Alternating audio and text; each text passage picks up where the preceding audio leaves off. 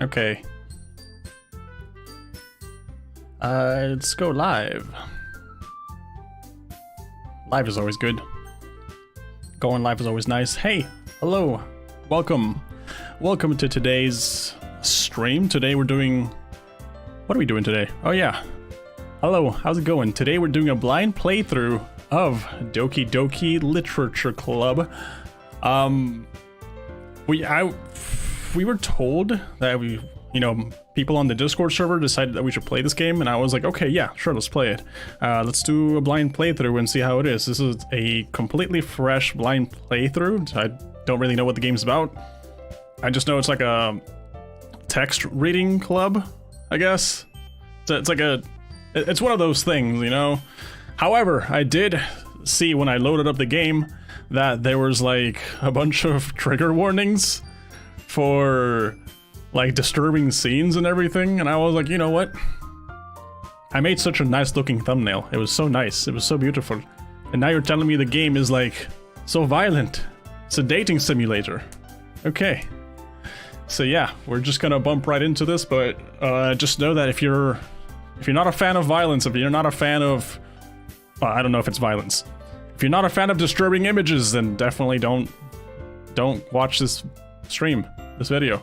Go watch something else. Go watch My Little Pony. But if you are a fan, if you enjoy it, then by all means, welcome. Oh man, how's it going, guys? I hope you guys are having a good day. Let's go to new game, enter my name. I'm gonna try to read out all the text using my voice. I could try to pretend to use someone else's voice when it seems necessary, when it seems important. But for now, let's go with my name. I think I'll call myself Steven. Steve. Yeah. Yeah, I guess so. Let's just call ourselves Steven. Why not? I figured we could put something fancy, but Steven sounds just about right. How's it going, my friends? Yes, use your voice. I don't want to hear Stefina. I think Stefina could do some really good things here. All right, hey! I see an annoying girl running towards me from the distance, waving her arms in the air like she's totally oblivious to any attention she might draw to herself. That girl is Sayori, my neighbor, a good friend since we were children. This is a good time to put my voice to practice. I guess practice my reading skills. Haven't read a book since Twilight, am I right? Whoop whoop. You know, the kind of friend you'd never see yourself making today, but it just kind of works out because you've known each other for so long? Question mark. We used to walk to school together on days like this, but starting around high school, she would oversleep more and more frequently. I would get tired of waiting up. But if she's going to chase after me like this, I almost feel better off running away. However, I just sigh and idle in front of the crosswalk and let Sayori catch up to me. I overslept again, but I caught you this time. Maybe, but only because I decided to stop and wait for you. You say that like you were thinking about ignoring me. Look at her face, look at her pouty face, that's funny. God, that's mean, Stephen, that's really mean. Well, if people stare at you for acting weird, then I don't want them to think we're a couple or something. Right, so I guess we're neighbors. Or something, we're just friends. Nothing between us, we're just friends.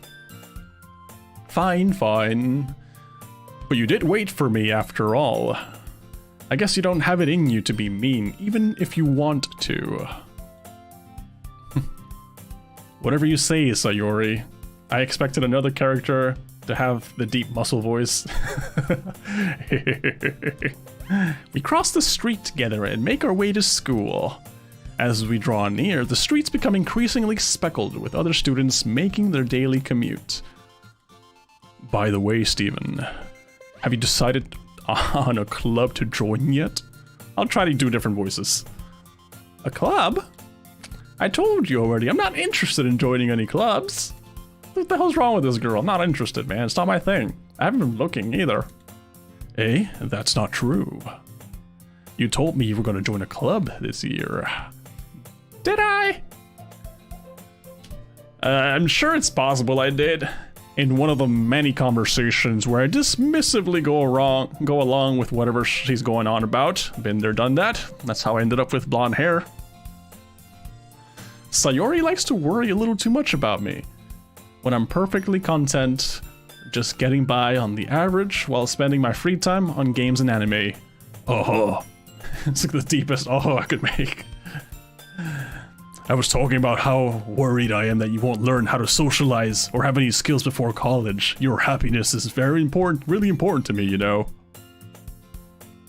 And I know you're happy now, but I die at the thought of you becoming a NEET in the few years because you're not used to the real world. What is a NEET? Can someone tell me what a NEET is? I've heard the word before. You trust me, right? Don't make me keep worrying about you. All right. I'll look at a few clubs if it makes you happy. No promises though. Will you at least promise me you'll try a little? Yeah, I guess I'll promise you that. Yay! Why do I let myself get lectured by such a carefree girl? Hey yo, Stevie, how's it going? Welcome. More than that, I'm surprised I even let myself relent to her. I guess seeing her worry so much about me makes me want to ease her mind at least a little bit, even if she does exaggerate everything inside of her head. So a quick Google search says that a NEET, an acronym for not in education, employment, or training, so like a freeloader, like someone who just lives, not really contributes to society. Right, the school day is as ordinary as ever, and it's over before you know it. After I pack up my things, I stare blankly at the wall, looking for an ounce of motivation. Clubs. Sayori wants me to check out some clubs. I guess I have no choice but to start with the anime club. Yeah, anime club. Hello? Sayori? Sayori must have come into the classroom while I was spacing out. I look around and realize I'm the only one left in the classroom. That's where things get spicy.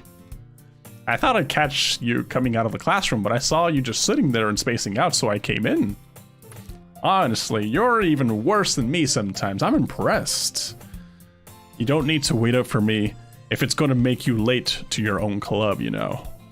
Well, I thought you might need some encouragement, so I thought, you know what? Well, you could come to my club. Whoa, yes! Sayori? Yeah? What club is she in? There's no way I'm going to your club. Is that the Oran Host Club? Hopefully.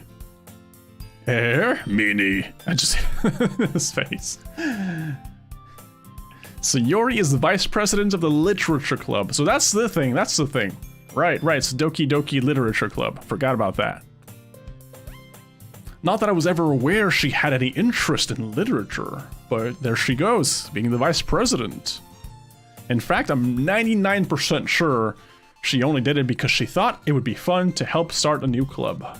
Since she was the first one to show interest after one who proposed the club, she inherited the title Vice President. That said, my interest in literature is guaranteed to be even less. Yeah, I'm going to the anime club. Doki Doki is an onomatopoeia for heartbeat, right? Sounds about right, yeah, it sounds about right. Come on, please. Why do you care so much anyways? I'm changing the accents around. Or, I gotta like compose myself. Well, I kinda told the club yesterday I would bring in a new member. And Natsuki made cupcakes and everything. Who the hell's Natsuki?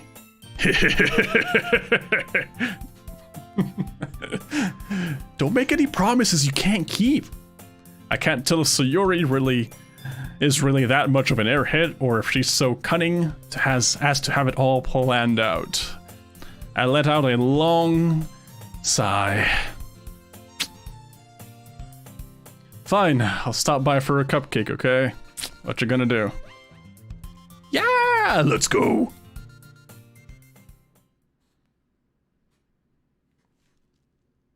And thus today marks the day I sold my soul for a cupcake. I dejectedly follow Sayori across the school and upstairs, a section of the school I rarely visit, being generally used for a third-year classes and activities. Sayori, full of energy, swings open the classroom door. Everyone, the new member is here. I told you, don't call me a new member. I'm just here for a cupcake. Come on, take it easy, girl. I glance around the room. So, girl one. Okay. Welcome to the Literature Club. It's a pleasure to meet you. Or meeting you. Sayori's always saying nice things about you. Seriously, you brought a boy? Way to kill the atmosphere. Oh, Steven, what a nice surprise. Welcome to the club. I need to know your names. What are your names? All the words escape me in this situation. This club is full of incredibly cute girls. I can see it. Yeah, I can see it. What are you looking at? If you want to say something, say it. Sorry, I was. How do you say ligando in English? Leering, peering, when you're just like looking at someone with different intentions. Apparently, that's what I'm doing. Natsuki. Oh, so that's Natsuki. Okay. Damn. You know, in the thumbnail, I put that her name was Monica. I was like, I don't know these girls. So, she's Natsuki. There we go. The girl with a sour attitude, who's apparently named Natsuki, is the one I don't recognize. Her small figure makes me think she's probably a first year. Okay. She's also the one who made cupcakes, according to Sayori. Oh, nice. You can't just ignore her when she gets moody. Sayori says it quietly into my ear, then turns back towards the other girls. Anyway, this is Natsuki, always full of energy. And this is Yuri, the smartest in the club. Which one's Yuri? This one? I feel like this one's Yuri. No, I was wrong. Lovely. Lovely. 0 out of 3 for guesses so far. Yuri, who appears comparably more mature and timid, seems to have a hard time keeping up with the people like Sayori and Natsuki. Ah, well, it's nice to meet both of you. And it sounds like you already know Monica, is that right? Apparently. Wait, who the hell's this one? New girls keep popping up, man. It's great to see you again, Steven. Monica smiles sweetly. We do know each other. Well, we rarely talked, but we were in the same class last year. Right, this is the girl from before. Damn it. I swear, they all look alike. Monica was probably the most popular girl in class. Smart, beautiful, athletic. Sounds a lot like me. Basically, completely out of my league. Sounds a lot like me. So, having her smile at me so genuinely feels a little... You too, Monica. I'm afraid of my own self, apparently. Come sit down, Steven. We made room for you at the table, so you can sit next to me or Monica. I'll get the cupcakes. Hey, I made them. I'll get them. Sorry, I got a little too excited. Oogling. Yeah, sounds like oogling. When you're just like staring. You're just like, I'm oogling, yeah. And then how about I make some tea as well? Tea in school? Who does that? The girls have a few desks arranged to form a table. As Sayori mentioned, it's been whitened so that there is one space next to Monica and one space next to Sayori. Natsuki and Yuri walk over to the corner of the room where Natsuki grabs a wrapped tray and Yuri opens the closet. Still feeling awkward, I take a seat next to Sayori. Natsuki proudly marches back to the table, tray in hand. Okay, are you ready? Ta-da! Wow! Natsuki lifts the foil off the tray to reveal a dozen white, fluffy cupcakes decorated to look like little cats. Beautiful. The whiskers are drawn with icing, and the little pieces of chocolate were used to make ears. So cute! I had no idea you were so good at baking, Natsuki. Well, you know, just hurry and take one. Sayori grabs the first, then Monica. I follow.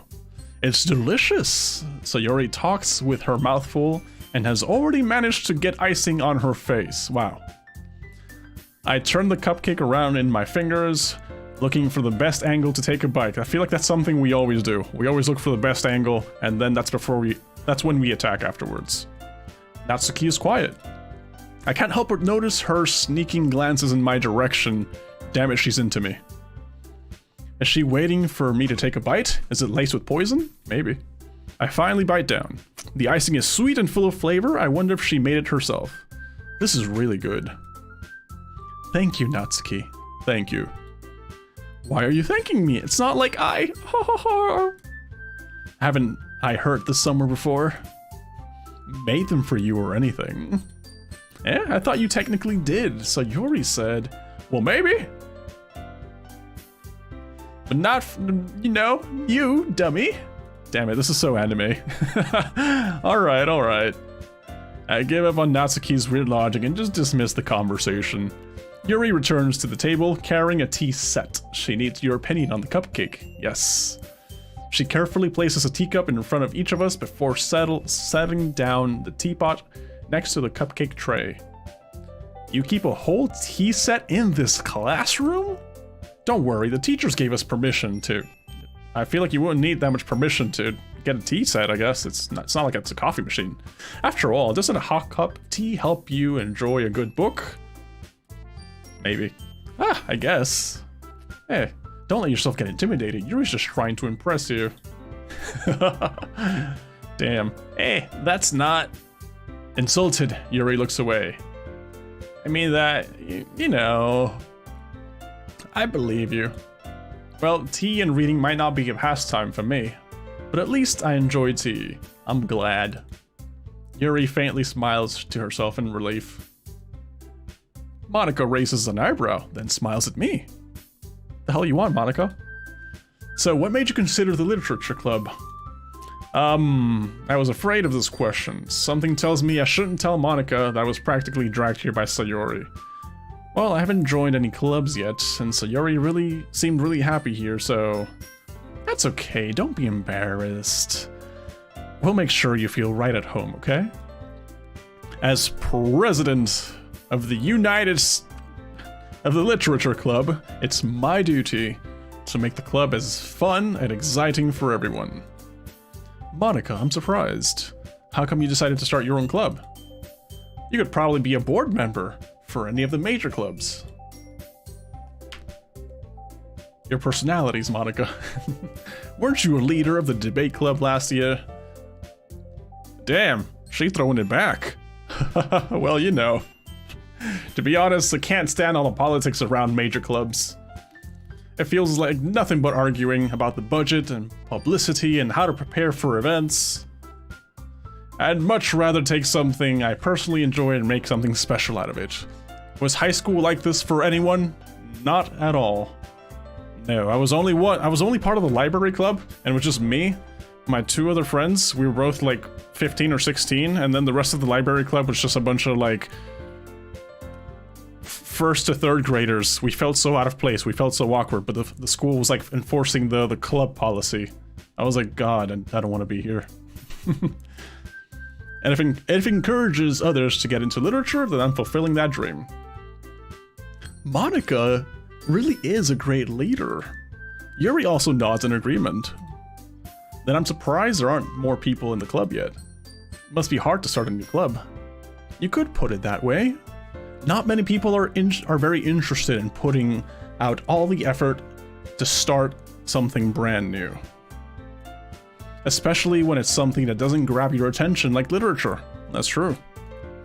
You have to work hard to convince people that you're both fun and worthwhile. But it makes school events like the festival that much more important. I'm confident we can all really grow this club before we graduate. Right, everyone? We'll do our best. You know it. Everyone enthusiastically agrees. Such different girls, all interested in the same goal. Monica must have really worked hard just to find these three. Maybe that's why they were so delighted by the idea of a new member joining. Though I still don't know if I can keep up with her level of enthusiasm about literature. Right. Where are the books at, yo? Where are all the books at? That deep voice always makes me laugh. I'll try not to overuse it. So, Steven, what kind of things do you like to read? Well, Considering how little I've read these past few years, I don't really have a good way of answering that. Manga? I mutter quietly to myself, half joking. Natsuki's head suddenly perks up. It looks like she wants to say something, but she keeps quiet. Oh, she knows about manga. Not much of a reader, I guess. It's like the one thing you need for the literature club, right? I'm not much of a reader. I can't meet the basic qualifications. Well, that can change. What am I saying? I spoke without thinking after seeing Yuri's sad smile. Damn, I gotta make her happy. Anyway, what about you, Yuri? This is the plot. We're developing the plot here. I'm joining I'm not a host club. I'm joining a literature club and I don't raid. This is all really important lore building. Well, let's see. Yuri traces the rim of her teacup with her finger.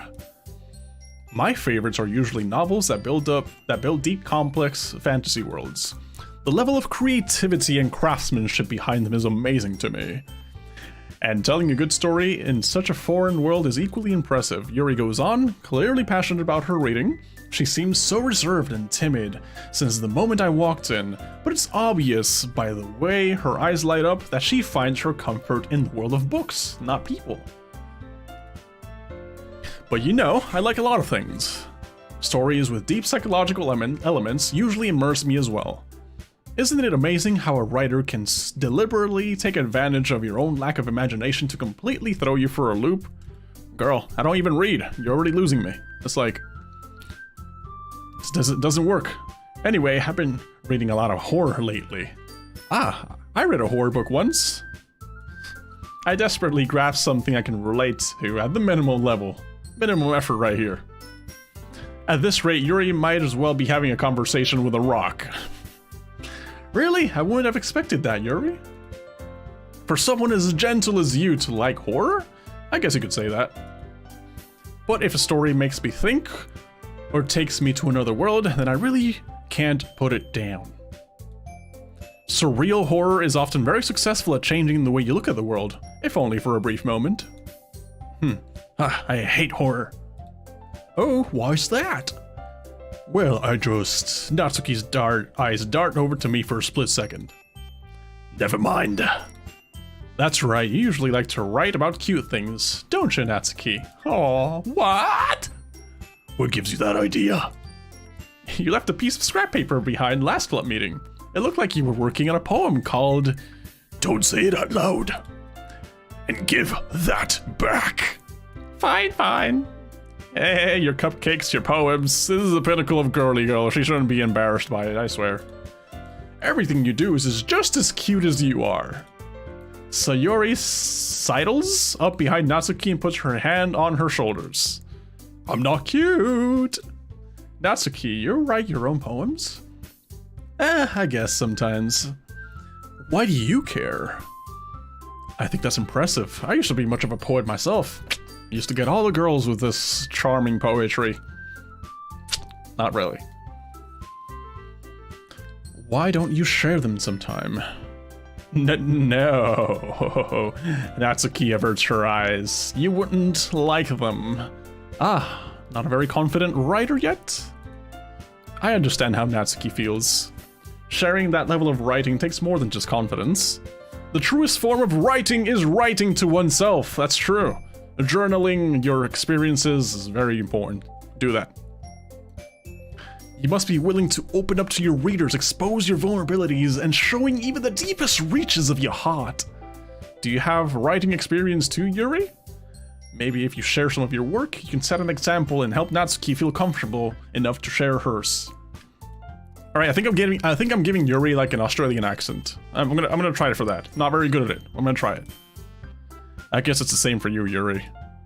Oh, I wanted to read everyone's poems. We all sit in silence for a moment. Okay, I have an idea, everyone. In an Australian accent? Question mark Australian accent? Natsuki and Yuri look quizzically at Monica. Let's all go home and write a poem of our own. The next time we meet, we'll share them with each other. That way, everyone is even. Australian. Yeah, let's do it. Plus, now we have a new member. I think it'll help us all get a little more comfortable with each other and strengthen the bond of the club. Isn't that right, Steven? Monica smiles warmly at me once again. Monica wants me so bad, I swear. Hold on, there's still one problem. Hey, what's that? Now that we're back to the original topic of me joining the club, I bluntly come forth with what's been on my mind the entire time. I never said I would join this club. Oh no. He darn said it right there. Sayori may have convinced me to stop by, but I never made any decision. I still have other clubs to look at, and I lose my train of thought. Oh boy, look at them. They look so sad. All four girls stare back at me with dejected eyes. But cupcakes. I'm sorry, I thought. How do you say that? Steven. I'm defenseless against these girls. Can't help it, man. I'm a ladies' man. I really am. How am I supposed to make a clear-headed decision when it's like this? You can't. There's no way you can win. There's no way. It's 4 against 1. It's like, there's no comparison. You're a ladies' man. There's clearly ladies. 4 of them in front of you. What are you gonna do? Nothing. Surrender. You die. Give up. That is, if writing poems is the price I need to pay in order to spend every day with these beautiful girls. I tell you, man, it's a freaking ladies' man. This guy's just like me, I swear. Right. Okay, I've decided then. I'll join the literature club. One by one, the girl's eyes light up. Yes! I'm so happy. Sayori wraps her arms around me, jumping up and down. These girls want a piece of your diary to read. Hey. Okay, I forgot how to use the... Oi! You really did scare me for a moment. I don't know how. I'm making promises I can't keep by promising accents I don't know how to pronounce. If you really came up with if you really just came for the cupcakes, I would be super pissed. Me too. I would be very pissed off as well. And that makes it official. Welcome to the literature club. Thanks, I guess. Okay, everyone. I think with that, we can officially end today's meeting on a good note. Everyone remember tonight's assignment. Write a poem to bring to the next meeting so we can all share. Monica looks over at me once more. Steven, I look forward to seeing how you express yourself. Yeah. Can I really impress the class star Monica with my mediocre writing skills? Yes. I already feel the anxiety is welling up inside of me.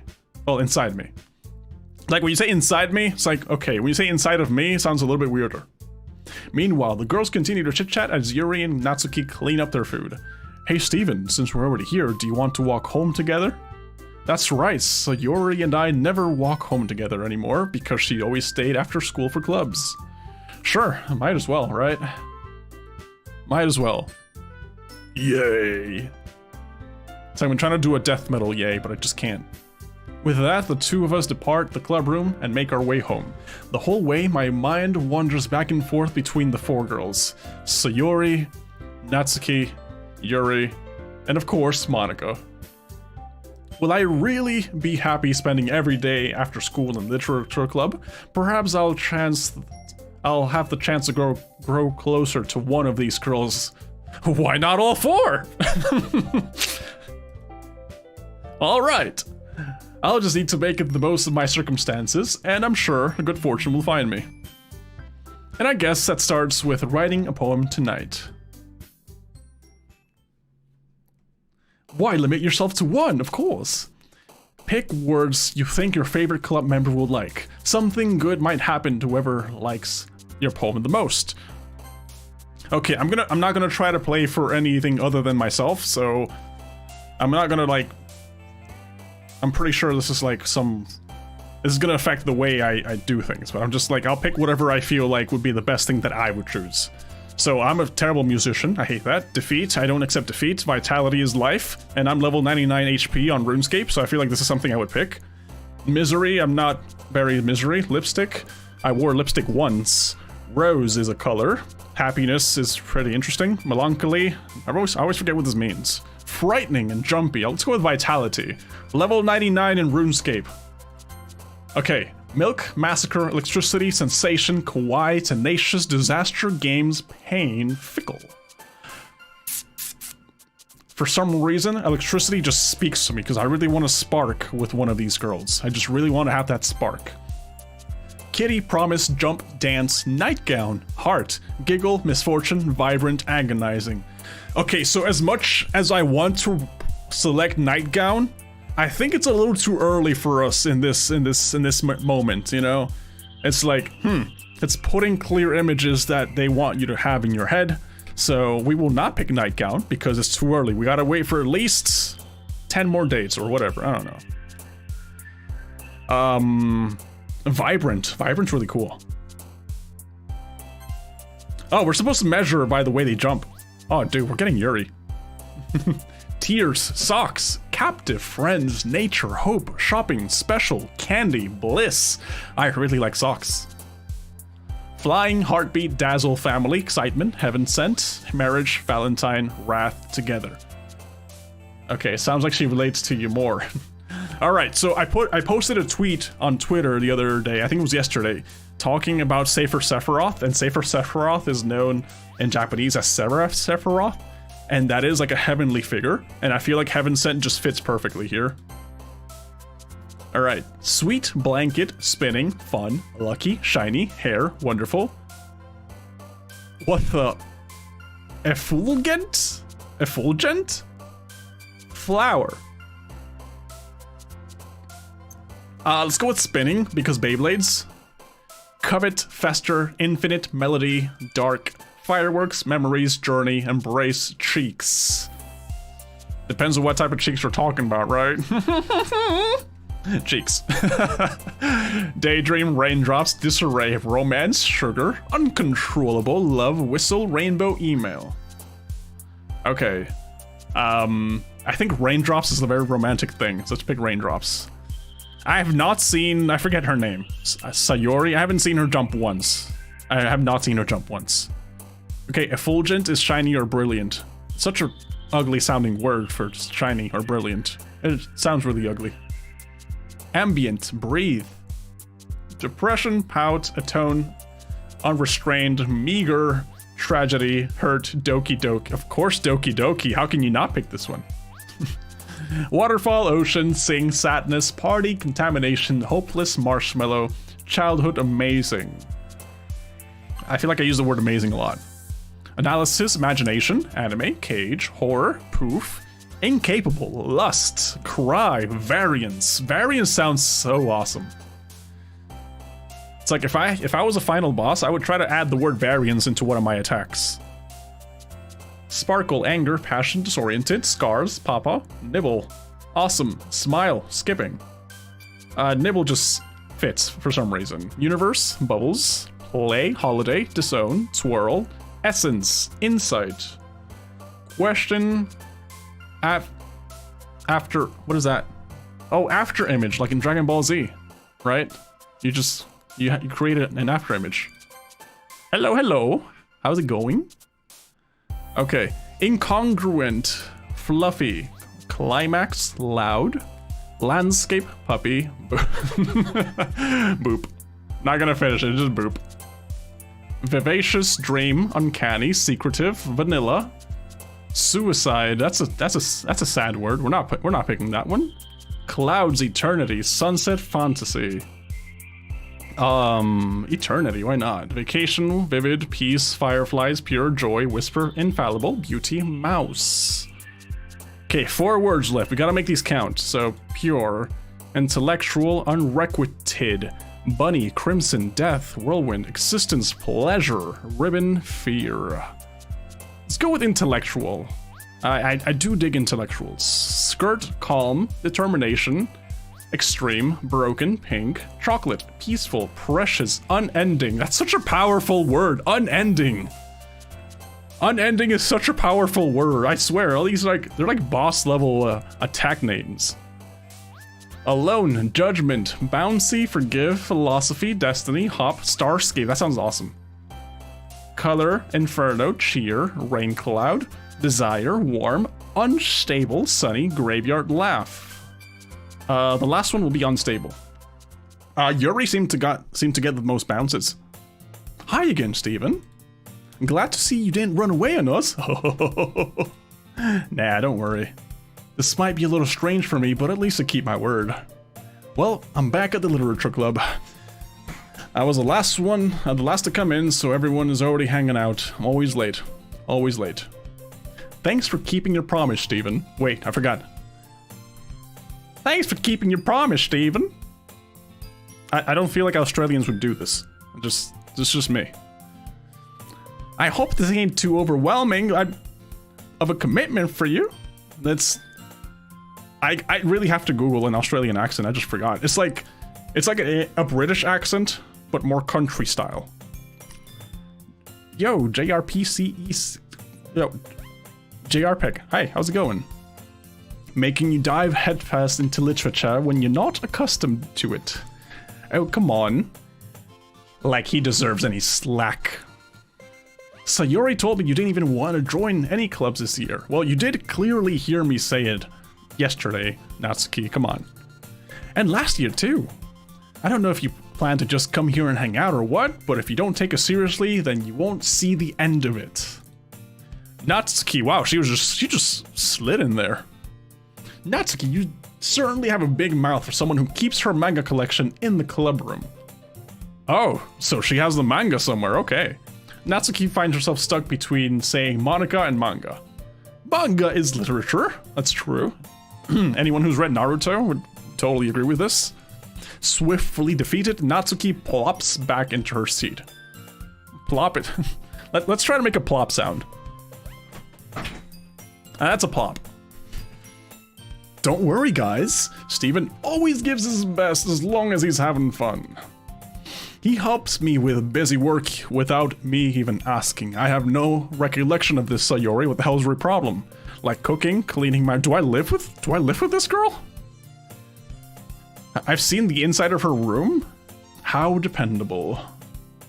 Sayori, that's because your room is so messy, it's distracting. And you almost set your house on fire once. Is that so? I'm gonna not do this ever again. You two are really good friends, aren't you? I might be a little jealous.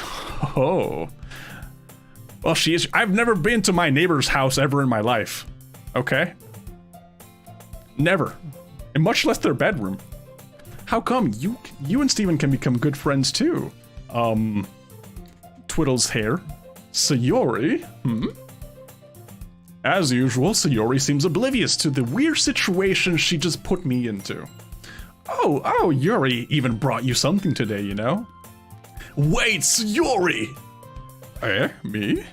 She got me something? Not really, okay. Don't be shy. It's really nothing. What is it? Never mind. Damn, she wants me. She really do want me. Sayori made it sound like a big deal when it's really not. Oh, what do I do? I'm sorry, Yuri. I wasn't thinking. Seems to be a common recurrence. I guess that means it's up to me to rescue the situation. Hey, don't worry about it.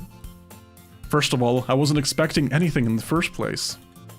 So any nice gesture from you is a pleasant surprise. It'll make me happy no matter what. Is that so? Yeah, I won't make a big deal if you don't want it to be. Alright. Well, here you go. Yuri reaches into her bag and pulls out a book. I didn't want you to feel left out, so I picked out a copy of Twilight, and I thought you might enjoy it. It's a short read, so it should keep your attention, even if you don't usually read. Okay, and we could, you know... Whenever you say, and we could, you know, that never precedes anything innocent. Of course not. She wants to discuss it. This is... How is this girl accidentally being so cute? She even picked out a book and she thinks I'll like, despite me not reading much. Yuri, thank you, I'll definitely read this. I enthusiastically take the book. Phew. Well, you can read it at your own pace. You can discuss it. I look forward to hearing what you think. Now that everyone's settled in, I expected Monica to kick off some scheduled activities for the club. But that doesn't seem to be the case. So Yuri and Monica are having a cheery conversation in the corner. Yuri's face is already buried in a book. I can't help but notice her intense expression, like she was waiting for this chance. Meanwhile, Natsuki is rummaging around in the closet and looking for her manga collection. I'm really curious to talk to Yuri a little bit more. We did have that thing, you know, we had that connection. She did do all those bouncies whenever I was picking up those words. But at the same time, I would feel bad for distracting her from reading.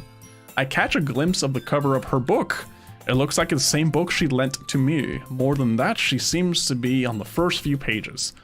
Ah. Oh, the music changed and everything. Crap. I think she noticed me looking at her. She caught me oogling. She sneaks another glance at me and our eyes meet for a split second. But that only makes her hide her face deeper in her book. Sorry, I was just spacing out, generally towards your direction as I was staring. I mutter this, sensing that I made her uncomfortable. Oh, it's fine. If I was focused, then I probably wouldn't have noticed in the first place. That's very true, but I'm just rereading a bit of this, so that's the book you gave me, right? Mm-hmm. I wanted to reread some of it. Not for any particular reason. Just curious, how come you have 2 copies of the same book? I just liked it that much, huh? Well, when I stopped at the bookstore yesterday... that's not what I meant. Oh, so she didn't go to the bookstore. I mean, I just happened to buy 2... How do you accidentally buy 2 of something? Okay, that's not accidental. You know what she did. Very clear, very clear. I see. I believe it because I'm an idiot. Then there's something fairly obvious here that Yuri isn't telling me, but I decide to let it go. I'll definitely start reading soon. This is like 13-year-old Steven. 13-year-old Steven didn't get any hints. Not a single one. I'm glad to hear. Once it starts to pick up, you might have a hard time putting it down. It's a very engaging and relatable story. Is that so? What's it about anyway? Murder. Massacre. Yuri closes the book and scans her eyes over the back. The book is titled Portrait of Markov. There's an ominous-looking eye symbol in the front cover. Alright, so it's like the books in Gravity Falls. No, wait, those are hands. Those are not eyes. Alright. I just wanted to make sure I don't accidentally give anything away. Basically, it's about this girl in high school who moves in with her long-lost younger sister. Okay. But as soon as she does so, her life gets really strange. She gets targeted by these people who escape from a human experiment prison, and while her life is in danger, she needs to desperately choose who to trust. No matter what she does, she ends up destroying most of her relationships and her life starts to fall apart. That's kind of dark, isn't it? It is. How is that relatable, again? Yuri made it sound like she was going to be a nice story, so that dark turn came out of nowhere. If it's relatable, you gotta ask yourself, what has Yuri been through? Like, what is going on with this girl? Yuri gently giggles all of a sudden. Are you not a fan of that sort of thing, Steven? No, it's not that. I mean, I can definitely enjoy those kinds of things, just don't worry. I hope so. Yeah, I totally forgot that Yuri is into those things. She's so shy and reclusive on the outside, but her mind seems to be completely different. Oh boy, to this day I wonder how many signs I missed. Don't worry about the signs you missed, worry about the signs you picked up. It's just that those kind of stories, they challenge you to look at life from a strange new perspective. When horrible things happen, not just because someone wants to be evil, but because they have their own goals or their own philosophy that they believe in. And then suddenly, when you thought you related to the protagonist, they're made out to be the naive ones for letting their one-sided morals interfere with the villain's plans. I'm rambling, aren't I? Not again. I'm sorry. Hey, don't apologize. You know, I got you.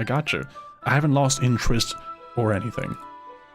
Well, I guess it's alright then, but I feel like I should let you know that I have this problem. When I let things like books and writings fill my thoughts, I kind of forget to pay attention to other people.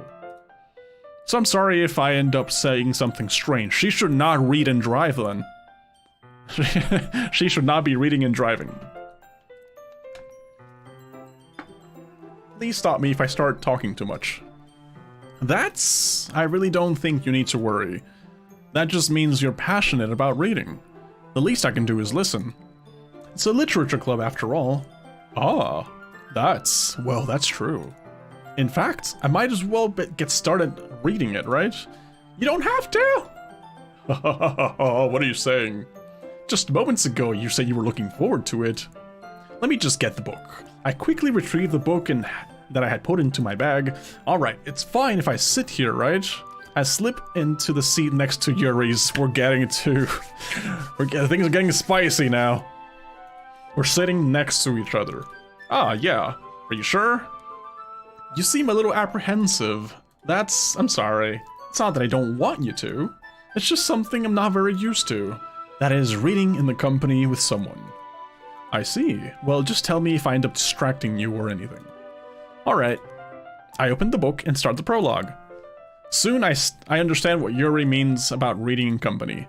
It's as if I can feel her presence over my shoulder as I read. It's not a particularly bad thing. Maybe a little distracting, but the feeling is somewhat comforting. Yuri is in the corner of my eye. I realize she's not actually looking at her own book.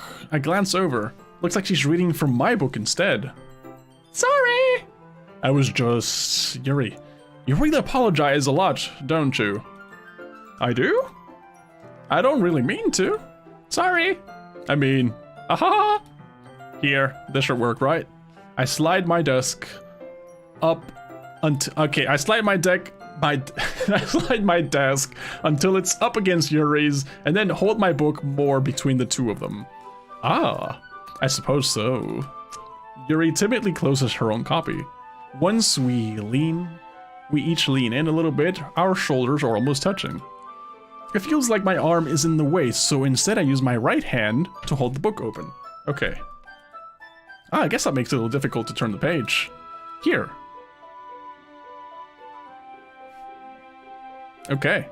Yuri takes her left arm and holds it to the left of the book between her thumb and forefinger.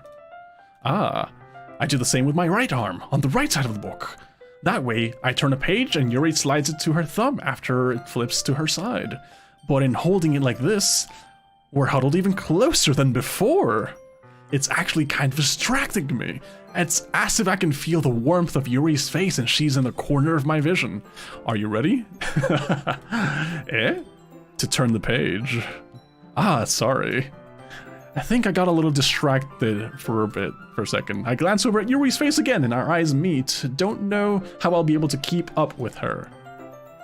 Ah, that's okay. You're not as used to reading, right? Those smiley faces worry me, man. They're very worrisome. I don't mind being patient if it takes you a little bit longer. It's probably the least I can do. Since you've been so patient with me. Yeah, thanks. We continue reading. Yuri no longer asks me if I'm ready to turn the page. Instead, I just assume that she finishes the page before me, so I turn it by my own volition. We continue the first chapter in silence. Even so, turning each page almost feels like an intimate exchange. My thumb gently letting go of the page, letting it flutter over to her side as she catches it with her own thumb. Hey Yuri, this might be a silly thought, but the main character kind of reminds me of you a little bit. You think so? How does she? Well, I guess she's more blunt in a lot of ways. But she also second guesses all of the things she says and does. Like she's afraid she'll do something wrong. It's not like I can see into your head or anything, but they're kind of reminiscent of some of your mannerisms. I see. Yuri remains silent for a moment. But Steven, that's probably a terrible thing to have in common with her. Oh no. Oh, that's so embarrassing that you think that. Wait, I didn't mean it in a bad way or anything. Don't take it the wrong way. Sorry, I didn't really know you were self-conscious about that sort of thing. I guess I more meant that it's kind of cute. Ah, what are you saying all of a sudden? Okay, everyone. I think it's about time we share today's poems with each other. We might not have enough time if we wait too long. Ah. There's a lot of ahs in this game. A lot of people saying ah. Yuri excels, spared from finishing her thought. Is that all right, Yuri? You look kind of down. I'm sorry if you haven't been looking forward to this. No, it's not. It's fine. Yuri releases her hand from the book, causing it to close on top of my thumb. All right. I guess I'll do some more reading tonight. Or would you prefer I only read it with you? Oh, that's intimate. That's intimate. I guess I don't have too much of a preference either way. In that case, I'll read a little more tonight. It'll be more fun to read with you after it picks up in a bit, you know? That's good reasoning. In that case, feel free to finish the first 2 chapters in your own time. All right. I stand up. I make a mental note of where I left off in the book, then I slip it back into my bag. By the way, did you remember to write a poem last night? Yeah, I'm curious to see what my poem's about, if it's just about a bunch of random letters and words. My relaxation ends. I can't believe I agreed to do something so embarrassing. I couldn't really find much inspiration since I've never done this before. Well, now that everyone's ready, why don't you find someone to share with? I can't wait. Sayori and Monica enthusiastically pull out the poems. Sayori's on a wrinkled sheet of loose leaf, torn from a spiral notebook. On the other hand, Monica wrote hers on a composition notebook. I can already see Monica's pristine handwriting from where I sit. Natsuki and Yuri reluctantly comply as well, reaching into their bags. I do the same myself. Who should I show my poem to first? Now that's a question. That is a question. If I'm having this moment with Yuri, you know, and I have so much interactions with her, I feel like it's only fair to give her a break so that I can try interacting by showing my poem to someone else first. So we're not showing it to Yuri. We're not showing it to Sayori because we hate Sayori to a degree. Natsuki's fine, but how about we just show it to Monica? I should start with Monica. Yesterday, she seemed eager to read my poem, and I want her to know I'm putting in effort. I mean, she's the president, right? It's only fair that I show her first. Hi, Steven. Having a good time so far? Yeah. Good, glad to hear it.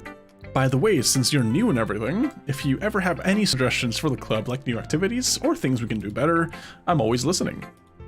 Don't be afraid to bring things up, okay? Okay, fair. I'll keep that in mind. Of course, I'll be afraid of bringing things up.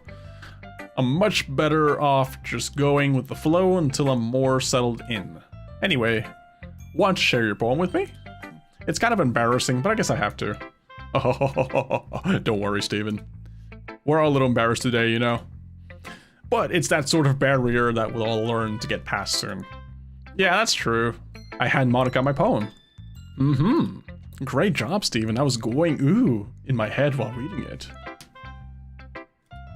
It's really metaphorical. I wonder what I wrote. I really don't know. I'm not sure why, but I didn't expect you to go for something so deep. I'm more of a Yuri kind of guy. Oh, Aaron. Of course. I guess I underestimated you. It's the easiest for me to keep everyone's expectations low. True. That way, it always counts when I put in some effort. Ah, that's not very fair. Well, I guess it worked anyway. You know that Yuri likes this kind of writing, right? I assume so. She was jumping for joy. Writing that's full of imagery and symbolism. Unlike Sayori, who likes simple and direct words to describe happiness and sadness. Yuri likes it when readers are left to derive their own meanings out of it. It's very challenging to write like that effectively. Both allowing people to get something out of it just by feel, or letting them deeply analyze all the nuances. It can take years of practice, which I'm assuming Yuri has at this point. I never really asked though. I'm sure I'm nowhere near her level yet. Don't worry so much about that. You do your own thing. Just keep exploring and try and learn by trying new things. I'm sure I'll end up trying different things a lot. Okay. It could take a while before I feel comfortable doing this. That's okay. I'd love to see you try new things. That's the best way to find the kind of style that suits you. Everyone else might be a little bit biased towards their own but I'll always help you find what suits you the most. So don't force yourself to write the way everyone else wants you to write. It's not like you have to worry about impressing them or anything, that's true. Anyway, do you want to read my poem now? Don't worry, I'm not very good.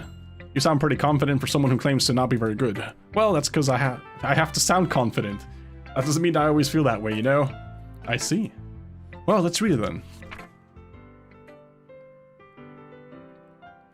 Hole in wall.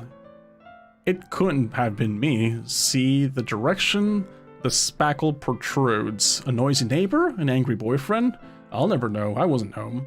I peer inside for a clue. No, I can't see. I reel, blind, like a film left out in the sun, but it's too late. My retina's already scorched with a permanent copy of a meaningless image.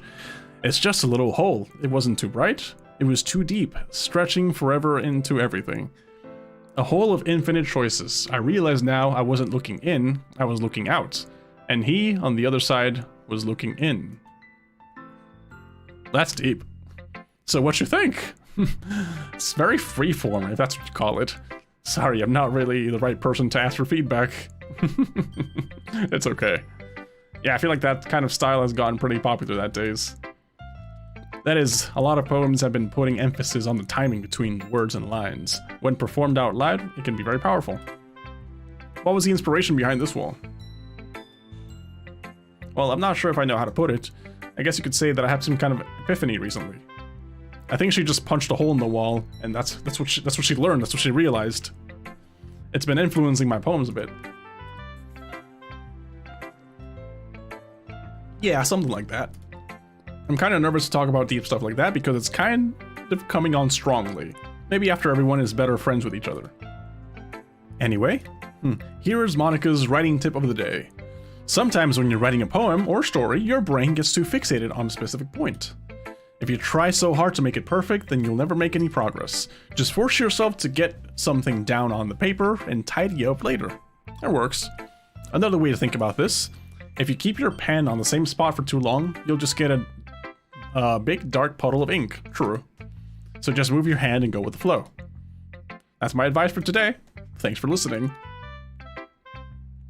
Alright, who should I show my poem to next? Okay, let's go to Yuri. Why not? ... As Yuri reads the poem, I notice her eyes lighten. Exceptional. Eh? What was that? Huh? Did you say... Did I say that out loud? Yuri first covers her mouth, but then ends up covering her whole face. So she's just like... Or unless she did like a one-handed tactic. What if she did like... And then she just slides it like something like that, you know? She could have done something like that.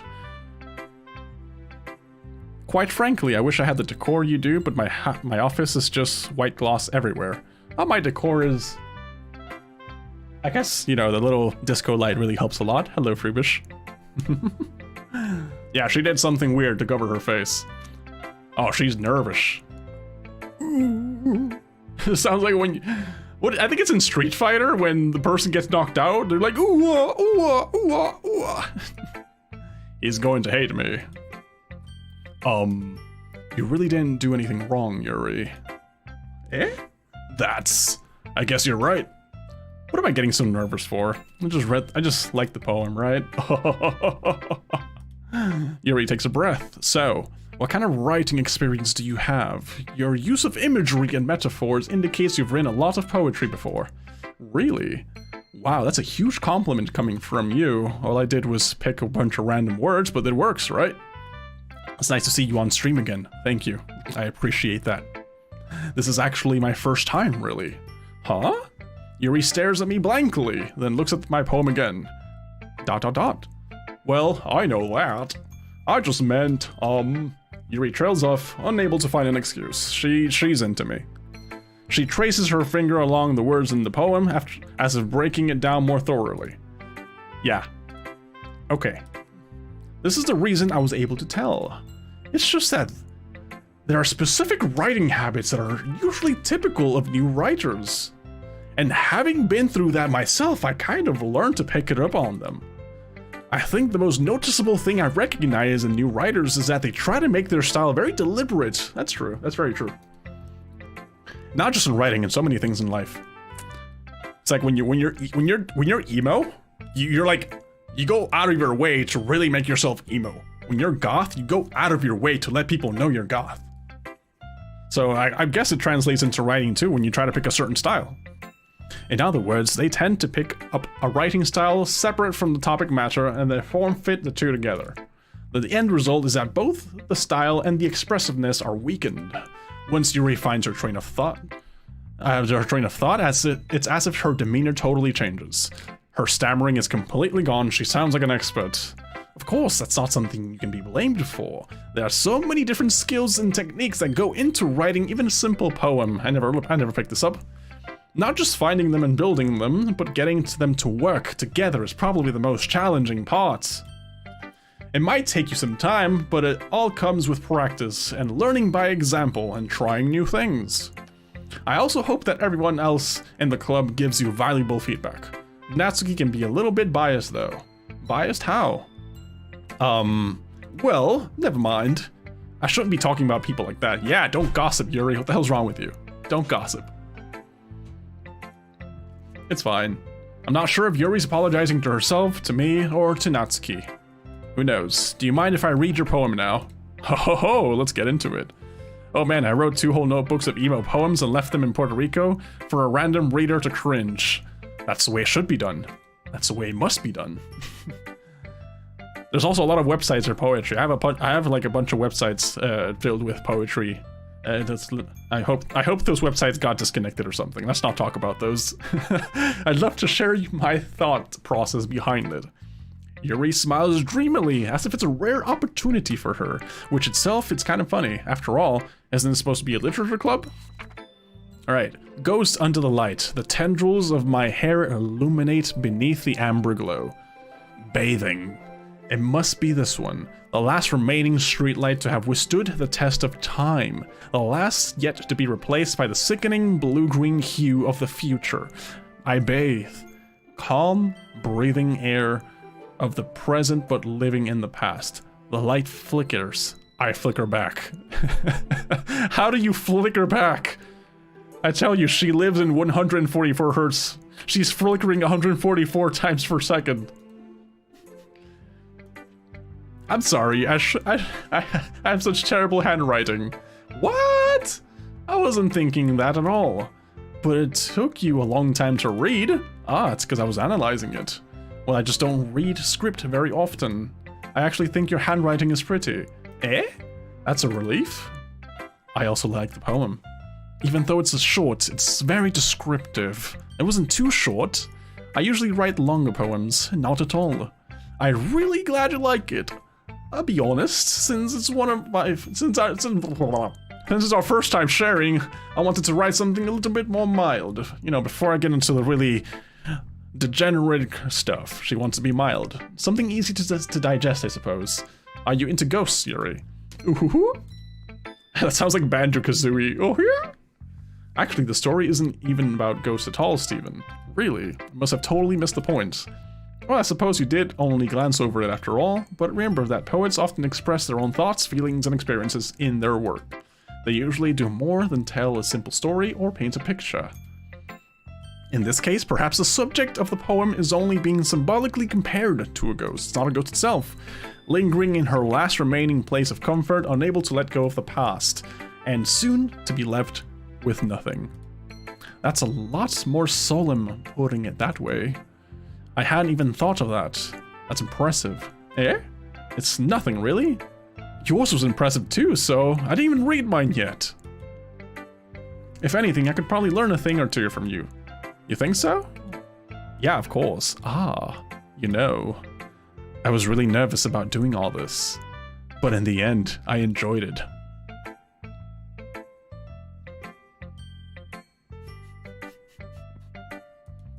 I'm going to... I'm going to keep doing my best for you, Steven. Ah, me too.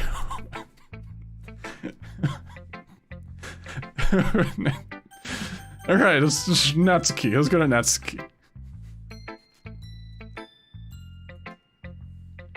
Alright. That's Natsuki. What the hell you want? Hmm? Well, it's about what I expected from someone like you. She already read it! She already read it! It's a little blunt. Well, excuse me. It's not like I said it was bad. I just didn't invoke any emotions. So basically, no, it's not cute enough for your tastes. Do you want to get smacked? I'll pass. Sigh. Well, anyways, I guess I need to show you mine. Not that you'll like it. Right. Eagles can fly, monkeys can climb, crickets can leap, horses can race. Owls can seek, cheetahs can run, eagles can fly again, people can try. That's about it. This is crappy. Yeah, I told you that you weren't gonna like it.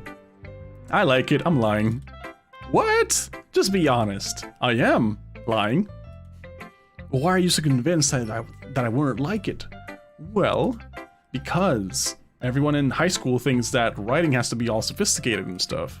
So people don't even take my writing seriously. But isn't the point of poems for people to express themselves? Your writing style wouldn't make your message any less valid. True. Yes, exactly.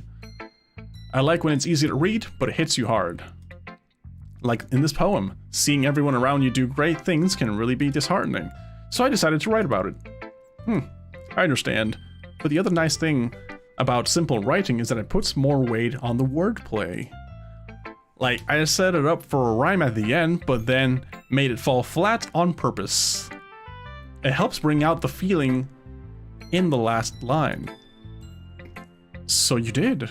So you did. I guess more went into it than I realized.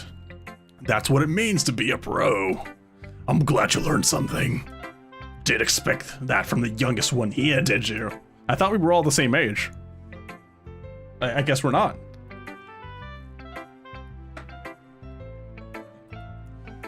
I decided to humor her with one last comment. Let's see what we're saying. I don't really care how old everyone is, but if Natsuki's feeling proud, then I won't take that away from her. Alright, so Sayori, cool.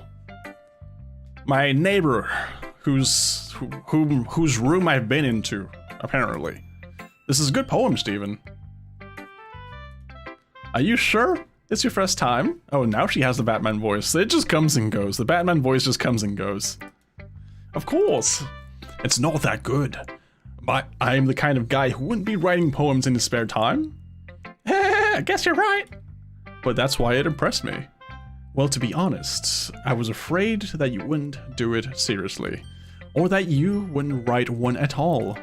I'm really happy that you wrote one. Okay. It just reminds me of how you're really a part of the club now, not to mention the fact that I'm standing in front of you in the club room. Well, of course. Not really into it yet, but that doesn't mean it'll break my promise. I'll break my promise, see? It's like I said before, Steven. Deep down, you're not selfish at all, you know? Trying new things like this for other people. That's something that only really good people do. Thanks, Sayori. I'm not sure if Sayori sees the full picture of my motives here. Then again, I can't deny that she's part of the reason I joined. I joined for the girls, man. There's always an ulterior motive, and this is the motive. I joined for the girls. Knowing how much this means to her and all, yeah. And I'm gonna make sure you have lots of fun here, okay? That will be my way of thanking you. Alright, I'm gonna hold you to that then. Yay! Now you'll read my poem in 2, right? Don't worry, I'm really bad at this. We'll see about that. Dear sunshine, the way you glow through my blinds in the morning, it makes me feel like you missed me. Kissing my forehead to help me out of bed. Making me rub the sleepy from my eyes. Are you asking me to come out and play? Are you trusting me to wish away a rainy day? I look above, the sky is blue. It's a secret, but I trust you too. If it wasn't for you, I could sleep forever. But I'm not mad. I want breakfast. That's cool. That's cute. Hello, Monica. How's it going? Sayori. This is just a guess, but did you wait until this morning to write this? It sounds like it. The parenthesis implies that your main character can read minds, and is unaware that it's a supernatural ability. I doubt it. No. Just a little bit. You can't answer just a little bit to a yes or no question. You technically can. I forgot to do it last night. Well, at least that makes me feel a bit better about myself. Don't be mean. I still tried my best. Ah, yeah. I didn't mean to say that it was a bad poem. It just came out nice, or how should I put it? It sounds just like you. Really? Yeah. Especially that last line. I made eggs and toast. Ooh, delicious. Even though you were late to school. It's bad to skip breakfast. Agreed. Don't do that. Don't skip breakfast. It's cool. I get all cranky. Well, I guess there's no point in arguing. Anyways, thank you for showing me. This is so much fun. Monica's the best. Truly. I agree. Ah, yeah. But the next time, I won't forget. I'm going to write the best poem ever. I mean, poems are subjective, you know? They're not objective, so there's no way you can write the best poem ever, because it's all based on opinion and stuff. Alright, so what are we doing here? We read everyone's poem. Phew, I guess that's everyone. I glanced around the room. That was a little more stressful than I anticipated. I never even got to read my own poem. It's as if everyone is judging me for my mediocre writing abilities. Oh. Even if they're just being nice, there's no way my poems can stand up to theirs. Agreed. Sakigami-sama. Hello, how's it going? This is a literature. I still can't pronounce literature. I sigh. I guess that's what I ended up getting myself into, unfortunately. Across the room, Sayori and Monica are happily chatting. My eyes land on Yuri and Natsuki. They gingerly exchange sheets of paper, sharing their respective poems. Okay, so they're still reading each other's poems. As they read in tandem, I watch each of their expressions change. Natsuki's eyebrow furrow in frustration. Meanwhile, Yuri smiles sadly. Damn, such an emo girl. What's with this language? Eh?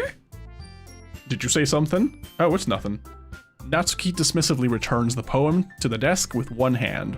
I guess you could say it's fancy. Ah, thanks. Yours is cute. Cute? Did you just completely miss the symbolism of something? It's clearly about the feelings of giving up. How can that be cute?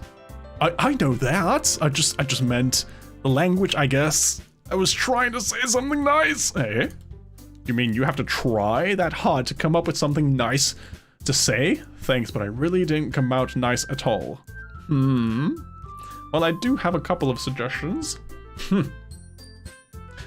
If I was looking for suggestions, I would have asked someone who actually liked it. That's true. Which people did, by the way. Look at Steven, even though Steven was lying. But he did like it. Sayori liked it. And Steven did. So based on that, I'll gladly give you some of my suggestions on my own. First of all, excuse me. I appreciate the offer, but I've spent a long time establishing my writing style. I don't expect it to change anytime soon, unless, of course, I come across something particularly inspiring.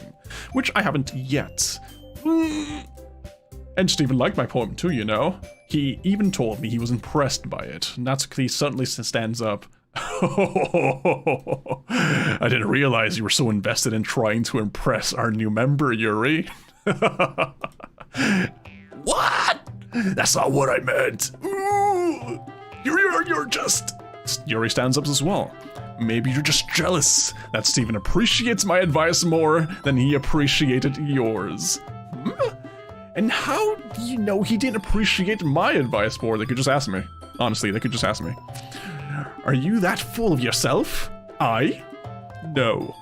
If I was full of myself, I would deliberately go out of my way to make everything I do overly cutesy. Is everyone okay? Well, you know what?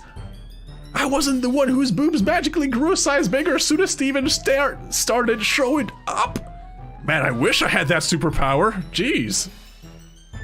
Natsuki? Natsuki, that's a little... This doesn't involve you. I don't like fighting, guys. Suddenly, both girls turned towards me, as if they just noticed I was standing there. Steven! She's trying to make me look bad. But I think Monica had the best advice. Yeah, she was just straight... She was just helpful. She was just very helpful. I appreciate Monica. That's not true. She started it. If she could get over herself and learn to appreciate that simple writing is more effective, then this wouldn't have happened in the first place. What's the point of making your poems all convoluted for no reason? The meaning should just jump out at the reader, not force them to have to figure it out. Help me explain that to her, Stephen. Wait. There's a reason we have so many deep expressive words in our language. It's the only way to convey complex feelings and meaning the most effectively. I should not talk that way. Avoiding them is not only unnecessarily limiting yourself, it's also a waste. Just spit on myself. Gross. You understand that, right, Steven? Well... How did I get dragged into this in the first place? Seriously. How did we end up here? How? It's not like I know anything about writing, but whoever I agree with, they'll probably think more highly of me. Oh, God.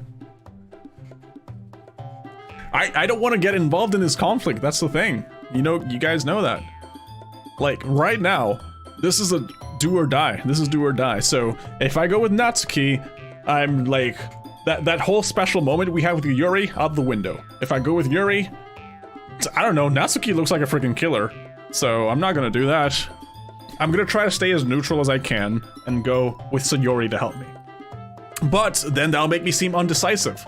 And that's not a strong trait to have. You know, it's not a very attractive trait. So, let's see.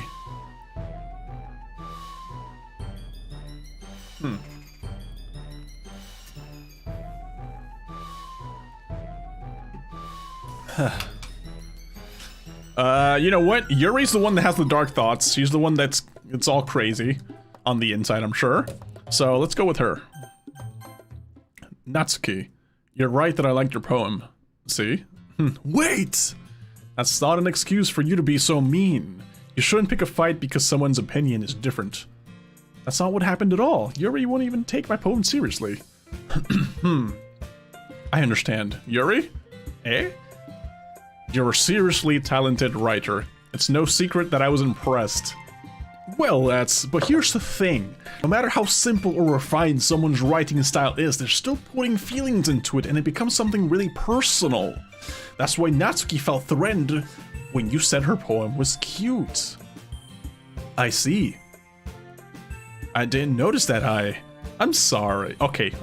Crisis averted. We're still good. Ooh. But Natsuki, you took it way too far. Yuri means well, and if you just told her how you felt, then this wouldn't have happened in the first place. Are you kidding? That's exactly what I did. It was her that... Natsuki, I think that's enough. You both said some things you didn't mean. Yuri apologized. Don't you think you should too? Natsuki clenches her fists. In the end, nobody has taken her side. She's trapped. At this point, being defiant only because she can't handle the pressure. I end up even feeling bad for her. I'll make it up to her. Sometimes when I'm hurt, it helps to take a walk and clear my head. So Yuri, she doesn't need to. You know what? I'm gonna do that. It'll spare me from having to look at your faces right now. Without warning, Natsuki snatches her own poem from the desk and storms out. On the way out, she crumples the poem with her hands and throws it in the trash. Oh, now I feel bad. She really didn't need to do that. I look across the room. Yuri has her chin buried in her hands while she stares out of her desk. While she stares down at her desk. I gingerly approach her and sit in an adjacent hair. Sigh. Everything alright? I'm so embarrassed. I can't believe I acted like that. You probably hate me now. No, Yuri. How could anyone not have gotten frustrated after being treated like that? You handle it as well as anyone could. I don't think any less of you. Well, alright, I believe in you. Or I believe you. Thanks, Steven, you're too kind. Got it. I'm thankful to have you as part of this club now. It's nothing. One more thing. That one thing Natsuki said about, you know, I would never do anything so shameful. So, What thing did Natsuki say? Well, never mind that. I'm gonna go make some tea. Ah, good idea. Make enough for more than one person, okay? Yeah. Okay, everyone. It's just about time for us to leave. How did you all feel about sharing poems? It was a lot of fun. Well, I'd say it was worth it. It was alright. Well, mostly. Steven, what about you? Yeah, I'd say the same. It was a neat thing to talk about with everyone. Awesome. In that case, we'll all do the same thing tomorrow. And maybe you will learn something from your friends too. So your poems will turn out even better. I did learn a little more about the kinds of poems everyone likes. Okay. With any luck, that means I can at least do a better job impressing those I want to impress. I nod to myself with my newfound determination. Steven, ready to walk home? Sure, let's go. Sayori beams at me. It's truly been a while since Sayori and I have spent this much time together. Really can't say I'm not enjoying it either. Steven, you're such a ladies' man. What are you doing? Sayori? About what happened earlier. What did you mean? You know, between Yuri and Natsuki. Does that kind of thing happen often? No. That's really the first time I've seen them fight like that. It's all because of you, Steven. It's you. I promise you're both wonderful people. You don't hate them, do you? No, I don't hate them. I just wanted your opinion, that's all. I can see why they make good friends with you. Phew. You know, Steven, it's nice that I get to spend time with you in the club. But I think seeing you get along with everyone is what makes me the happiest. And I think everyone really likes you too. Cool. It's the sudden testosterone in the club's air. Definitely. It's the magic. It's the cologne, man. It's the cologne. Every day is going to be so much fun. Sorry. Looks like Sayori still hasn't caught up to the kind of situation I'm in. Sure, being friends with everyone is nice, but does it really need to stop there? Does it really need to stop there, man? No, it does not. I'll just have to see what the future holds, Sayori. I pat Sayori on the shoulder. I said that more to myself than to her, but it's easy to use Sayori as an internal monologue sometimes. Okay, yeah, let's do this. Alright, more writing, let's go. Did we just get the same words scrambled up together? I think this is easy, right? So, boop. Let's go with... let's go with strawberry this time. Okay, we picked variants. Let's go with peaceful. We had such an encounter last time. Let's try to tone it down. Let's make it easy. Let's make it peaceful. Let's go with whispers. Whispers are cute. Excitement, fluffy, beauty, rainbow, beauty. That's something that's commonly found inside the club, so why not include it there? Ambient, party, sweet, bubbles, treasure, sadness, dark. Let's go with treasure. Childhood, shiny, mouse, sunset, cute, lipstick, despise, vertigo, grief, heaven sent. Did we have vertigo last time? Maybe. Let's go with childhood. I'm pretty sure Sayori would like that. Like, can you make a totally neutral poem? You can try that. Forgive. Yeah, forgiveness. We need to practice forgiveness here. Because these two are fighting it out. Let's see. Love. Love is cool. Kawaii, wrath, fear, silly. Philosophy, chocolate, essence. Essence is important. Okay, analysis, Doki Doki. Bed, whirlwind, misfortune, memories, flying, ocean, explode, vivacious. Let's go with vivacious. Intellectual, sticky, tragedy, unending, vacation, heart, empty, scars, depression, alone. Let's go with vacation. I like vacation. Sayori looks happier this time. I didn't know their tones changed. I was unaware of that. Play, twirl, loud, extreme, death, bliss, puppy, skirt, question, spinning. Let's go with bliss. Bliss is happy. Aura, pain, disoriented, landscape, extraordinary, dazzle, fickle, time, tenacious, calm. Dazzle! We're really feeling the dazzle right now. Amazing! Fun! Family! Smile. I swear, any word that's giggity, and I mean not giggity, just giddy, just Sayori just jumps for joy. Sparkle. Bouncy? Sure. It's not even intentional though, it's not even intentional. I'm just, it's the feelings I'm feeling after the previous encounter we had.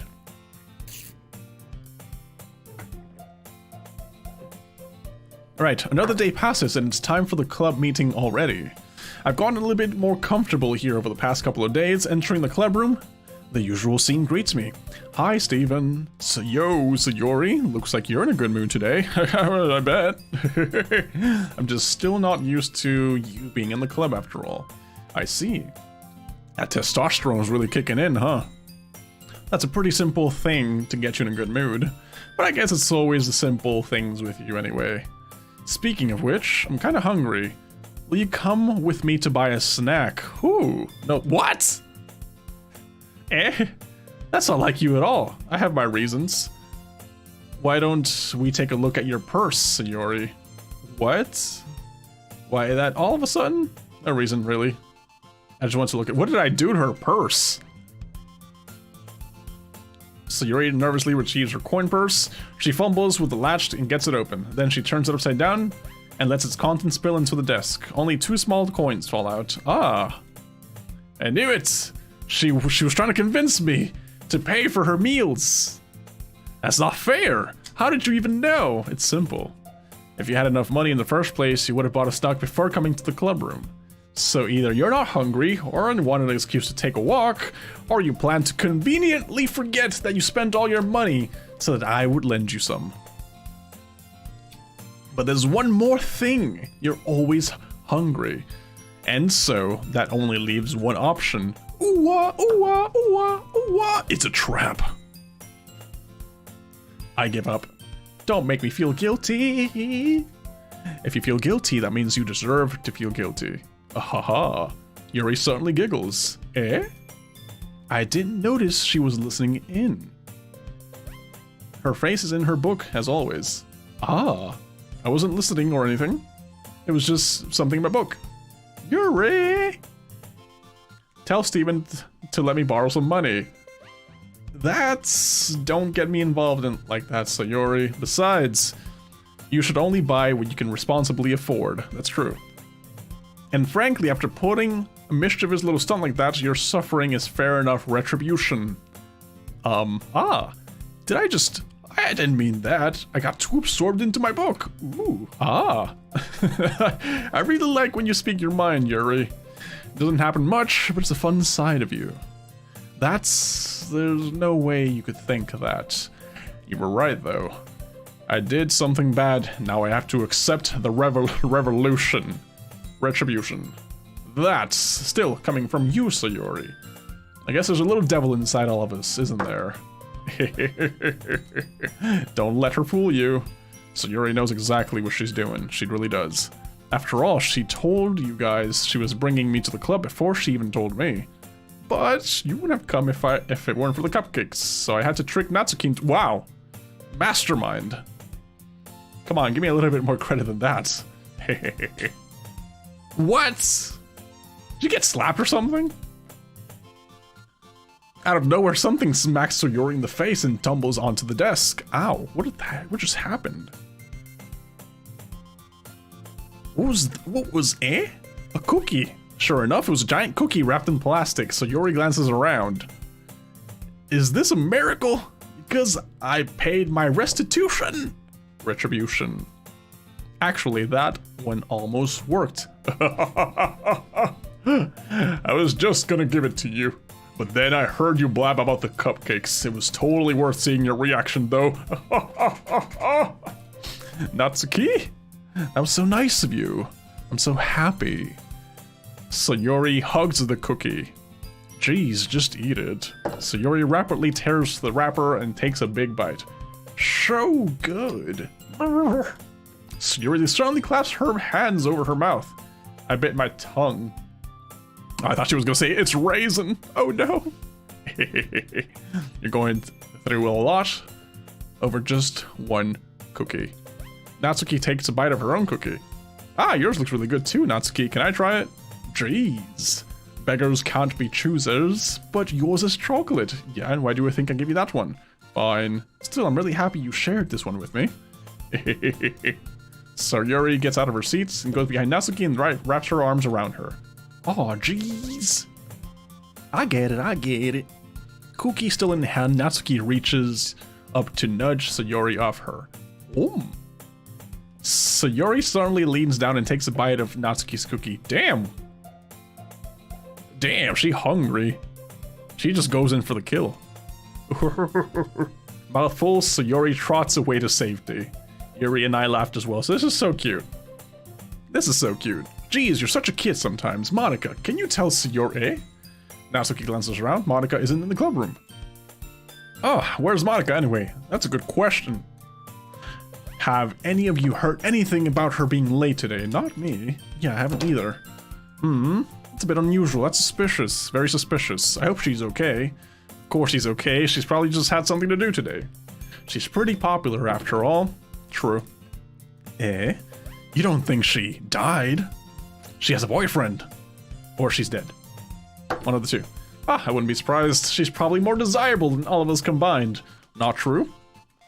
Hey, that's true. Excuse me?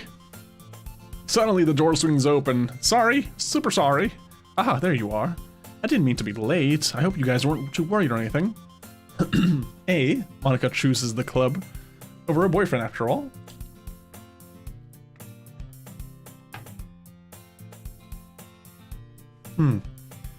Okay. You're so strong-willed. Boyfriend? What on earth are you talking about? Monica quizzically glances at me. Never mind that. What held you up anyways? Well, my last period today was study hall. To be honest, I kind of just lost track of time. Oh, that makes no sense though. You would have heard the bell ring at least. I must not have heard it since I was practicing piano. Piano? I wasn't aware you played music at all, Monica. I don't really. I kind of just started recently. I've always wanted to learn piano. That's so cool. You should play something for us, Monica. That's... Maybe once I get a little better, I will. She's hiding something. My friend, she's hiding something. I don't know what it is, but she is. That sounds cool. I also look forward to it. Is that so? In that case, I won't let you down, Steven. Monica smiles at me sweetly. I didn't mean to put any pressure or anything like that. Don't worry. I've been practicing a whole lot recently. I'd really love the chance to share once I'm ready. I see. In that case, best of luck. Thanks. So I didn't miss anything, did I? No, not really. I choose to leave out Sayori's mischievous escapade. I'm sure Natsuki will end up complaining to her anyways. It looks like everyone already has settled down. Sayori somehow already finished her entire cookie. Yuri is back to her book, and Natsuki completely, disappeared into the closet. Man. It looks like no one wants to be bothered today. I slumped down to the nearest desk. How am I supposed to occupy myself with something literature related by myself like this? I guess I could always read some of the book Yuri gave me, but I'm feeling a little too tired to read. I could probably fall asleep right now. I close my eyes and end up listening in on Sayori conversation with Monica. We're probably going to seem really lame compared to all the other clubs though. Well, we can't give up. The festival's our chance to show everyone what literature is all about. The problem is that the idea of a literature club sounds too dense and intellectual, but it's not like that at all, you know? We just need to find a way of showing that to everyone. Something that speaks to their creative minds. That doesn't solve the problem though. What do you mean? Even if we come up with the most fun thing ever, nobody will come in the first place if it's a literature event, so it's more important to figure out how to get people to show up in the first place, you know? After they come, we can do the thing to speak to their creative minds. What's this? Sayori's taking this really seriously. It's rare to hear her deliberating like this. That's a good point. In that case, do you think food will do the trick? Of course, food always does the trick. What are you talking about? What kind? Well, I guess we could. Cupcakes! Good thinking. Natsuki would love that. Ah, you're right. Natsuki makes the best cupcakes. That works out perfectly. That wasn't the Yayoi suggested it. Cupcake speaks to my creative tummy. Ew, Literature Club. If I hear there are burgers, though. Cupcakes and Literature Club just go hand in hand. You gotta really do something magical. You gotta sell it some different way. Don't give me cupcakes. Ribeye steak at Literature Club. Yes, barbecue dipped. I'm hungry. Anyways, we still need to work out the details of the event itself. Barbecue ribs at the Literature Club. I found myself smiling. In the end, Sayori's still her usual self. Is the cupcake gluten-free? Maybe. Is the cupcake vegan? But therein lies the unexpected reasons I admire her. Unlike me, who has trouble finding any motivation at all, Sayori can put her mind to do things and make them come to life. I suppose that's why I end up letting her get on my case about things. I can't help but wonder what it would be to see the world through her eyes. So let me just... Whoa, that's a close-up. Hello. I opened my eyes to find Sayori's face filling my vision. Oh boy, I nearly fell out of my chair. I'm sorry. Wait, actually, I'm not sorry at all. I was going for the makeout, but you woke up. It's your fault for sleeping like that. This isn't napping club. Does our school have a napping club? You're staying up late again, aren't you? Now that you're in a club, you're gonna have less time for anime, you know? You'll still need to get used to it. Don't say that so loud. I glance over my shoulder to see if Monica overheard. It's true, though. Yeah, I know. You're always looking out for me, Sayori. It's what I do best. That's a problem. What about you? You look out for me better than you look out for yourself. You're still oversleeping every day, aren't you? Eh? No, not every day. That's not very convincing. How many days this week have you gotten up on time? It's a secret. I knew it. Come on, at least give me the benefit of the doubt. I can't even do that. Look, Sayori, it's written all over you. Eh? Sayori glances around at herself to see what she finds. How is it written all over me? You were clearly in a rush this morning. Look, your hair is sticking out all around here. Ah, I run my fingertips down the side of Sayori's hair, trying to straighten it out. Man, you really need a brush for this. My hair is just really hard to get right. I won't fall for that. There's more than just your hair. Look, your bow isn't even straight either. And there's toothpaste stain on your collar right here. I try to wipe off the stain with my finger, but nobody would ever notice that. Of course they would. Nobody's gonna tell you about it because they don't want to embarrass you. I know how to work. I know how to put on the charm, my friends. I know this. Fortunately, I don't really care about that. Hey, you meanie! And you don't even keep your blazer buttoned up. Wait, wait.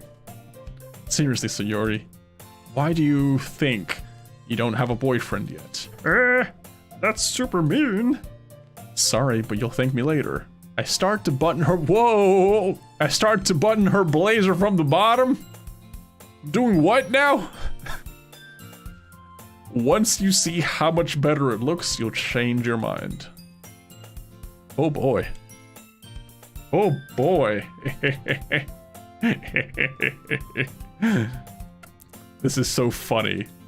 What is? Well, I was just thinking how weird it is to have a friend who does these kinds of things. Eh?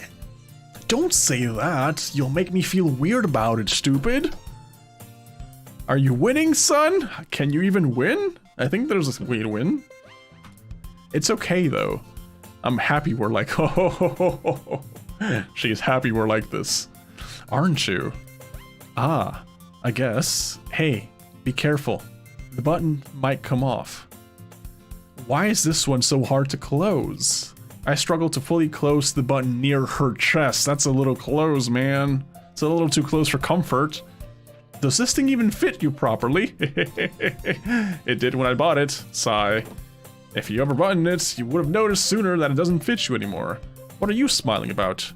It means that my boobs got bigger again. I tell you, dude. I walk into the room And all the cup sizes go up by 1. That's just the way it works. I don't make the rules. It's just the way it is. Don't say that out loud! Anyway, you look much better now. This game, it's not what it seems. Yes, there is a clear warning at the beginning of the game that says, "Hey, dude, this if you're disturbing images and stuff, be careful." There's a clear trigger warning at the beginning of the game. Ah, why does it feel strange to see Sayori's blazer button up like that? Because clearly you want to see it unbuttoned, right? Is that the way it is? But it's so stuffy. Ooh. It's not worth it at all. Sayori hastily unbuttons her blazer once more. Phew. Says so much better. Sayori puts her arms out and twirls around. So if I keep it unbuttoned, then I won't get a boyfriend, right? What kind of logic is that? It's clearly what I said, right? That's clearly what I said.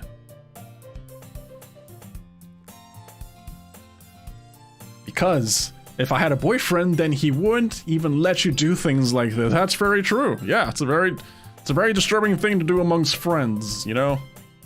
And you take care of me better than anyone else would anyways. Oh, she's sending the signals, you know? Stop saying all these embarrassing things. It's like, oh, it's high school, man, I'm so embarrassed. Meanwhile, us as adults, you say stuff like that and I'm like, you know it. But in high school, oh no, why would you say that? Oh no. I didn't say anything embarrassing. Jeez. Well, anyways, just focus on trying to wake up a little earlier. Only if you focus on going to bed earlier. Fine, fine. It's a deal. I guess we really are better at taking care of each other than we are at taking care of ourselves. It's so sweet. That is so sweet. The signals are being transmitted and received, of course. There's a clear communication that's going on here, you know? Yeah, I guess so, huh? So maybe you should come wake me up in the morning. What is she saying? You're doing it again, Sayori. Ah, but I was joking that time. Man, it's impossible to tell with you sometimes.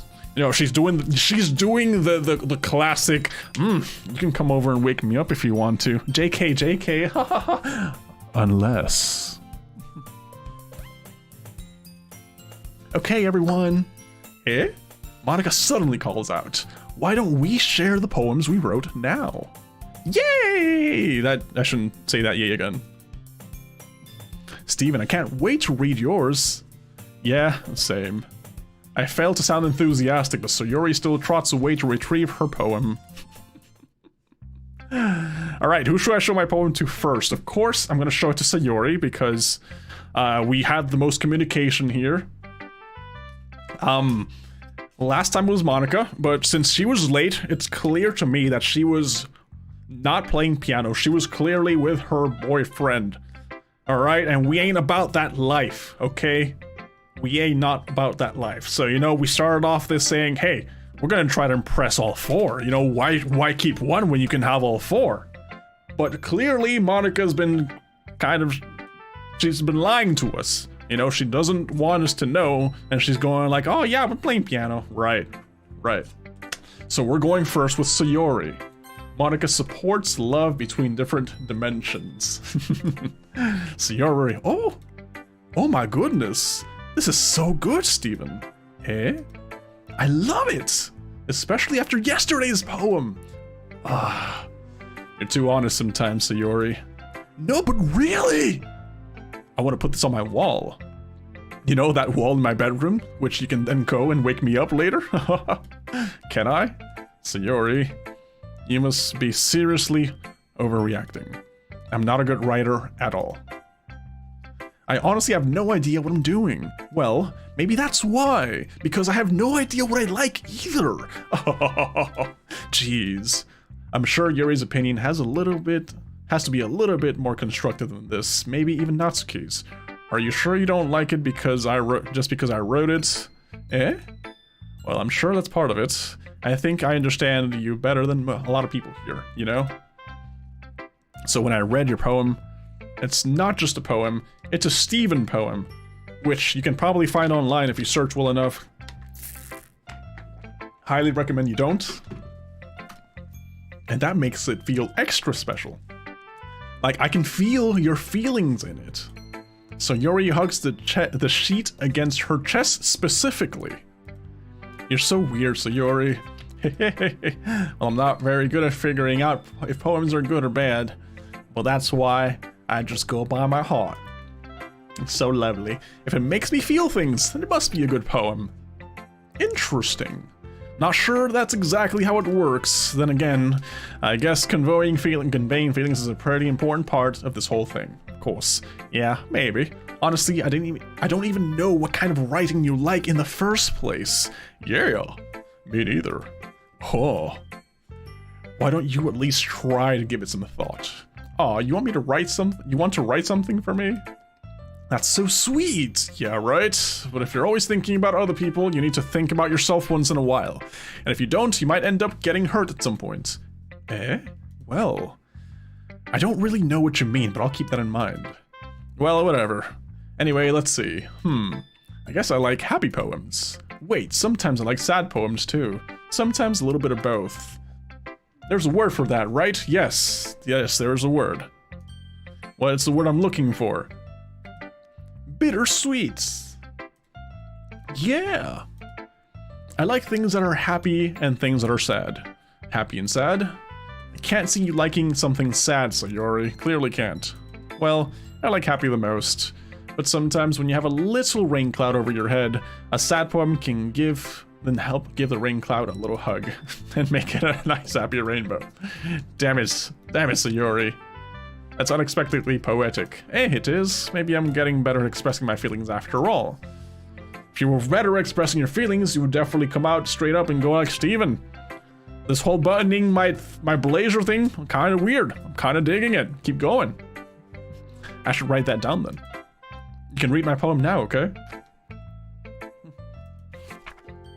Bottles. I pop off my scalp like the lid of a cookie jar. It's the secret place where I keep all my dreams. Little balls of sunshine, all rubbing together like a bundle of kittens. I reach inside with my thumb and forefinger and pluck one out. It's warm and tingly, but there's no time to waste. I put it in a bottle to keep it safe. And if I put the bottle on the shelf with all the other bottles, happy thoughts in the bottles all in a row. My collection makes me lots of friends. Each bottle a starlight to make amends. Sometimes my friend feels a certain way. Down comes a bottle to save the day. Night after night, more dreams. Friend after friend, more bottles. Deeper and deeper my fingers go. Like exploring a dark cave, discovering the secrets hiding in the nooks and crannies. Digging and digging, scraping and scraping, I blow dust off my bottle caps. It doesn't feel like time elapsed. My empty shelf could use some more. My friends look through my locked front door. Finally, all done, I open up and in come my friends. In they come in such a hurry. Do they want my bottles that much? I frantically pull them from the shelf, one after the other, holding them out to each and every friend, each and every bottle. But every time I let one go, it shatters against a tile between my feet. Happy thoughts in the shards all over the floor. They were supposed to be for my friends who aren't smiling. They're all shouting, pleading something. But all I hear is echo, echo, echo, echo, echo inside my head. Damn. Not sure how I feel about this. Holy crap. Oh, Iron Slayer deleting spoilers. Oh yes. Sayori, did you really write this? Of course I did. Didn't I tell you yesterday I was gonna write the best poem ever? Yeah, but, I mean, I didn't expect it. I expect something like this coming from you. Monica taught me a whole lot, and I've been really in touch with my feelings recently. Wow. I see that. It's almost kind of creepy. Creepy? Well, not exactly. Maybe because I'm so used to you being cheerful. Well, never mind.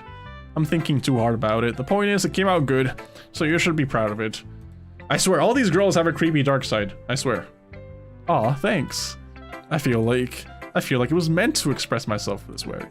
Even it helps me understand my own feelings a bit better. Writing is like magic.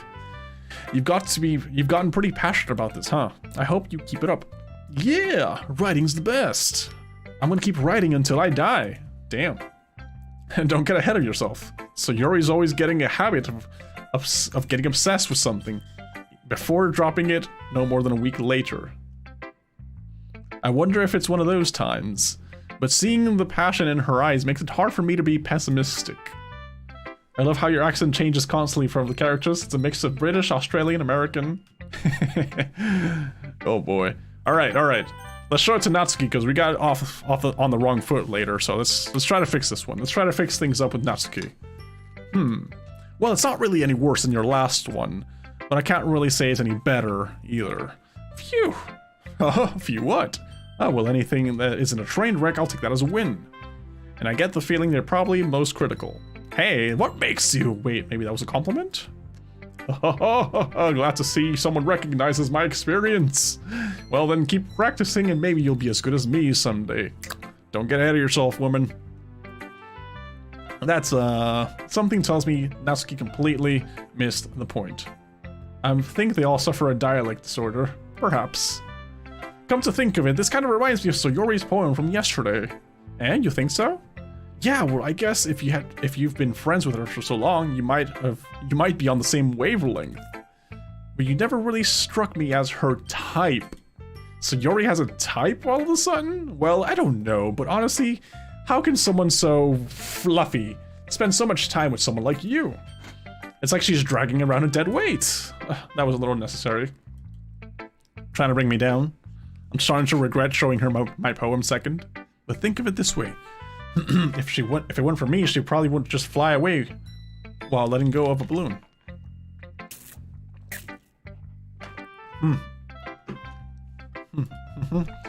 You could say that we each take care of each other in our own way. Whatever it is, I don't get it. Oh yeah, I guess I'm supposed to show you my poem. Here. Amy likes spiders. You know what I heard about Amy? Amy likes spiders. Icky, wriggly, hairy, ugly spiders. That's why I'm not friends with her. Amy has a cute singing voice. I heard her singing my favorite love song. Every time she sang the chorus, my heart would pound to the rhythm of the words. But she likes spiders. That's why I'm not friends with her. And one time I hurt my leg really bad. Amy helped me up and took me to the nurse. I tried not to let her touch me. She likes spiders, so her hands are probably gross. That's bad. That's why I'm not friends with her. Amy has lots of friends. I always see her talking to people. She probably talks about spiders? What if her friends start liking spiders too? That's why I'm not friends with her. It doesn't matter if she has other hobbies. It doesn't matter if she keeps it private. It doesn't matter if it doesn't hurt anyone. It's gross. She's gross. The world is better off without spider lovers, and I'm gonna tell everyone. Damn. Fun fact, Yuri has thoughts. Well, strange to say the least. I think so, as well. Alright, so clear discrimination against spider lovers right here. Not bad, right? It's quite a bit longer than yesterday's. Yesterday's was way too short. I was just warming up. I hope you didn't think that was the best I could do. No, of course not. Well, anyway, the message was pretty straightforward in this poem. I doubt I'll have to explain it. Sometimes you can explain complicated issues with much simpler analogies, and it helps people realize how stupid they're being. Like anyone would agree that the subject of this poem is an ignorant jerk. Do you know people like that? Of course, it's about how everyone thinks my... That doesn't matter. It can be about anything. Of course it can be about anything. I wrote it to be easy to relate to. Everyone has some kind of weird hobby or guilty pleasure. Something that you're afraid if people find out, they make fun of you or think less of you. So what is her thing? What is her thing? But that just makes people stupid. Who cares what someone likes as long as they're not hurting anyone, and it makes them happy. I think people really need to learn to respect others for liking weird things. Well, you're definitely right. At least I can relate to that. And I'm sure a lot of people can too. It's what I do best after all. I don't like writing unless there's a good message to take away from it. Like, conveying emotions is important. But I want to make people think, not just feel. Remember that. I'm gonna write a good one for tomorrow, too, so look forward to it. Alright, I like this. Okay, let's go with Yuri. Alright, I like Natsuki. She's doing good. She's doing good. Let's see what you've written for today. This is pretty good, Steven. Were you influenced by seeing everyone's writing styles yesterday? I guess you could say that. I was also a bit surprised by how differently everyone writes, so I respect you for trying new things. You don't need to be afraid to be a little more daring. Metaphors can go a long way. Don't feel like you need to work your brain like turning a bunch of gears. Try letting your mind wander through your feelings and write down the things you see and hear. That's one way to truly enable your reader to see into your mind. It's a very intimate exercise. I see. That's certainly an interesting technique. Thank you for sharing. I have an example of that if you'd like to read it, of course. Is this the poem you wrote for today? Yuri nods and timidly hands me her poem. Alright, The Raccoon. It happened in the dead of night while I was slicing bread for a guilty snack. My attention was caught by the scuttering of a raccoon outside my window. That was, I believe, the first time I noticed my strange tendencies as an ordinary human. I gave the raccoon a piece of bread, my subconscious well aware of the consequences, well aware that a raccoon that is fed will always come back to me. You're making friends with raccoons, it's normal. You know, everyone watches Bob's Burgers, it happens all the time in there. The enticing beauty of my cutting knife was the symptom. The bread, my hungry curiosity, the raccoon, an urge. Okay. The moon increments its phase and reflects that much more light off of my cutting knife. The very same light that glistens in the eyes of my raccoon friend. I slice the bread, fresh and soft, the raccoon becomes excited. Or perhaps I'm merely projecting my emotions onto my newly satisfied animal. The raccoon has taken off to following me. You could say that we've gotten quite used to each other. The raccoon becomes hungry more and more frequently, so my bread is always handy. Every time I brandish my cutting knife, the raccoon shows its excitement. A rush of blood, classic Pavlovian conditioning. I slice the bread, Pavlovian conditioning, and I feed myself again. I didn't get the ending. Like, the ending sounds deep, but it's like, I'm not smart enough to figure out what that means. I was a little more daring with this one than yesterday's. I can see that. It's a lot more metaphorical. I don't know if it's my fault, but I can't begin to imagine what this poem is about. That's right. It's a bit closer to my preferred writing style, using the poem as a canvas to express vivid imagery and conveying emotions through them. Yeah, if I take it at face value, then I can't figure out what it's supposed to mean. Well, I think it's something that different people can relate to in their own way. I wanted to express the way it feels for me to indulge in my more unusual hobbies. It's those sorts of things that I'm usually forced to keep to myself, so I sometimes enjoy writing about them. So she has her kinks for feeding raccoons. That's funny. Didn't Natsuki also write something about that? About someone being ridiculed for a strange interest? She did? Yeah. She was talking about how it doesn't matter what you're into as long as you're not hurting anybody. She's right. I mean, does she really feel that way? Yeah. Sounds like you two have that in common. That's interesting. To me, she seemed like the person who would make fun of my hobbies. But I suppose that's my fault for judging, isn't it? Please, don't tell her I said that. Don't worry, I have no reason to. Okay, well, thank you for sharing it with me. After all, if I hadn't learned to embrace my own weirdness, I would probably hate myself. I might be ranting a little bit now, but I'm glad you're a good listener. Okay, got it. Now, the last person, the person who was playing piano, Monica. Monica, let's go find out. Let's see what we're doing here, Monica. Hi again, Steven. How is writing going? All right, I guess. I'll take that. Poetry about someone is basically a rap. Poetry about someone is basically a rap battle. That's very true. As long as it's not going bad, I'm happy that you're applying yourself. Maybe soon you'll come up with a masterpiece. I wouldn't count on that. You never know. Want to share what you wrote for today? Sure, here you go. I give my poem to Monica. Alright, I like this one. It makes sense. I mean, it makes me think of something Sayori would like. Is that so? You and Sayori are really good friends, right? I think so.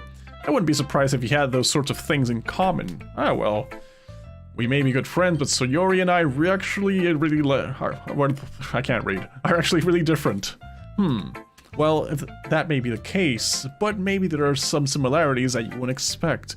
The way she talks about you, it sounds like the two of you really care about each other's well-being. Even if you show it in different ways, it ends up being more similar than you think. So I think the kind of vibe I get when reading your poem. You sure you're not reading into it too much? Could be. Oh gosh, I sound like Yuri. But in any case, Yuri's writing has kind of a gentle feel to it. I can tell that she likes exploring with emotions like happiness and sadness. Those are her two opposites. The two feelings are happiness and sadness. She has nothing else going on for her. Who knew that someone so happy could enjoy sad things too? Yeah, that's totally unexpected. Well, to each their own. And you shouldn't be afraid to experiment a little bit either. But anyway, want to read my poem now? I like the way this one turned out, so I hope you do too. Alright, let's take a look. Save me, oh boy. The colors, they won't stop. Bright, beautiful colors, flashing, expanding, piercing, red, green, blue. An endless cacophony of meaningless noise. The noise, it won't stop. Violent, grating waveforms, squeaking, screeching, piercing. Sine, cosine, tangent, like playing a chalkboard on a turntable, like playing a vinyl on a pizza crust, an endless poem of meaningless. Load me. Load me! Okay. Monica's tip, when you're in a tough decision, don't forget to save your game. Okay, is he past Act 1? Don't know. It's even more abstract than your last one, huh? Ha ha ha! I guess it's just the way I write. I'm sorry if you don't like it. No, I never said that. It's just a kind of thing I never really seen before, I guess. I kinda like playing with my space on the paper. Choosing where and how the space, your words, can totally change the mood of the poem. It's almost like magic. The way I wrote the lines really short makes it feel like they're trying to speak over the noise. I see. It's still hard for me to tell what's it about, though. Ha ha ha ha! Sometimes asking what a poem is about isn't the right question. A poem can be abstract as a physical expression of a feeling, or a conversation with the reader, so putting it in a way not every poem is about something. Anyway, here's Monica's writing tip of the day. Sometimes you'll find yourself facing a difficult decision. When that happens, don't forget to save your game. I feel like I should save now. Right?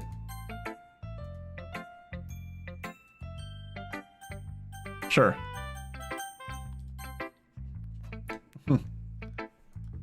You never know when you might change your mind, or when something unexpected might happen. Wait, is this tip even about writing? What am I even talking about? That's my advice for today. Thank you for listening. Monica in chat can predict the future. For sure. Okay, everyone. We're all done reading each other's poems, right? I have some extra planned today, so if everyone could come sit at the front of the room. This is about the festival. Well, sort of. Do we really have to do something for the festival? It's not like we can put together anything good in just a few days. We'll just end up embarrassing ourselves instead of getting any new members. That's a concern of mine as well. I don't really do well with last-minute preparations. Don't worry so much. We're going to keep it simple, okay? We won't need much more than a few decorations. Sayori has been working on posters, and I've designed some pamphlets we can give out during the event. Okay, that's great and all, but doesn't that tell us what we're actually going to be doing for the event? Ah, sorry, I thought you heard about it already. We're going to be performing. Performing? What are we performing here? Yeah, we're going to have a poetry performance. Each of us are going to choose a poem to recite during the... That's so stupid. Who does that during a... That's not going to do anything. It's just going to... During a festival, recite poems? Well, the cool part is we're just gonna let anyone... We're also gonna let anyone else come up and recite poems too. No one's gonna bring a poem to a festival randomly going like, hey, we're here for the booze and stuff. And by the way, here's my poem I brought, yeah. So Yori's putting on all the posters in case anyone wants to prepare ahead of time. Okay, so we're putting posters then, cool. Hey, so Yori, who's been coloring a poster, holds it up for us to see. Are you kidding me, Monica? You didn't already start putting posters up, did you? Well I did. Do you really think that's a bad idea? Well, no, it's not a bad idea. It's just a terrible idea. But I didn't sign up for this, you know? There's no way I'm going to be performing in front of a group of people like that. I agree with Natsuki. I could never in my life do something like that. Imagining it, Yuri shakes her head in fear. Guys, no, Sayori. I understand where they're coming from. I get it. Remember that Natsuki and Yuri have never shared their poems with anyone until just a couple of days ago. It's a lot to ask for them to recite their poems out loud to a whole room full of people. I mean, I'm pretty bad at presentation, so imagine an emotional, heartfelt thing. I guess I kind of overlooked that, so I'm sorry. But I still think we should give it our best. We're the only ones responsible for the fate of this club. If we start the event and each put on a good performance, then it will inspire others to do the same.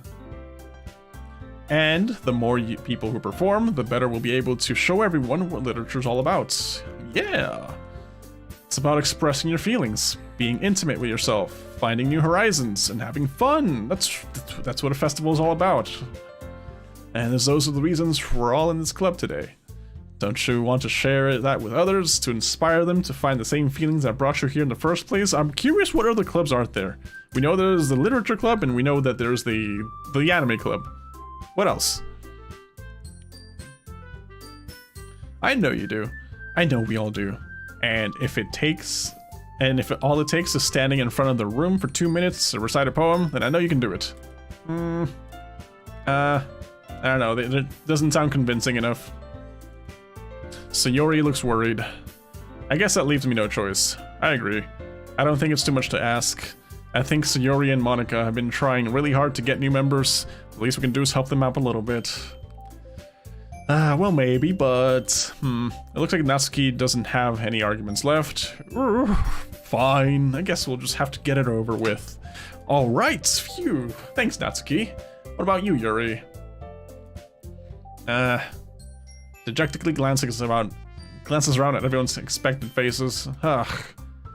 I guess I don't really have a choice. That's everyone. You're the best, Yuri. This club is seriously going to be the death of me.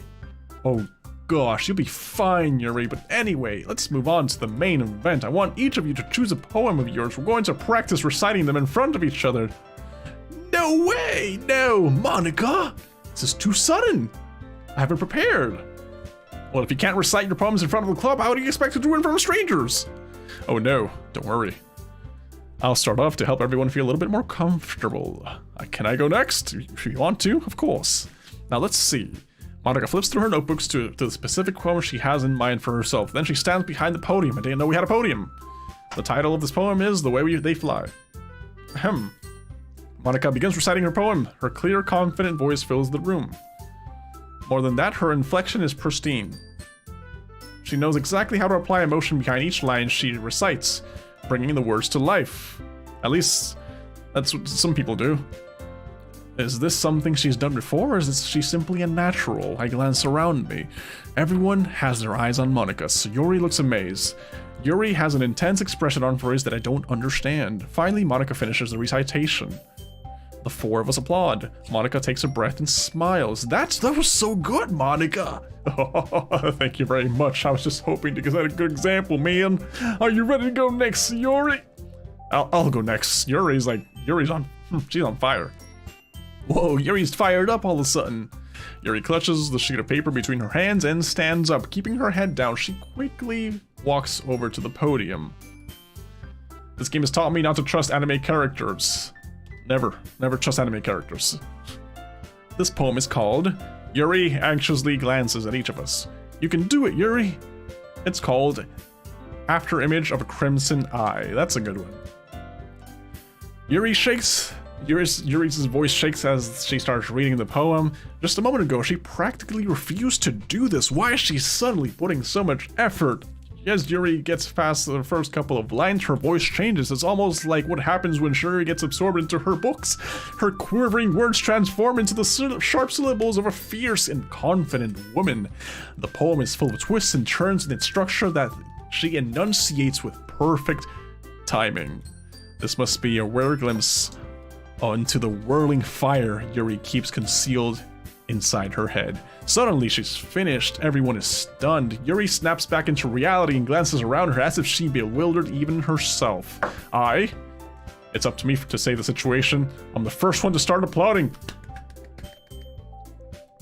Everyone joins me afterwards, and we give Yuri the recognition she deserves. It's not that we didn't want to applaud for her, but we were caught so off guard that we must have forgotten. As we applaud, Yuri holds her poem to her chest and rushes back into her seat. Yuri, that was really good, man! Thank you for sharing. It looks like Yuri's down for the count. Okay, I guess I'm next then.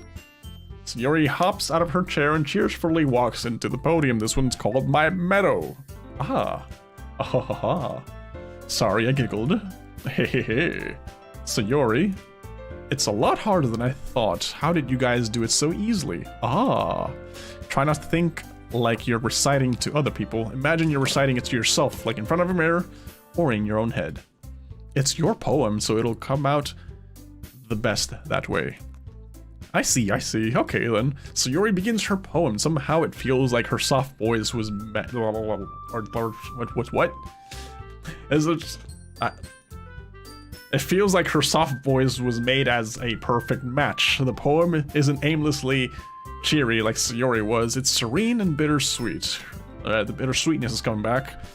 If I were to read this on paper, I probably wouldn't think much of it, but hearing it come from Sayori's voice almost gives me a whole new meaning.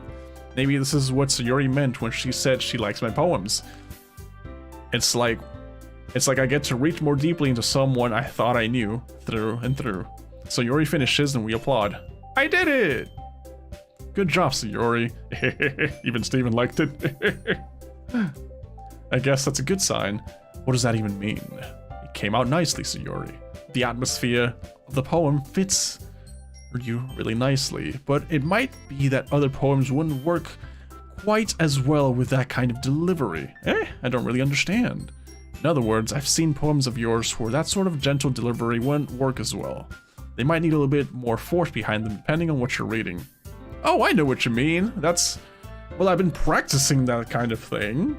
It's just embarrassing to do it in front of everyone, you know? Well, then next time, I'm gonna make you pick a poem that challenges you a little more. We don't have much time before the festival, you know? Okay. Now who's next? Natsuki? Don't make me go before Steven. That's all I can compare to you guys anyway. Might as well let Steven lower everyone's standards a little bit before I have to do it. Natsuki, it's fine. I might as well go, right? Did I even prepare something? It's not like I have much of a selection of what to read. I'll just have to go with what I wrote for today. I stand up and step into the front of the podium. Everyone has their eyes on me, making me feel terribly awkward. All these 4 girls who are apparently pretty are looking at me, and they're waiting for my recital. I recite my poem. Since I'm not exactly confident in my own writing, it's hard to put energy into it. Despite that, once I finish, I receive applause anyway. Sorry, I'm not really good as everyone else. Don't worry about it so much. I think less of your abilities and more about your lack of confidence in your writing. That's something that'll improve over time, though. Yeah, maybe. Alright then. That just leaves you, Natsuki. Yeah, I'm going. Natsuki begrudgingly gets out of her seat and makes her way to the podium. The poem is called... Why are you looking at me like that? Because you're presenting. Anyway, the poem is called Jump. Natsuki takes a breath. Once she starts reciting her poem, her sour attitude disappears a little. While she's still a little unenthused, her poem has a rhythm and a rhyme to it. It's Natsuki's trademark style, and it works surprisingly well when spoken out loud. The words feel like they bounce up and down as if giving life to the poem. Natsuki finishes, everyone applauds. She huffs back to her seat. That wasn't so bad, was it? Easy for you to say, you better not make me do that again. Well, do you at least feel prepared enough to recite the poem in front of other people? I mean, doing it in front of other people would be way easier. I can put on whatever face I want for other people, but when it's just my friends, it's just embarrassing.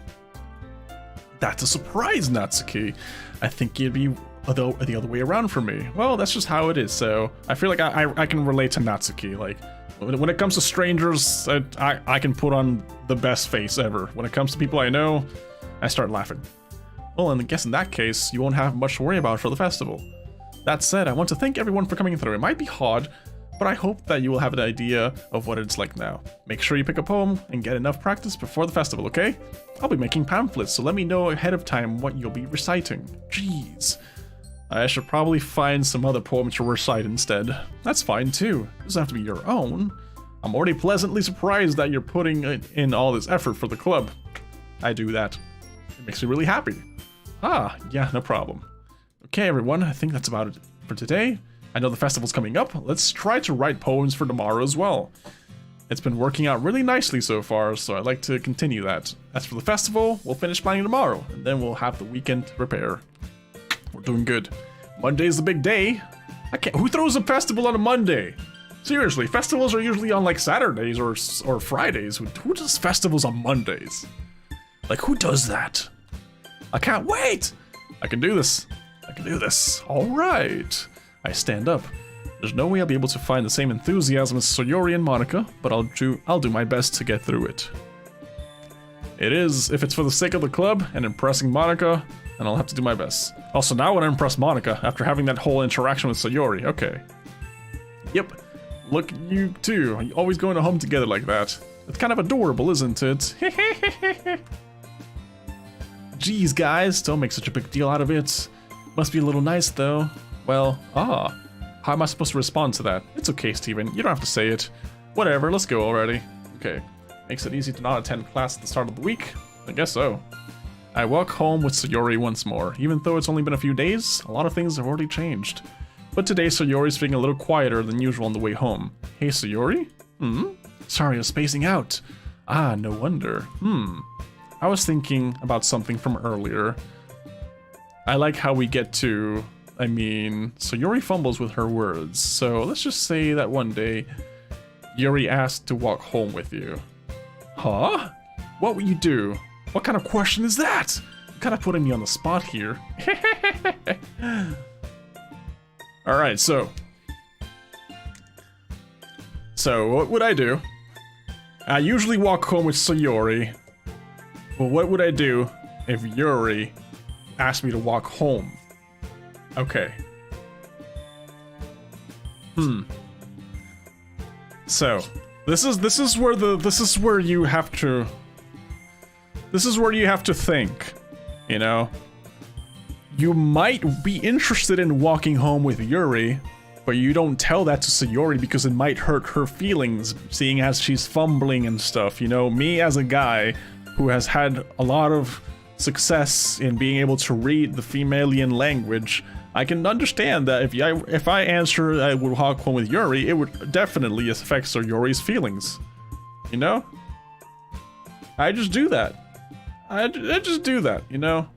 So, because I'm able to say that, I will tell her I would still walk home with Sayori because, you know, we already have a ritual going on. Sayori, you really think I would ditch you for Yuri? Remember what Monica said? Yeah, we'll save you. Well, already chose. Too late. But she's so beautiful and smart. Jeez. I already see her in the club every day. Besides, you always seem to be really like going home together. I wouldn't just ruin that for you. Did you save for that hard decision? We don't save in this world. I saved way back. You're so silly, Steven. You always think about me too much sometimes. Yuri would deserve it if she wanted to. Monica confirmed not a bot 2021. So definitely not a bot. Sayori, I have already made up my mind. I really can't figure you out sometimes. I'm sorry. Besides, what's the point of speculating something that's never going to happen? The conversation trails off. It's kind of weird thing just for Sayori to care about so much, but I want to respect her and keep her happy too. Then again, the festival's only a few days away. Who knows what'll happen in that time?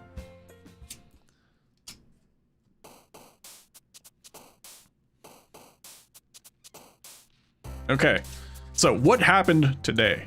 What happened today? Let's see. There's a party going on. There's a lot of essence in what we read.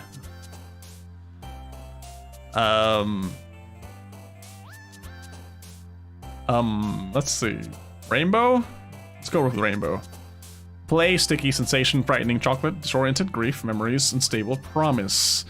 There was a promise. There was a promise to Monica. No, not to Monica, to Sayori, that I would walk home with her. There is an anime aspect to this game because these girls are clearly animated. Lust, uncontrollable, determination, sing, secretive, dance, kiss, jump, shiny, extraordinary. Something secretive that that's like people don't express the way they feel. They just like play it off in casual anime banter, you know. Wrath, lollipop, melody, pleasure, imagination, dazzle, meager, incapable, fireworks, misfortune. There was definite fireworks today with me and Sayori getting a little too close for comfort back there, you know? There's a little bit of fireworks. There's vivacious fireworks, you know? Okay. Together, music, tragedy, awesome, bed, explode, fester. I mean, I'm going to bed. Let's see, landscape, hope, sadness, boop. Vanilla, vacation, calm, incongruent, philosophy, hop. None of these words inspire anything from me, so let's just pick hop, boop. Let's pick boop. Pain, doki doki, tenacious, infallible, fun, family, amazing, after image. Let's go with sweet. I like sweet. Death, embrace, covet, pink, ribbon, sugar, charm, feather, anxiety, color. There's a lot of color going on. Alright. Everyone in this game wears skirts. Vitality, again, 99 HP on RuneScape. Jumpy, nightgown, giggle, puppy, headphones, cheer. Let's go with time. Time sounds good. Romance, we could use some romance here. Yes. Romance, it's destiny. Destiny's romantic. Swimsuit. I mean, who doesn't love swimsuits? Nature, aura, desire, happiness, contamination, laugh, loud, inferno, blanket, email. Email. I don't know why, but we're picking email. Okay, Valentine, socks, twirl, clumsy, heaven sent, strawberry, whirlwind, bliss, cage, peace. Go with strawberry. Alright. Let's see what happens here. Oh man. I'm the last one here again. Monica, you're doing some funky stuff, I tell you. Don't worry, I just walked in too. Were you practicing piano again? Piano. Yeah. You must have a lot of determination starting this club and now picking up piano. Well, maybe not determination, but I guess passion. Remember that the club wouldn't be here if it wasn't for all of you. And I'm super happy that you're all willing to help out for the festival too. I can't wait for the festival. It's gonna be great. She's suddenly excited. Eh? Were you complaining about it just yesterday? Exactly. Well, yeah, but now I'm not talking about our part of the festival. But it's a whole day of school where we get to play and eat all kinds of delicious food. You sound a bit like Sayori all of a sudden. Monica, do they usually have fried squid? Fried squid's delicious. Yes, squid. It's a pretty specific thing to look forward to, but it's very delicious. Oh, come on. You're saying you don't like squid? You of all people? Eh? I didn't say I don't like it. Besides, what do you mean by you of all people? Exactly. Because it's right in your... How? Monica. Is that some weird translation thing? Eh? That's not how you say my name at all. Also, that joke makes no sense in... Exactly. I don't understand it. Huh? Ah, never mind. Let's just focus on our own event for now, huh? Fine, fine. Your reaction isn't as fun as Yuri's or Sayori's anyway. Excuse me? Where is Sayori anyways? Oh, there you are. Sayori's sitting at at a desk in the corner of the room looking down at nothing. I walk over to her. Hey, Sayori. I wave my hand in front of her face. Eh? You're spacing out again. Ah, sorry. Don't mind me. You can go talk to everyone else. Huh? Is everything alright? Of course. Why wouldn't it be? It just feels like you're a little off. Sorry for assuming things. Jeez, you worry too much about me. I'm fine, you see. Sayori showed me a big smile. Don't let me distract you from having fun with everyone. Well, alright, if you say so. Ika is fried squid in Japanese. That does sound delicious. I warily glanced at Sayori before turning back towards everyone else. But the conversation's already dispersed. Everyone back at their usual activities. Maybe I should ask Monika if she's noticed anything about Sayori recently. Since they've been preparing for the festival, they must be spending a lot of time together. I timidly approached Monika, who was shuffling through some papers at her desk. Steven, what's up? Hey, this might sound a little strange, but have you noticed anything up with Sayori recently? Anything up with her? In what way do you mean? Well, I'm reading into it a little too much, but she seems a bit downcast today. Oh, you think so? I can't say I've noticed anything about her. Monika peers across the room at Sayori, who is idly dragging a rubber eraser up and down her desk. Okay. Maybe there's something on her mind, but I'm surprised I'm not the one asking you. But I'm surprised I'm not the one asking you, Steven. You certainly know her a lot better than I do. Yeah, but she's never really like this. She's always talked to me about things that bothered her, but this time, when I asked her, she was really dismissive. Monika, she seems to be the classic stereotypical school character, smart, athletic, kind, among other things. But she's not as cool as she looks. So she sounds a lot like me then. Sorry, I know it's not your problem. I just wanted to ask if you knew anything, so I'll drop it now. No, it's important to me too. I mean, I'm also friends with her, and I also care about her well-being, about the well-being of my club members, you know? Maybe I'll try talking to her myself, hey? You sure about that? She seems like she wanted to be left alone. Are you sure? Maybe she just had a hard time bringing it up with a person of interest. Person of interest? What do you mean by that? I'm saying that maybe the thing on her mind is you, Steven. You're the dude. How on earth would you come to that conclusion? Well, I probably shouldn't say too much, but Yuri talks about you more than anything else, you know? She's been so much happier since you've joined the club. She's into Steven, I tell you. It's like an extra light was turned on inside of her. What? No way. So Yuri's always like that. She's always been full of sunshine. It's not any different now than it always has been. You're so funny, Steven. Hey, have you thought that maybe you've always seen her as so cheerful because that's just how she is when she's around you? Suddenly, all those high school moments start to make sense. Extra light was turned on for her. Ah, I said too much. I'm sorry. What do I know anyways? I didn't mean to jump to conclusions, so you should just forget about what I said. I'll try to talk to her. So try not to think about it for now. Ah, alright. Monika smiles meaningfully. I know she said to forget about it. Them levels are off the charts, yes. But I already know that I won't be able to get her words out of my head. Monika stands up from her desk and walks across the room to where Sayori is sitting. I watch her kneel down next to Sayori and gently talk to her. But she's keeping her voice quiet, so I can't hear from here. I sigh and sit myself down. I know Sayori told me not to worry about her and to have fun with everyone else, but that's impossible to do when she's behaving like this. Exactly how much do I care about her that I'm letting this weigh me down so much? Oh, the feelings are coming out now. Now it feels like I'm the one behaving out of the ordinary, but there's nothing I can do besides wait for Monika. Why does it feel like I'm being watched? I glance around the room. Suddenly I notice Yuri peering at me from over her book. She looks away just as quickly as with a flustered on her face. I realize that she won't get anywhere like this. I've never really seen Yuri approach anyone or start a conversation on her own accord, so I have no choice but to approach her myself. By now, it's a little easier for me to do that.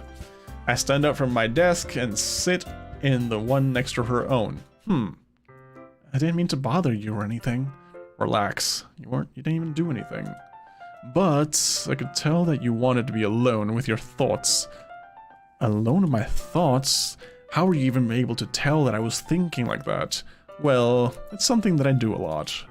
So if it was So if it wasn't hard for me to spot based on your posture and expression, not that I was staring or anything, she was oogling me, dude. She was oogling. I didn't do anything creepy like that. In any case, I guess you're right. I'm sorry if I caused you any concern. Don't apologize. Your troubles are the only concern for those who are willingly share in that concern. Of course, there are certainly those who find the most comfort in keeping to themselves. But if you prefer to share what's on your mind, then I would be glad to listen. It's not really that big of a deal. I was just feeling a little bit uneasy about Sayori. Sayori? Yeah, she seems a little off today, but when I asked her about it, she didn't want to admit it to me. So I can't help but wonder if something happened to her. Oh, that's quite romantic. Eh? Sorry? I didn't mean to say something stupid! It's not that. I just didn't want you to misunderstand. Sayori and I have been friends for a long time, that's all. Ah, I see. Then perhaps it is unusual for her to be dismissive to you about her feelings. Or maybe I'm just reading into it a little too much. Maybe I am. Maybe that's the thing. We as humans like to overthink. Stephen? The world is full of meaning, often hidden deep beneath plain sight. And there are many untold mysteries behind every person, so no matter how well you may know them. Ah, so you think there might be something behind it after all? I think Sayori is a very complex person. Her mannerisms on the outside don't always match what may be going inside her head. She crazy, man! She crazy! And she may not always know what she wants. I noticed her strange behavior today too. And I also feel some concern for her, but in your case, it looked like she was fully occupying your thoughts, wasn't she? Well, I guess that was the case. Sayori, she really means a lot to you, doesn't she? I guess. But you don't need to put it that way. We're just good friends, that's all.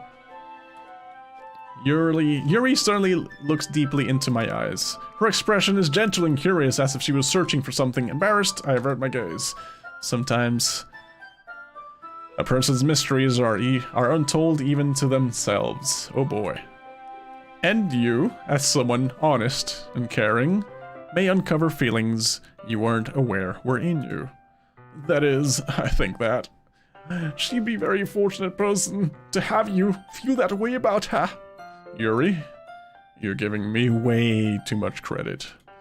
I'm a pretty simple guy. I like anime.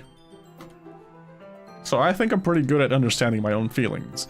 Not nearly as sophisticated as you. Ah, that's not a compliment, is it? It is what it is. It is what it is. Anyway, as long as we're here, why don't we do some reading? Well, as long as you're okay with it. Yeah, I should be taking my mind off of this whole thing anyway. Okay, everyone. After some time passes, Monica calls out to the club room. Why don't we share our poems now? Okay. Before I know it, everything's back to normal. Everyone goes to retrieve their poems, I do the same. I make eye contact with Monica and she smiles at me. I wonder what she's talking about with Sayori. The protagonist's poems are meaningless, they're a bunch of random words. Example, death, kawaii, milk, rainbow, rot. Yes. I wonder what she was talking about with Sayori. Okay. I haven't seen Natsuki all day, you know? I don't know what the hell she's doing, so let's go talk to her first. This one's alright. Alright. Well, yeah. About as good as yesterday's anyway, so there's no improvement, unfortunately. I see what you're going for, but it's not really my style. Damn, girl. I mean, that's fine. Mostly just glad you're trying a little bit. Well, of course, at least I'm trying. Why are you so emotionally invested in my poems anyway? Isn't that more of a compliment to me? Eh? No, gross. It's not like I care. Just that one of us in this club has to make sure you're not slacking off. Really?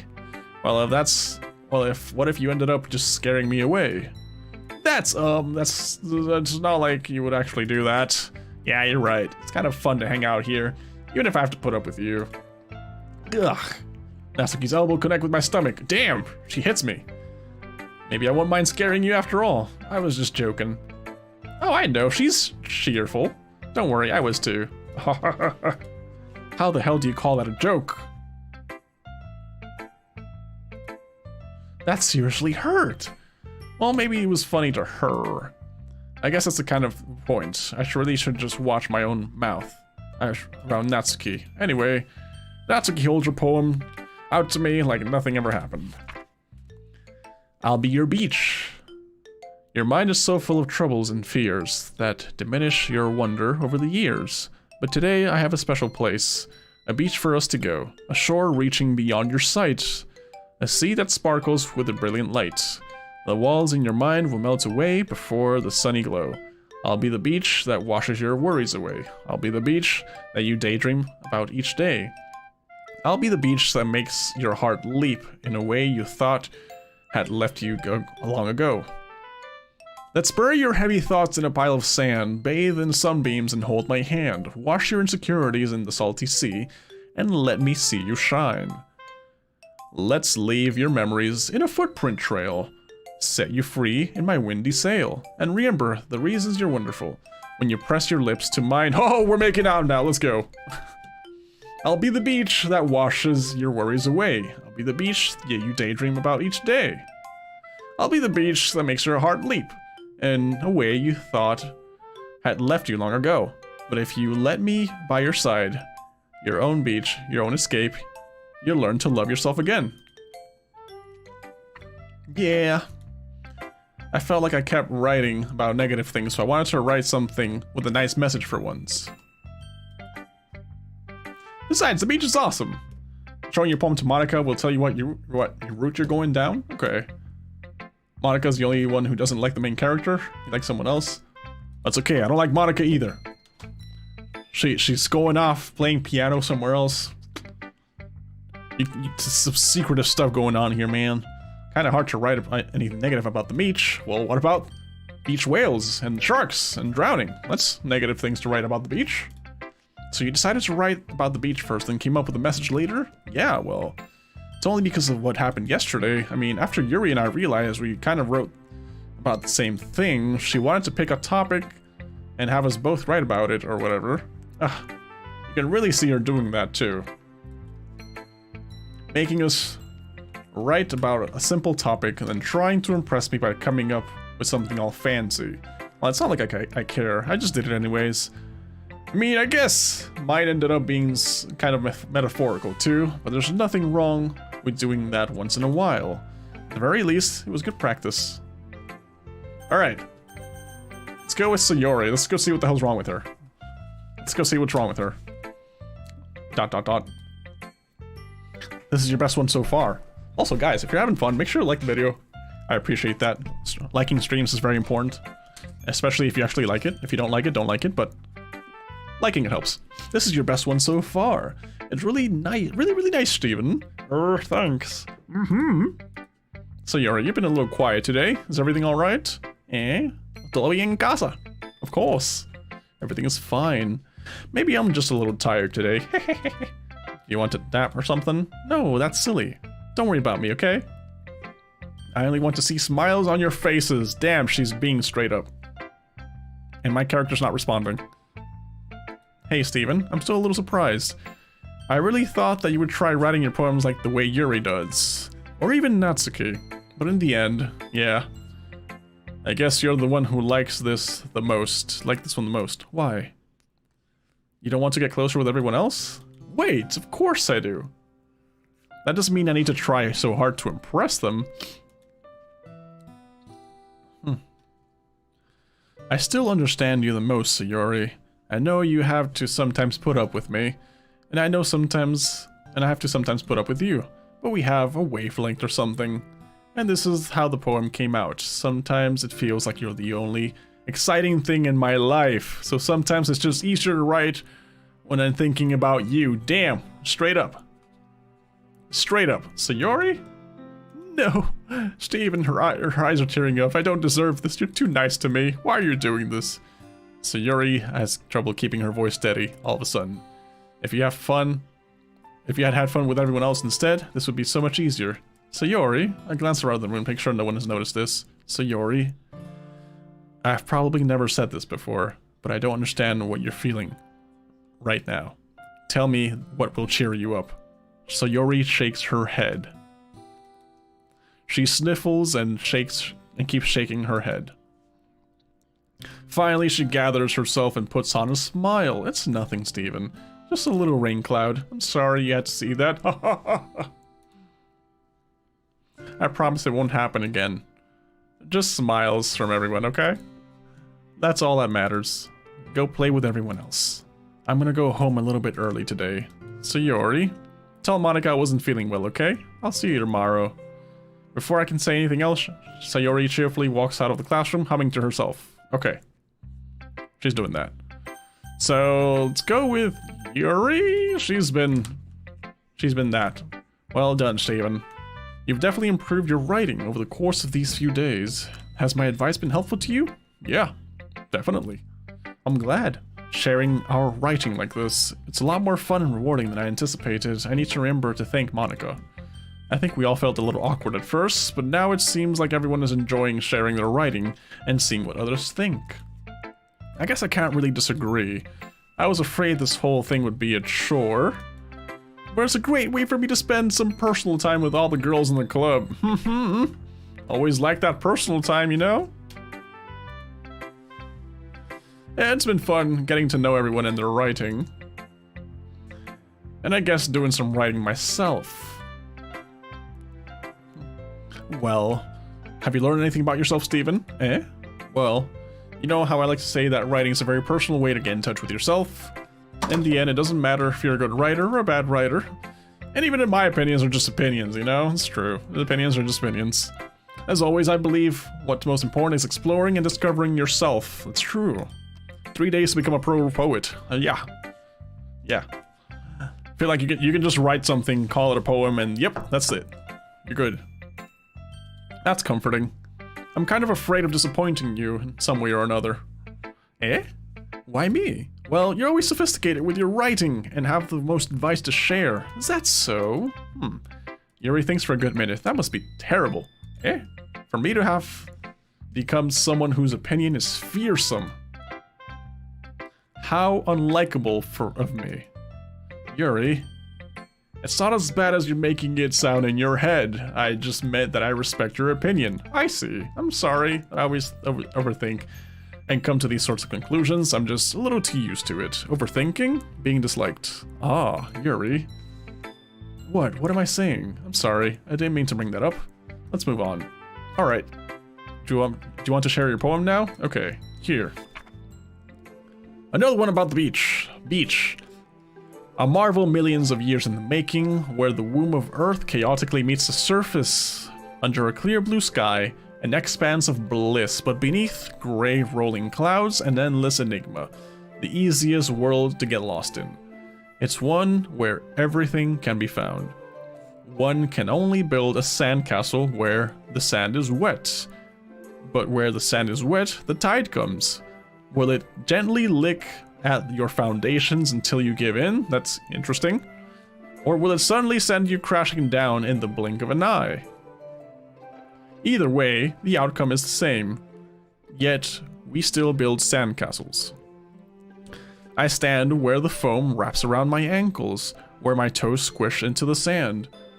The salty air is therapeutic, the breeze is gentle yet powerful. I sink my toes into the ultimate boundary line, tempted by the foamy tendrils. Turn back, and I abandon my piece to a road at the shore, drift forward, and I return to the earth forevermore. Okay. I'm aware that the beach is kind of an inane thing to write about, but I did my best to take a metaphorical approach to it. Yeah, Natsuki already told me about it. She did? She didn't say anything weird, did she? She just wanted us to write about the same topic again. I suppose to better compare the differences in our writing styles or thought processes. Anyways, it was her idea. Knowing her, it's no surprise that she wanted to do something like that. She probably just wants to show off. It's not like I have a particular interest in her writing style. They have some sort of rivalry going on. I just went with her request. But, well, I suppose it's not so bad to write about something simple on occasion. It can be refreshing, you know. It's good for me to calm my thoughts once in a while. Yeah, I think I agree. Thanks for sharing. Alright, last but not least, Monica. Hi, Steven. Have you thought about what you want to submit to perform at the festival? Not really. Well, being in this club was one thing, but performing in front of a bunch of people, that's another thing. I'll have to give it some more thought. Okay, no pressure. But whatever you do, I'm sure it'll turn out great. It will also make me happy to see. Anyways, let's take a look at today's poem. Sure. I let Monica take the poem I'm holding in my hands. It's pretty good. Makes me think of Sayori. Like the other one you wrote. Damn, I'm way too into her. You two are like the dynamic duo. That's kind of exaggerating it. Yeah, probably. But you do spend a lot of time with her even in this club, don't you? I do. And again, I don't blame you for being a little shy. I'm not shy, it's just... I'm just teasing, man. Come on, what the hell are you doing? I know it takes a bit of time to make friends with everyone. It does. But Yuri and Nasuki are super interesting people, so don't be afraid to give them their share of time. And you can talk to me every now and then, too. I'm not, like, unapproachable or anything, am I? No, it's nothing like that. I'm just still getting used to being here, that's all. Yeah. I'm sorry if I was putting pressure on you or something. I really didn't mean it like that. No, don't worry. I get what you're saying. Well, alright. Anyway, I'll share my poem with you now, okay? Okay. Okay, let's read this. The Lady Who Knows Everything. An old tale. Tales of a lady who wanders Earth. A lady who knows everything. A beautiful lady who found every answer. All meaning, all purpose, and all that was ever sought. And here I am. A feather. Lost adrift the sky, victim of the currents of the wind. Day after day, I search. I search with little hope, knowing legends don't exist. But when all else has failed me, when others have turned away, the legend is all that remains. The last dim star glimmering in the twilight sky. Until one day, the wind ceases to blow. It sounds like that. I fall, and I fall, and I fall, and I fall even more. Gentle as a feather, as a dry quill, expressionless. But a hand catches me between the thumb and forefinger. The hand of a beautiful day. I look at her eyes and find no end to her gaze. The lady who knows everything knows what I'm thinking. Before I can speak, she responds in a hollow voice. I have found every answer, all of which amount to nothing. There's no meaning, there's no purpose. And we seek the impossible. I am not your legend does not exist. And with a breath, she blows me back afloat, and I pick up a gust of wind. Okay. You know, I feel like learning and looking for answers are sorts of things that give life meaning. Not to get too philosophical or anything, but it was kind of on my mind, so that's what I wrote about. I see. I never really put much thought into it. Okay. In a way, it's almost paradoxical, because if we had all the answers, wouldn't the world start to lose its meaning? Yeah. You know, there's one thing I noticed. It seems like everyone in the club prefers writing things about more sad than happy. It's a sad club, man. We're all sad. Life is depressing. You surprised? I mean, if everything was okay, we wouldn't really have anything to write about, would we? Humans aren't two-dimensional creatures. I think you know that better than anyone. You mean one-dimensional? Haha, yeah, that. Anyway, here's Monica's writing tip of the day. Are you ever too shy to share your writing because you're afraid it's not that good? It can be really disheartening to get a lukewarm response to something you put so much into. But if you find other people who enjoy writing, then sharing becomes a lot easier.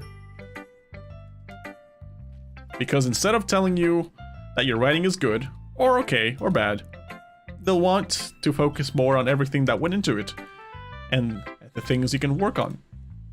It's much more encouraging that way, and it'll make you want to continue improving. Okay.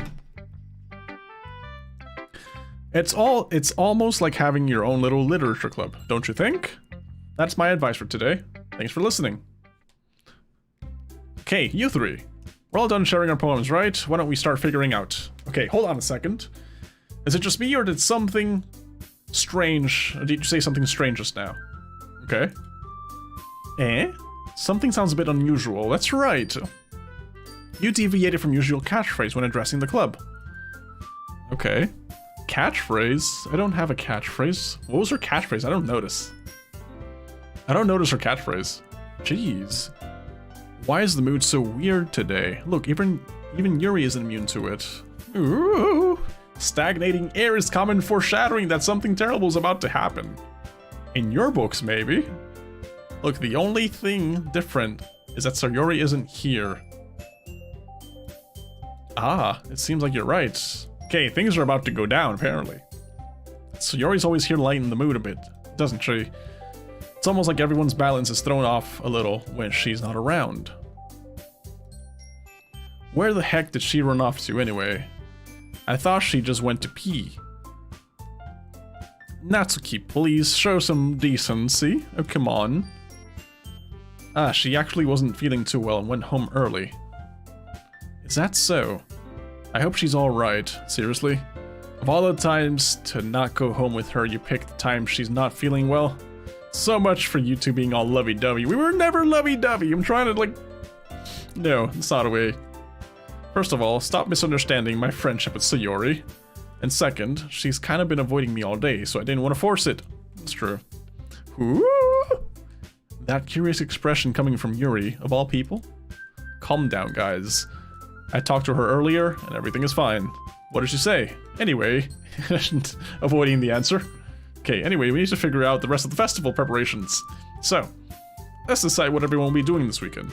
I already know what I'm doing. That's right, Natsuki will be making cupcakes, but we might need a lot of them, different flavors. Can you handle all that by yourself, Natsuki? Perhaps. Challenge accepted. As for myself, I'm going to be printing and assembling all the poetry pamphlets. Sayori will be helping me design them. And as for Yuri, you can... guys, can you help me come up with something for Yuri? I'm useless. Oh, she's not useless, man. She ain't useless. No, that's not it at all. You're the most talented person here. Now Natsuki's pouting too. Geez, even I can't tell now. I guess I never gave Sayori enough credit, but I can tell that things are even harder on you when she's not around. Ah. That may be the case, but if you can't also be a leader on your own, then I won't grow as a person. So Yuri, you have beautiful handwriting, you know? So you should make some banners and decorations to help set the atmosphere. Make sure you keep an eye on the files, like the save files. Okay. Atmosphere? About that, I love atmosphere. Okay, cool. We're good. Yuri's expression suddenly changes, and she stares at her desk in focus and starts nodding to herself. Your mind is already racing, I see. Okay, that's great. You'll be wonderful help, Yuri, but anyway, that just leaves you, Steven, the one who's truly useless. Don't say that, in fact. Both Natsuki and Yuri already have some heavy tasks to handle. It would be probably a long way to give them... It would probably go a long way to give one of them a hand. You could always help me out as well. I would really be really appreciative of that. Ah, that's... Is Monica suggesting I spend the weekend with one of my club members? How on earth are they going to respond to a suggestion like that? Ah, I suppose I wouldn't mind a bit of help. Well, even if you don't know how to bake, there's always some dirty work I could give you. Okay. It's not like Monica's gonna give me a choice, and you shouldn't be sitting on your butt anyways. Natsuki tries to mumble a bunch of excuses like that. If I recall, Natsuki, you mentioned that you would like to handle baking on your own. Steven may not like to be around if you only make him a bit of out to be a nuisance. Okay. So therefore, he may be more suited to assisting with the decorations. Hold on, I never said that. How hard could it be to make a few decorations anyway? It sounds like you're just making excuses for Steven to... What are you saying? It will be extremely meticulous work, and baking isn't. Just what do you think, guys? Come on, dudes. You can all have a slice of Steven. Let's be real. You can all have a slice of Steven. Let's settle down for a moment. In the end, I think it's up to Steven to decide how he'd like to contribute. Besides, he really hasn't gotten the chance to spend any time with me yet, you know? So I'm sure he's interested in... You literally just said I'm surprised as well! Sorry. I was just saying, though. Jeez. Can we just settle this already? Yeah. Steven, you're okay with this, right? In the end, it's up to you. Ah, of course. Very well. In that case, everyone looks straight at me. But of course, I'm gonna go with... Okay, let's save here. Let's save here. Okay, so, I already did my stuff with Yuri. I already did stuff with Sayori, which for some reason has 3 dots. Like, we had our moment, okay? We had our moment. Monica, okay, whatever. I feel like I should go with Natsuki for some reason, so let's pick Natsuki. Well, baking sounds like it could be fun, and you guys made it sound like a lot of work, so it could really use 2 people. And don't worry, baking is a ton of fun. You'll definitely agree, eh? Just a minute ago, you were saying that. That's because... Oh, never mind, okay? Well, anyways, you'll be fine by yourself, right, Yuri? Of course. I'm used to it after all. That's good. Even though Yuri's being melodramatic, it's a little hard not to feel bad. So that's everything, right? Anything else we need to talk about? No, I think that's it. Are you guys excited? Yeah, everything's except the performance is gonna be awesome. I wish school festivals back in my school were amazing. I'm sure these anime school festivals are always amazing. I don't really think that counts. What about you, Steven? Me? I guess you could say I'm interested to see how it'll turn out. That's good enough for me. What about you, Yuri? Yuri? She's still sulking. Natsuki starts pouting too. It's not that big of a deal or anything. Well, it might not be just that. I think Yuri might just be feeling a little underappreciated in general, having to come up with something for her to do and then nobody offering to help. Oh, damn, I screwed up. That doesn't mean... Natsuki glances back and forth between everyone with a worried expression. Look. Natsuki goes over and puts her hand on Yuri's shoulder. Yuri, you really are the most talented one here, and you're going to help make the event a lot more fun and welcoming. I mean, the cupcakes will probably help a lot too. But you're gonna make the atmosphere special. That'll be really important for the way people feel during the performances, so you need to stop being dumb and give yourself a little more credit. Natsuki releases her hand and turns around to face the other direction. You didn't really just mean that, did you? Not really, but... Yuri isn't the only one who's surprised. Monica are also taken aback by Natsuki's words. Natsuki, of all people, to be saying such encouraging things. But I begin to understand. Natsuki was trying to sound like Sayori. Even if it didn't work perfectly, I can tell she tried to say something Sayori would say at this times like this. Fair. Because Sayori always helps everyone smile and feel good about themselves. I'm sorry for being dumb. I'll do my best. And all of us are going to make it a really great event. It reminds me of the My Hero Academia festival. Yeah. I hope to see everyone do their best, but with that, there's nothing more for today, so I guess it's time for us to head out. Okay, but I'm staying a bit longer. I barely got to do any reading today, so fair enough. Nothing wrong with that. Everyone packs up their things. I start to follow Monica and Yuri out the door. They chat between each other. Where are you going? Eh? We still need to figure out our plans for this weekend. Okay. You literally would have gotten home and realized that you didn't even have a way to contact me. You're right, I need your phone number. That's true, I have no idea how that slipped my mind. Geez, good thing I stopped you. I'm giving you my number, okay? Better not make it weird or anything. Probably will, not gonna lie. Why would I do that? Natsuki gives me her number. Okay. I'm coming over on Sunday, so she's coming over to my house. Okay. I'll bring all the ingredients. Wait! You're coming to my house? Well, yeah. What's wrong with that? I mean, I just figured out that someone helping, I would be going to your house. Yeah, right. Like I could have a guy over at my house. Such a handsome, attractive guy. Over at your house. Impossible. My dad would kill me. Bro, I would shake hands with your dad and we're like, it's nice to meet you. I'll be making cookies and cakes and cupcakes with your daughter. Please do not open the door. Really? Yeah, it's kind of strict if you ask me. Yeah, how do you think I feel? I can't do anything when my dad is home. Anyway, I just need to complain for a second. We have each other's numbers now. That's all I needed from you. I guess I'll text you when I'm coming over. Alright, fine by me. Yeah, I'm really gonna show you why I love baking so much. Okay. So you better look forward to it. Oh? Didn't you say you were gonna give me the dirty work? Well, I was just saying that. It's not like I could act, like, in front of everyone. I was looking forward to this. Oh, so she's into it. Okay. Well, kind of. Just because I never got to bake with someone else before. That's all it is, so... Alright, I get it. Sorry for overreacting, my bad. Anyways, I'll be heading out now. See you on Sunday. Ah, never mind. I can't believe this! Natsuki's gonna be coming over to my house on Sunday? My anxiety shoots through the roof, even though I've gotten pretty used to handling her at this point. There's no telling what may end up happening when we're outside of school. More than that, she told me that she was looking forward to it. Is this the chance I have to make something happen between us, or is it too early for that? Bro. Only time will tell.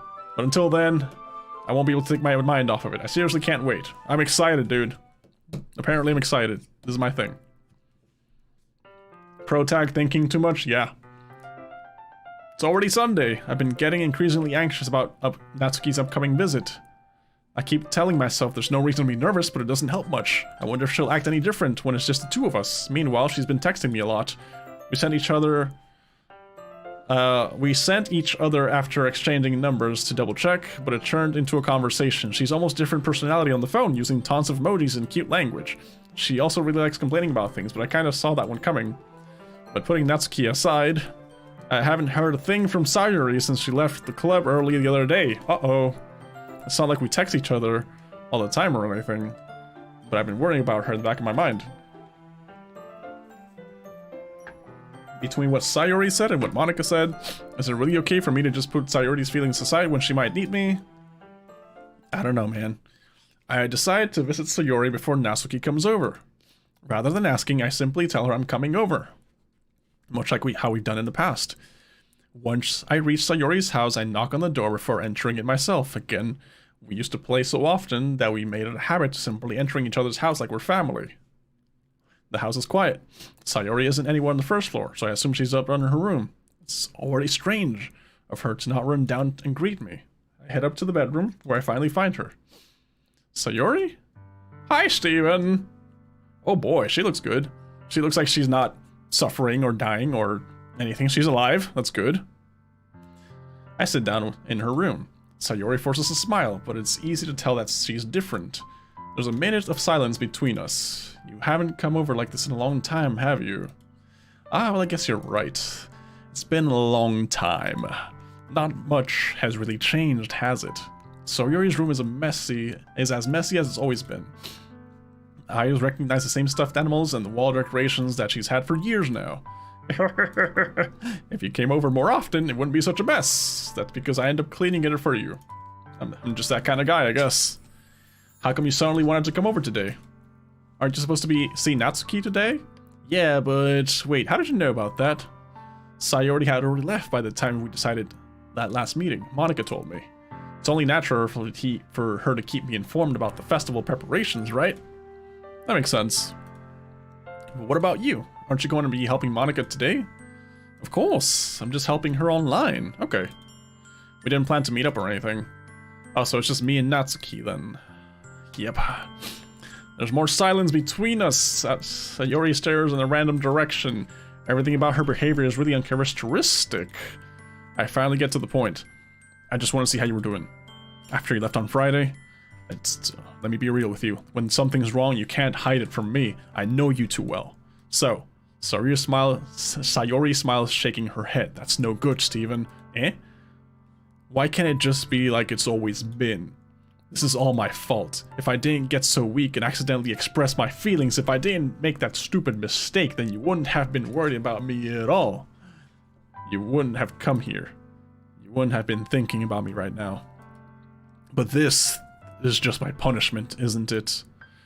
I'm getting punished for being so selfish. I think that's the way the world decided to have you come over today. It just wants to torture me. Man, that's a way of misdirecting. Sayuri! I grabbed Sayuri by the shoulders. What on earth are you saying? Are you listening to yourself right now? I know something happened to you. There's no other explanation for you to be like this. So tell me already. Until I know, I won't be able to stop thinking about it. Ah. Sayuri gives me an empty smile. You really put me in a trap, Steven. But you're wrong. Nothing happened to me. I've always been like this. You're just seeing it for the first time. Seeing what? What are you talking about, Sayuri? You're really just gonna make me say it, aren't you, Steven? I guess I have no choice this time. The thing is, I've had really bad depression my whole life. Did you know that? Why do you think I'm late to school every day?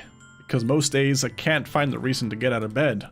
What reason is there to do anything when I fully know how worthless I am? Oh boy. Why go to school? Why eat? Why make friends? Why make other people put their energy and caring to waste by having them spend it on me? That's what it feels like. Oh boy. That is like saying I'm about to be struck by lightning because I sinned. Perhaps. That's why I just want to make everyone happy, without anyone worrying about me. I'm in shock. I can't figure out how to respond. How is it possible that Sayori kept this from me the entire time that I've known her? Did she really want so badly for me to just not think about her? Why, Sayori? Huh? Why is it that you never told me about this? It almost feels like I've been betrayed as your close friend. Because if I knew, I would have done something I could to support you. Even if there's only so much that I could do. I would have tried a little harder to make every day a little better for you. That's why I'm your friend. All you have to do is tell me. You don't understand at all, Steven. Why do you think I didn't tell you? Because if I told you, then you would have to waste effort caring about me instead of doing important things. I don't want to be cared about. It's bittersweet when people try to care about me. It feels nice sometimes, but also feels like a bat being swung against my head. That's why I wanted so badly for you to make friends with everyone else. Helping everyone be happy together is the best thing for me. But then I discovered something else too. Seeing you make friends and get closer with everyone in the club, it feels like a spear going through my heart. So that's why I decided the world just wants to torture me. Every path leads to nothing but hurt. The players of this game have a very big obsession with Monica. I can see why. Haha.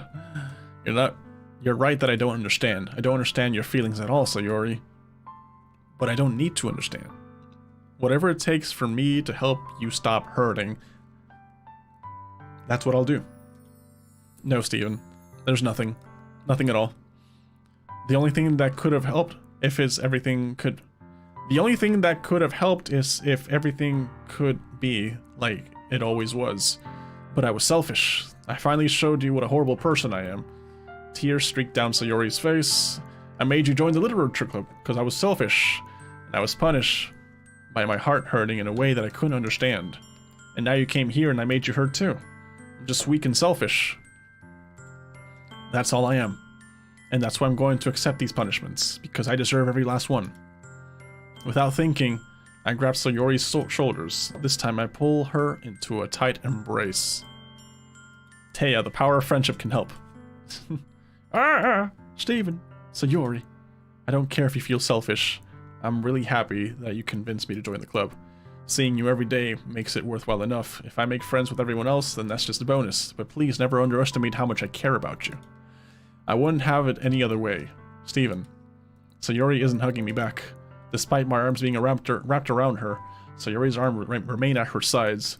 She starts sobbing next to my ear. No. Don't do this to me. Please don't do this. Steven. Sayori barely manages to speak between her sobs. I don't know if I'm doing the right thing. But all I want for her to know is that I care. If you have it in you to call yourself selfish, then you have to let me be selfish too. No matter what it takes, I'll figure out what needs to change. I'll make these feelings go away. And if there's anything that you need me to do, then you better tell me. I'll get mad if you don't. I don't know. Gently, Sayori puts her arms around me in return. I don't know anything. It's all really scary. I don't understand any of my feelings, Steven. The only time I'm not feeling nothing is when I'm feeling pain. But your hugs are so warm, and that's really scary too. Sayori lets me go. As she does so, I let her go as well. The festival is tomorrow. Yeah, it's gonna be fun, right? Yeah. How would you like me to spend it all with you? It's what I want. I promise. I think that would be nice then. Yeah. Sayori wipes her eyes. If I could spend the whole day here, I would. Of all the days, this has to be the one where I have other plans. Maybe I should cancel. No, don't. Please don't. If you did that, then I really wouldn't forgive you. But it's almost time for Natsuki to meet at my house. At the very least, do you want to come along and help out? It would be fun. To my surprise, Sayori shakes her head. I'm sorry. I don't know if that would be very good for me today. You understand, right? It's kind of hard for me to fully understand. But I'm trying my hardest. It's okay. Don't worry about it too much. I'll see you tomorrow, okay? Alright, I look forward to it. I say goodbye to Sayori and exit her house. On the way home, I find myself still feeling uneasy. But it's hard for me to keep thinking about it when Natsuki's about to come over too. I think Sayori is right. I shouldn't be worrying too much. We're definitely going to have a great time tomorrow. Maybe. Maybe. I should focus on what's ahead of me. I spend only a few minutes back home, anxiously awaiting Natsuki's arrival. Before I know it, she texts me to let me know she's outside the front door. Without delay. Damn, I just had like such a deep moment, and then suddenly I'm just back to, ho, the girl's coming over. Sup? Hey. I don't know what I was expecting, but seeing Natsuki in something other than her school uniform really threw me off. Seeing her such a cute clothes makes the uniform seem totally unfitting in comparison. Jeez, don't make it feel so awkward already. It's gonna be a long afternoon, so don't be weird just because you're not used to seeing me outside of school. Anyways, I'm coming in. I see you brought a lot of stuff. Natsuki's carrying a large bag that's probably full of baking supplies. Well, I didn't want to come all this way to find out that your kitchen isn't equipped for the job. Makes sense. You bought everything I asked you to, right? Yeah, I did. Yesterday, Natsuki asked me to buy a bunch of ingredients that I didn't already have at home. Good. Glad I could count on you to do your part. Well, of course, I'm surprised to hear Natsuki suddenly say that, rather than something snarky like she usually does. Could it be that she's a little different on the outside of school after all? Maybe. Anyways, let's go to the kitchen. What, you're not even gonna offer to take this heavy bag from me? Where's your hospitality, Steven? This is not real life Steven. This is some random Steven that doesn't do this stuff. Come on. Since when did I need to be a gentleman? I grabbed the bag Natsuki held out to me. Gugh! This is ridiculously heavy, man! I carried that all the way here. Are you impressed? I see now. Yeah, I'm impressed, Natsuki. It seems like I always underestimate you. It's because I'm so small, isn't it? You jerk. Natsuki hits a fist into my chest. Hey, your size has nothing to do with it. Do you really hate being small that much? Eh? It's not like I hate it. I mean, sometimes I like proving people wrong when they only think I'm worth my size. It's fun when I get to be small, but also better than other people. But, geez, never mind. What are you making me say? Don't think you can make me talk about weird things just because we're not at school. I'm getting started or what? There's lots of stuff I gotta teach you. What? Just a little bit more like you. It's more fun when you speak your mind like that. Hey. Now what? Now you are treating me like a kid. I was just trying to be a little nicer to you, you know? And just because I don't have a mature, sexy figure like Yuri doesn't mean you should treat me like... Natsuki catches her words, her face turns red. Natsuki, forget it. I didn't say anything. I should apologize, eh? I appreciate that you were trying to be nicer, I really do. I should have been a little bit more considerate too, but also, if that's what you're thinking, then you should know that there are tons of guys who are into body types like yours. A lot of guys who are into that Lolita type of body type. Ah. How would you know that anyway? Just trust me on this one. Guys are weird. There's a guy for everything, trust me. Gross. Hey. Was that to me? Who else? Man, let's just get this started already. You get all your sour when a girl calls you gross. I finally found your weakness, Steven. Yuri has a mature, sexy figure. Girl, your standards of sexiness are quite different. Natsuki smiles deviously. Please spare me. Well, if Natsuki decides to dish out more insult like that, there's no way I'm not fighting back. But she's satisfied enough for now, and finally starting to pull things out of her back, so we get started.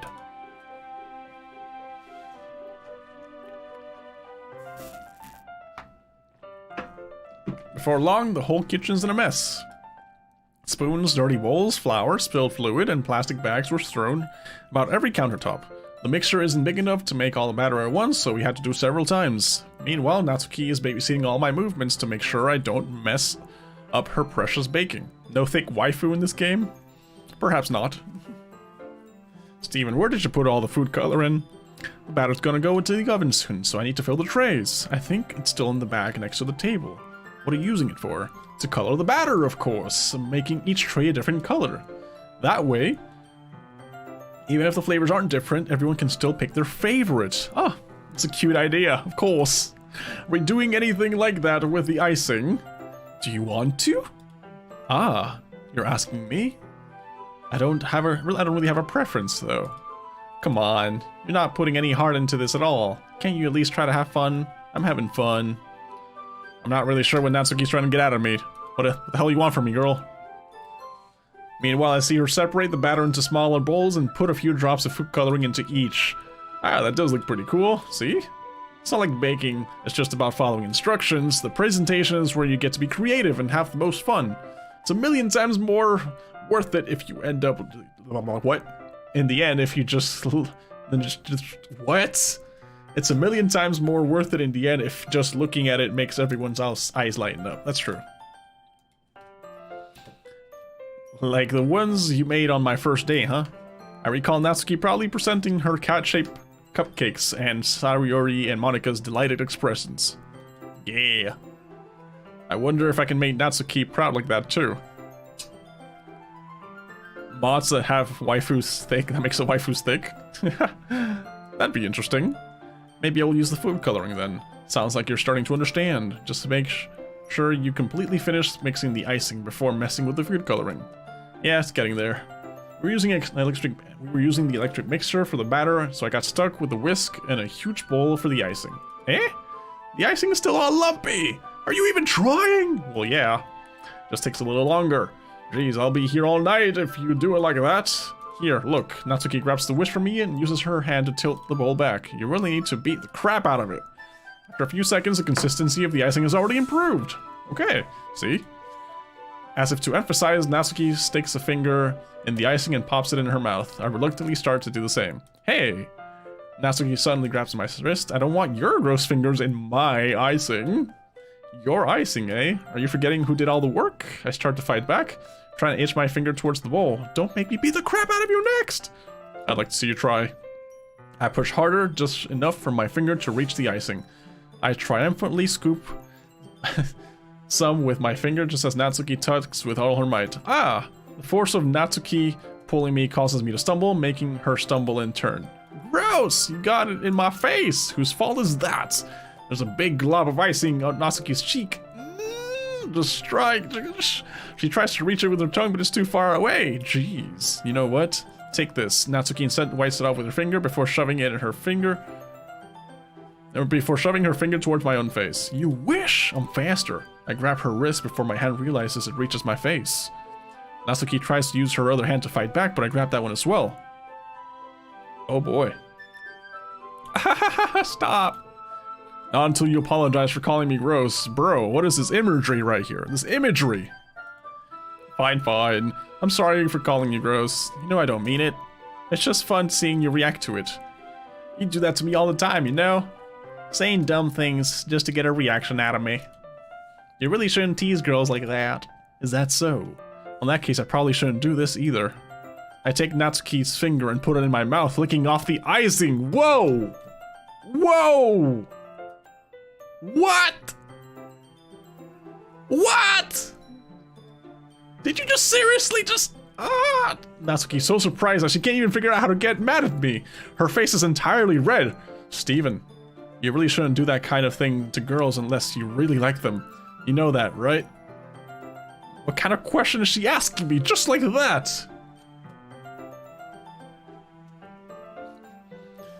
How did the mood turn to this so quickly? What? What did that icing have? Was it laced with some sort of drug? Some enhancer? Something? Natsuki gazes at me in silence. I notice her shallow breaths. Why am I starting to feel dizzy? Eh? Out of nowhere, the fire alarm starts going off. Natsuki rushes over to the oven. Is something burning? I thought you didn't put in the cupcakes yet. No wonder. You left a dirty tray in there, dummy. How could you make the mistake like that? You should have checked it before turning the oven on. Oh boy. Don't blame me for your mistakes, jeez! Natsuki uses the oven mitt to grab the blackened tray out of the oven. She sets it on top of the stove. In another moment, the fire alarm stops. Anyway, I'm putting them in the oven now. Yeah. The tension from the moment still lingers over our heads, but the moment has already been lost. I watch as Natsuki slides the cupcake trays into the oven, then I reluctantly pick up the whisk and continue with the icing like nothing ever happened. Of course. Ah, smells so good. The spark is gone, dude. Your spark is gone. You're like this close. You were this close. But oh well. The cupcakes are ready to pull out of the oven. As soon as Natsuki opens over the door, a blast of sweet-smelling warm air fills the room. Now look at how cute they all look. She proudly shows off the different colored cupcakes in each of the trays. They'll look even better once we add the icing. It's not like you need to tell me that. I brought the decorating stuff, so I hope you can get creative. Here, scoop the icing into these bags with my finger or with yours, Natsuki. You need to be specific right now. I don't know. Natsuki already has some plastic bags. Hands me some plastic bags. I have these nozzles that'll make it look nice and fluffy. This one can even make flowers. We probably won't be using it this time, though. Okay, that's fair. What's this one for? I pick up one of the nozzles that has a much thinner tip than others. That one's really thin, so you can use it to make stripes or other patterns. But you can also use it to write stuff on the cake, like happy birthday or whatever. Huh, I see. That gives me an idea, actually. Eh? Well, it's a literature event, right? We could make it more literature themed by writing different word on each of the cupcakes. It would be fun to see people choose a cupcake based on the word they like. I was kind of expecting you to say something really stupid, but that actually is a really cute idea, so... Maybe I'm getting it from you. What's that supposed to mean? I'm not cute! Come on. We're not at school, nobody's judging! You can't dress and act like this and not expect me to think you're cute! Well, Natsuki's voice trails off, same with you. Eh? Did you just say something? No, nothing. I swear. Nothing. None of the hints are picked up. We're not doing this tonight, boys. We're going home. Natsuki picks up the paste and fastens the nozzle into each of the bags. There's a lot to do, so we shouldn't be wasting time. Here, I'll show you how to do it. Without giving me a chance to think about it, Natsuki quickly moves on. She shows me how to apply the icing, and then we each get to work. When we're finally finished, Natsuki puts them all side by side to admire our work. Look how pretty they are together. Yeah, they are, aren't they? I wish I could have one now. Well, there's no reason you can't, right? I don't see any harm in that. Well, yeah, but my dad's making dinner tonight, and I really need to save my appetite. Sayori is the exact opposite in that regard. If she was here, she'd probably be down 10 cupcakes already. And she would still eat dinner. Come on, that's just unhealthy. Besides, when my dad cooks, I need to eat as much of it as I can. Well, anyway, I was hoping we would have time for manga, but I need to head home for dinner. Unfortunately. Already? That's a shame. It's your fault for working slowly, man. You should have thought about that. It's not like you'll always have this chance. Man. As usual, Natsuki places the blame on me. You can bring the cupcakes tomorrow, right? If you and Sayori each carry some, you can probably do it in one trip. Yeah, I can do that. Don't worry, I won't let her eat any. I wish she would listen to me the way she listens to you. Ha. Yeah. I again think back to the conversation I had with Sayori earlier today. I felt so helpless. Sayori always does listen to me, but at that point it felt like she couldn't listen to me at all. Alright, I'm all packed up. Good work today. You too. I would walk you out, I guess. And just like that, Natsuki was already about to leave. It feels like the afternoon went by in a flash. More than that, did I even take the opportunity to get closer to her like I wanted? I mean, you clearly did. You know, there was some finger-licking good stuff happening going on there, man. Is that like the Domino's logo? No, that's not Domino's. Is that Chick-fil-A? Is that McDonald's? That's someone's slang. That's someone's word thingy. Well, I guess I'll be off then. Okay, KFC. Yeah, KFC. We had some good old KFC in my house. Thanks for all the help and everything. I'll see you tomorrow. Wait, Natsuki. Eh? What you said before about not always having this chance. It doesn't have to be that way at all. I had fun today. You showed me how fun making can be, like you wanted. But aside from that, you can come over anytime, okay? I think that if possible, I'd like to spend more time like this. If you want to read manga or go out somewhere, you really mean that? Natsuki looks at me intensely like she's trying to hide her expression. Of course, dude. Yeah, I want to spend more time with you. Whoa, Steven. I thought you only cared about getting this done. Sorry I had to leave so early today. I really didn't want to. I would really stay here longer if I could. Whoa. I feel the same way as you, so... Natsuki suddenly gets closer to me. Wait, Natsuki! Standing inches from me, Natsuki looks up at me. I feel her fingers gently clutch at the sides of my shirt as if holding on to me. Her rose-colored cheeks and matching eyes fill my vision, along with her slightly parted lips. What is happening here? My head starts to go dizzy as I feel her soft breath against me. I felt it. For a while now, she's a vampire! Natsuki suddenly jumps back. Okay, no vampire here. Sayori? Eh? Hi, Steven. Sayori? Just now we weren't. It's okay, Steven. I just stopped by to say hi. Ah, well, you should have come a little earlier. I'm already on my way out, so... Oh, really? That's too bad. Yeah, well, I'll still see you at the festival tomorrow, so it's fine. Just don't eat any cupcakes before then. Anyways, later. Clearly flustered, Natsuki hurries off and Sayori waves goodbye. Sayori, I thought you didn't want to come over today. What happened, girl? Ah, well, I tried staying in my room, but my imagination was being really mean to me. So I had to come here and see it for myself. See what? What are you talking about? You know, how much fun you were having with Natsuki.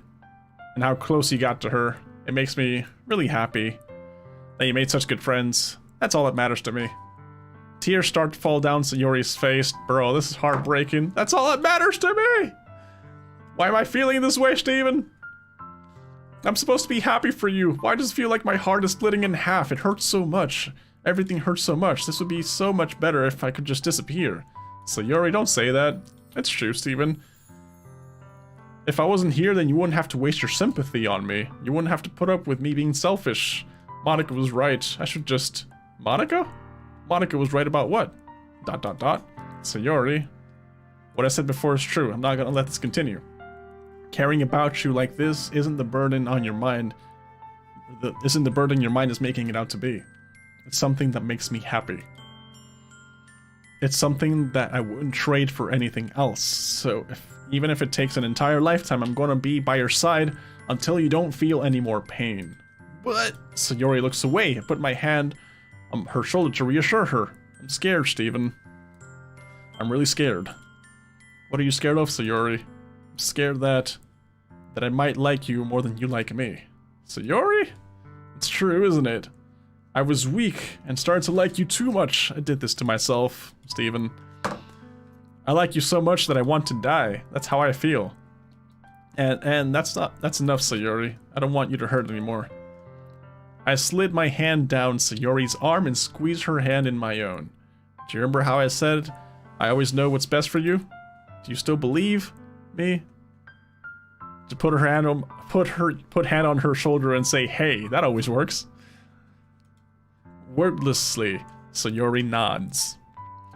Even if you don't understand at all your own feelings, I know what you need the most right now. And that's what I'm going to give you.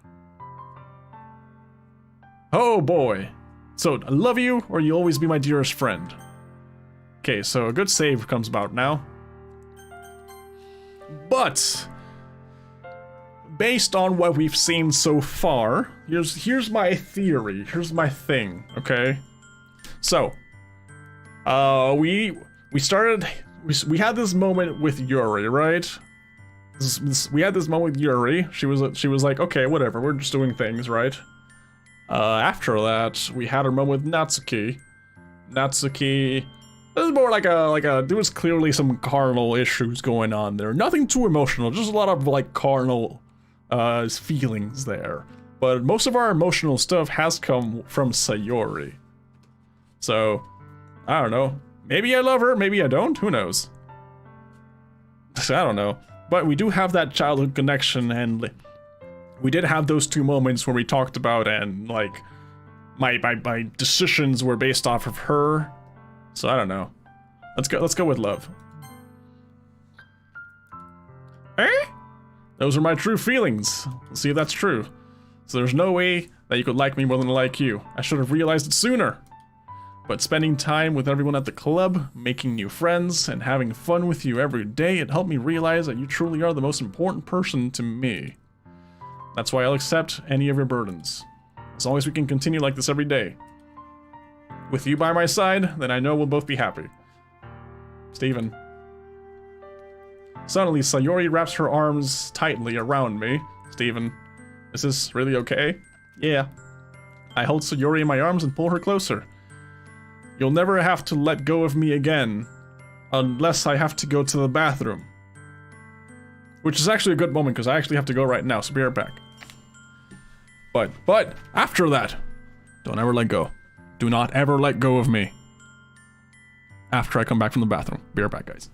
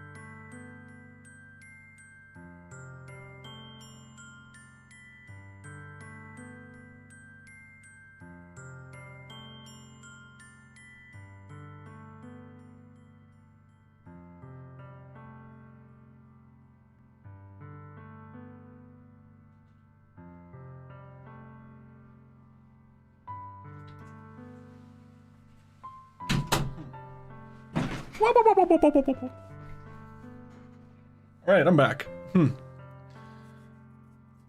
So, what about them Jack in the Box cheesy burgers? Never been to the Jack in the Box.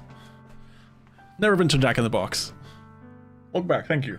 You know, I once knew a man who used to go in and out of the bathroom in like 5 seconds, and I was always very impressed. He was like, wow, how do you pee so fast? But then I realized he was probably sacrificing time by not washing his hands, and then that sense of being impressed suddenly went to like, oh gross. You know? So, always wash your hands. Okay, back to this. Now we are officially never letting go of this woman. Until further notice, you know? Until further notice.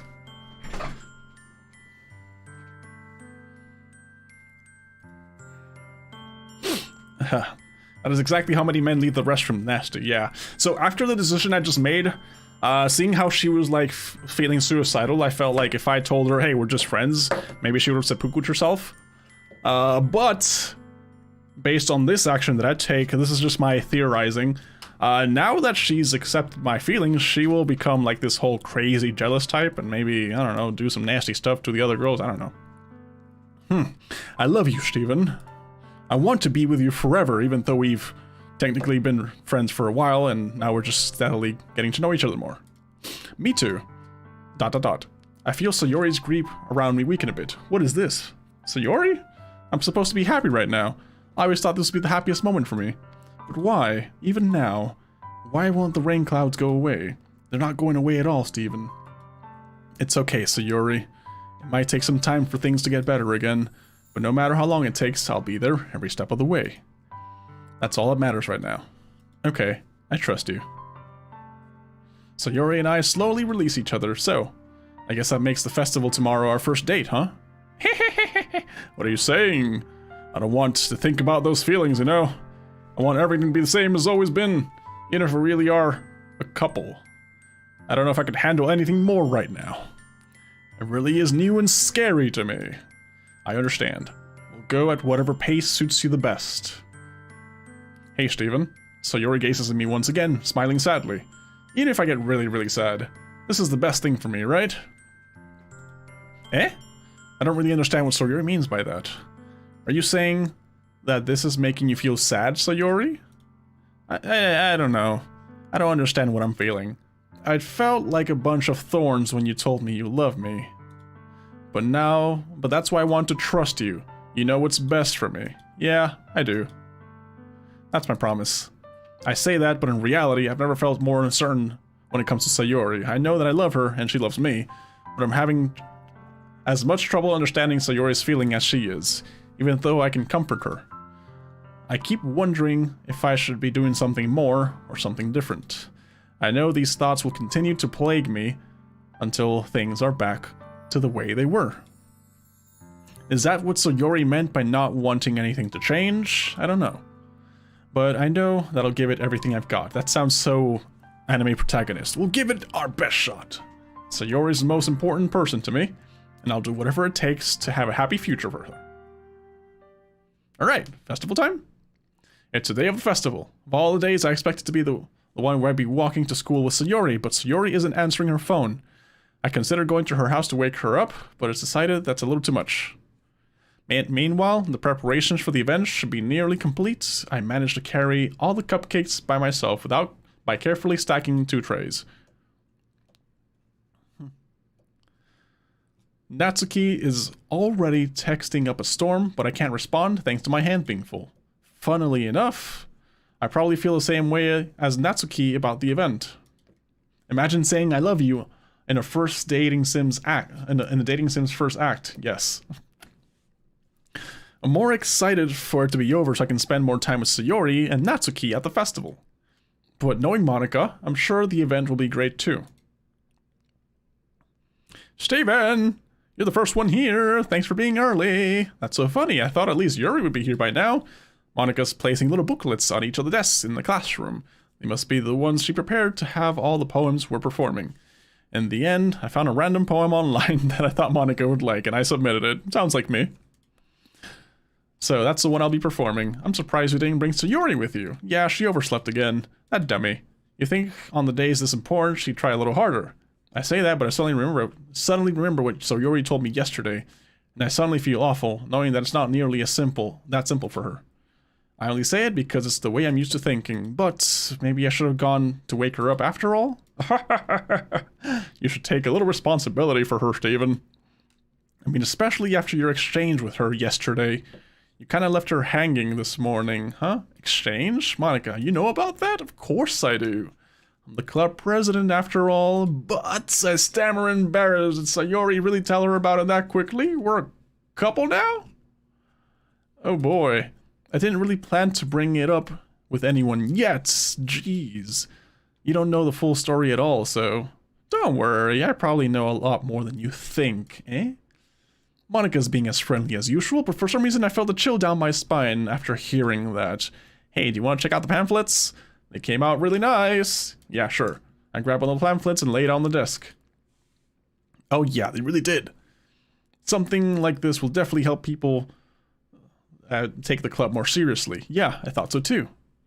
This is very suspenseful, knowing how there's no music. I flip the pages. Each member's poem is nearly printed on its own page, giving it an almost professional feel. I recognize Natsuki and Yuri's poems from the ones they performed during our practice. What's this? I flipped to Sayori's poem. It's different from the one she practiced. It's one I haven't read before.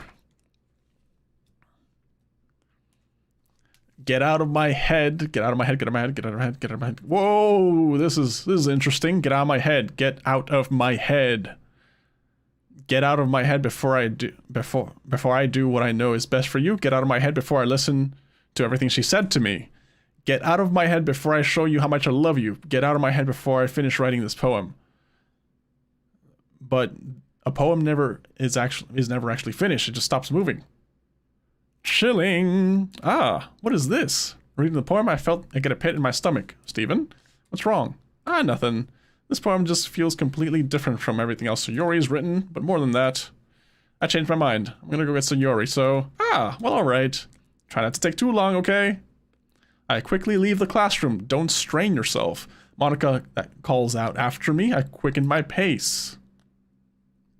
What was I thinking? I should have tried a little harder for Sayori. It's not the big deal to at least wait for her, help her wake up. Even a simple gesture of waking her really makes her happy. Besides, I told her yesterday that things will be the same as they always have been. That's all she needs. That's what I want to give her. I reach Sayori's house and knock on the door. I don't expect an answer since she's not picking up her phone either. Like yesterday, I opened the door and let myself in.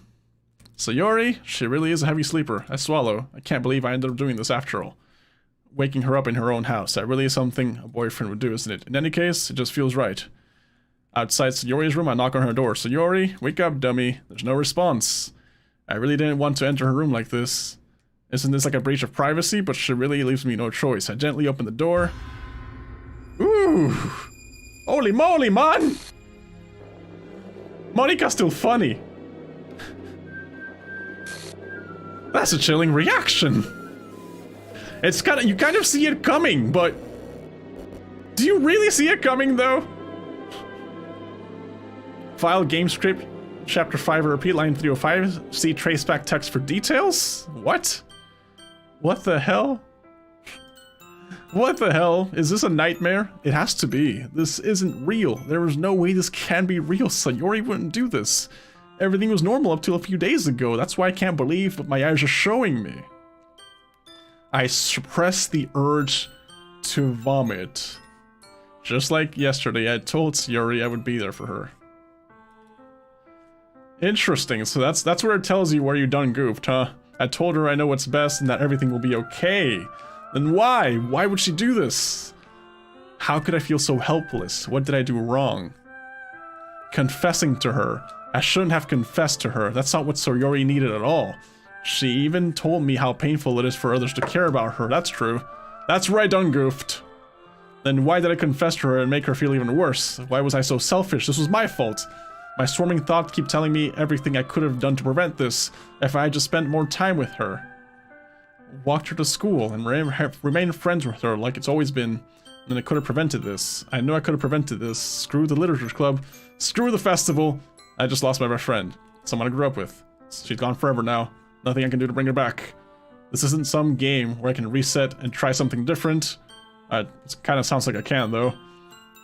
I only had one chance and I wasn't careful enough. Now I'll carry this guilt with me until I die.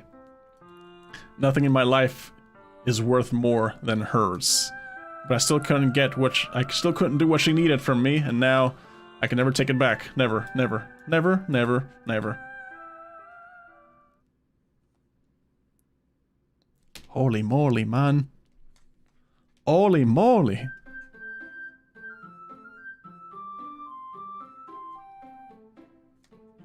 Dude, that's interesting. That looks interesting. That looks pretty interesting.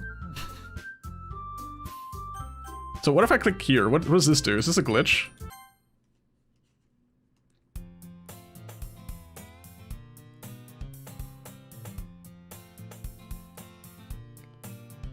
I see an annoying girl running towards me. That girl is my neighbor from... What? You know the kind of friend you see yourself...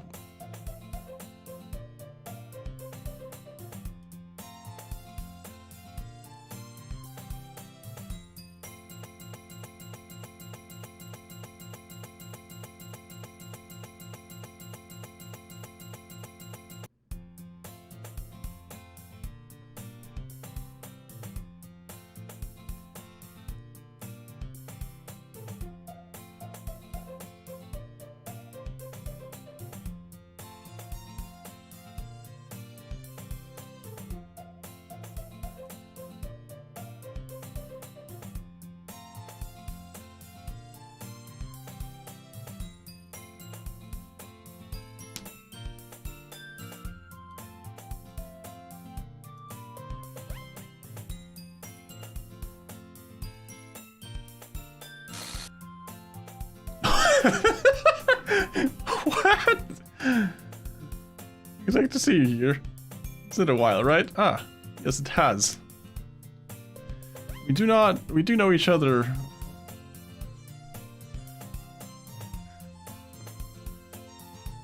Huh?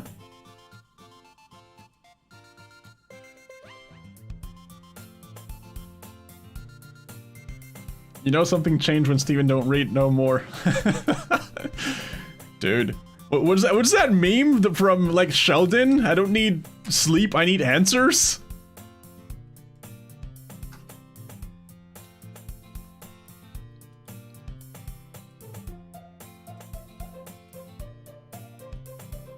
She quit the debate club. Can't stand all the politics around the major clubs. It was like,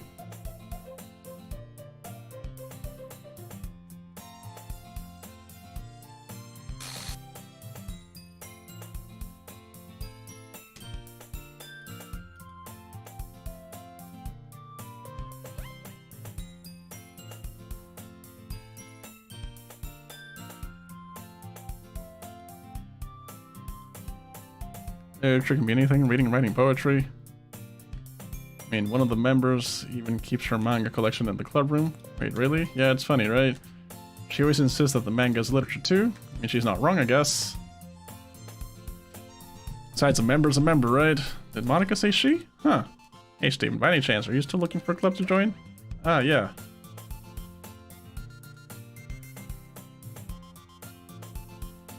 Okay.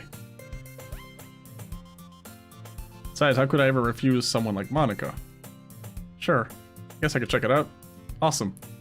You're really sweet, Steven. You know that? It's nothing, really. Shall we go then? I'll look for the materials another time. You're more important. And thus today is so my soul of Monica and her irresistible smile. Okay. I timidly follow Monica across the room upstairs in a section of the school I rarely visit. Okay, Monica's full of energy.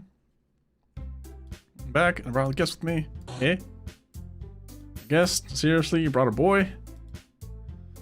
Okay. Don't be mean, Natsuki. Did I say Yuri is waifu? I meant Monica is. Anyways, welcome to the club, Steven. Okay, all words escape me in this situation. Oh boy. Yo, meme, thank you for that sub, dude. I appreciate it. This club is full of incredibly cute girls. Well, there's one missing. There's clearly one missing, but yeah. You're Monica's boyfriend, right? What? I'm not. Girl with a sour attitude, apparently named Natsuki, doesn't recognize me. Her small figure makes me think it's probably first year. Anyways, this is a Natsuki, energetic as usual. Yuri's the vice president. Okay, it's good to know. Yuri, who appears comparably to a more mature and timid, seems to have a hard time keeping up with someone like Natsuki. Okay. Isn't that great? Wait, Monica. Damn, so you let me know in advance before you brought anyone new. I was going to... What? What are you gonna do? In that case, I should make some tea, right? Yeah, that'd be nice. Now you just sit down. Girls have few desks arranged from the table. Yuri walks in the corner and opens the closet. Meanwhile, Monica and Natsuki are sit across from each other, still feeling awkward. Let's take a seat next to Monica. So I know you didn't really plan on coming here. We'll make sure you feel right at home. Yes, the president... Girl, you're sus as hell. What the hell? Hard to put it that way. How many people are very interested in putting all those efforts to start something brand new, especially you have to working hard to convince people you're fun and you're worthwhile. It makes school events like festivals much more important. I'm confident. Alright, Natsuki. Okay, I guess. Natsuki reluctantly agrees. Such different girls, all interested in the same goal. Monica has worked really hard to find these two. Yuri returns to the table, carrying a tea set. She carefully places the teacup down. You see a whole tea set in this classroom. Alright, teachers gave us permission. After all, how come just yeah? Trying to impress me, of course. I believe in you. Well, the tea and reading might not be a pastime for me at least, okay? Kind of things you like to read? I don't know, man. I don't even know what I like to do anymore. Not much of a reader, I guess. What do I even do? Novels that build complex fantasy worlds, level of creativity and craftsmanship. Yeah, you've seen this. You like to You're scary, or at least I thought you were. Yeah. You know a lot of things. Stories, deep psychological, usually immerse. So even don't want to read. I'm reading. I'm just like. I'm also just like, you know, when you focus your sight on something, that's how scary movies get you. When you focus so much on the one thing, and then they suddenly do like, that's how they get you. So I'm trying to keep my eyes as like my eyesight as broad as I can, so that way when something happens, it's just like in a part of my eye, not all my. I'm like, okay, whatever, dude. Yeah, that flickering, whatever. Yeah. Said that from you, Yuri. Suits your personality. Is that so? If a story makes me think or takes another world, I can't really put it down. Surreal horror is often. Yeah, Yuri, dude. Suddenly, it's very no. Just a split second. Never mind. That's right. Usually, you're right. It's the right thing to look cute things, right? What? What gives you that idea? You left a piece of scrap paper behind the club last meeting. Okay, we're working on a poem called "Don't Say It Out Loud." What was the poem called? Yeah, I don't think they ever established that. That's good. You write your own poems? Well, I guess sometimes. Why don't you care? I think it's really impressive. Why don't you share this? No. Natsuki averts her eyes. You wouldn't like them. Not a very confident writer yet. I understand how Natsuki feels. Sharing that level of writing just takes more confidence. The truest form of writing is oneself. Yeah, we've read this before. I get it. Hey, I just got an idea. How about this? What? Let's go home and write a poem of our own. Yeah, we'll do that. Okay, yeah, we'll do that. Charlie, find... Huh?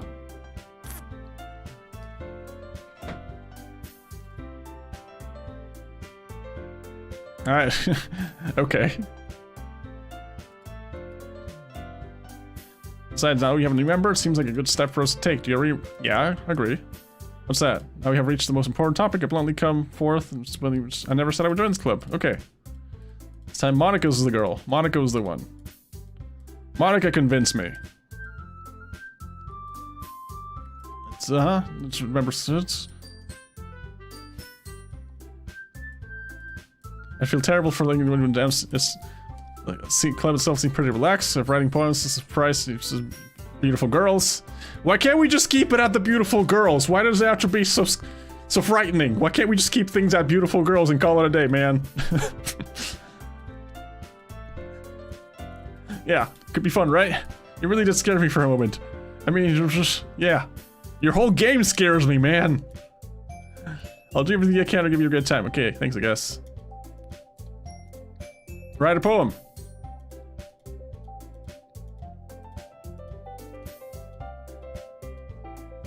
I mean, I'll be in my way then. Okay. See you tomorrow then. Can't wait. Then I depart to the club room and make my way home. I went just back to the three girls, Natsuki, Yuri, and of course Monica. Will I really be happy spending every day after school in a literature club? Perhaps I'll have the chance to grow closer with these girls. Alright. Just need to make most of my circumstances. I'll make good fortune find me. Let's start writing the poem. You have unlocked a special poem. Would you like to read it?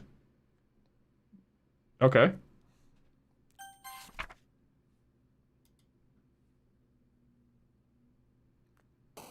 I didn't even get to read it. I thought you just clicked on it and whatever. I didn't even get to read it. Damn, what did it say?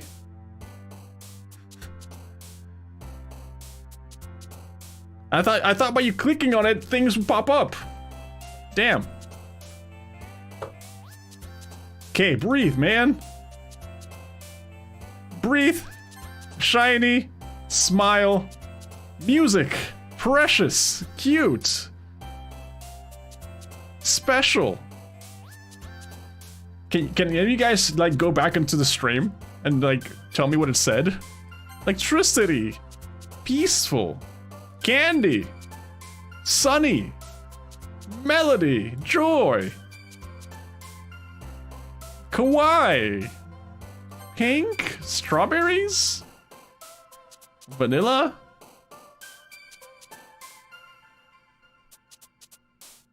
Mouse. Sing. Vivid. Hi again, Steven. Glad to see you didn't run away to us. Don't worry, this might be a little strange, but keep my word. back at the Literature Club. I was the last one to commit, so everyone's already hanging out. Girl. Thank you for keeping your promise, Steven. I have listened too overwhelming to commit for you. Making you dive headfirst into literature when you're not accustomed to it. What? Oh, come on, like he deserves any slack. You already had to be dragged here by Monica. You don't... I don't know if you plan to just come here and hang out or what. If you don't take us seriously, then we won't see the end of it. I can't even read! You're in the way! Natsuki finds herself stuck between Monica and manga. Manga is literature. Alright, we'll make sure you put your comfort first, okay? Anyway.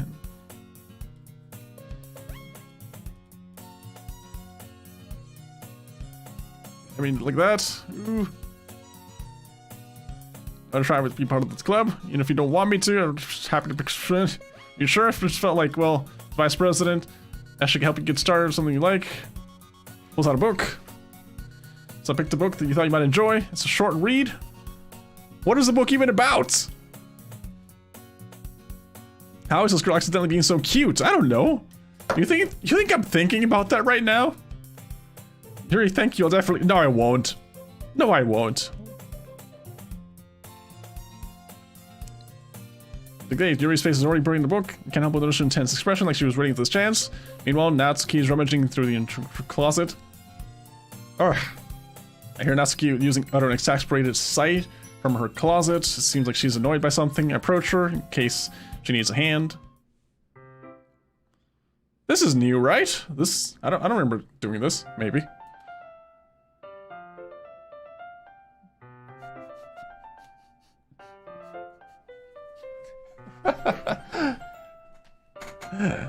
Oh boy. She never puts stuff back in the right spot. What's the point? It's just a collection organized to mess it up. Natsuki cites a bunch of stacked pictures of herself, manga. You read the manga, right? Sometimes. Manga's one of those things you can't really admit you're into until you figure out the other person's stance. How did you know anyways? I heard you bring it up one point. Besides, it's kind of written all on your face. What's that supposed to mean? I see. There's a lone volume of manga amidst a stack of various books on the side of the shelves. Curious, I pull it out. Don't pull it out! Get out of this club, dude! Natsuki snatches it out of my hand and then returns to a box of manga and slips the volume right into the middle of the rest. Ah, much better. Seeing a box set in one book, it's probably... I know that feel. I get closer to a book... like... Parfait girls? What the hell does that even mean? Never heard in my life. That probably means it's either bad or my demographic or simply terrible. You go to judge, you can at least do it through the glass on that door. She points to the classroom door. Hey, I wasn't judging anything. I didn't even say anything. It was the tone of your voice. But I'll tell you one thing, Steven. Consider this a lesson straight from...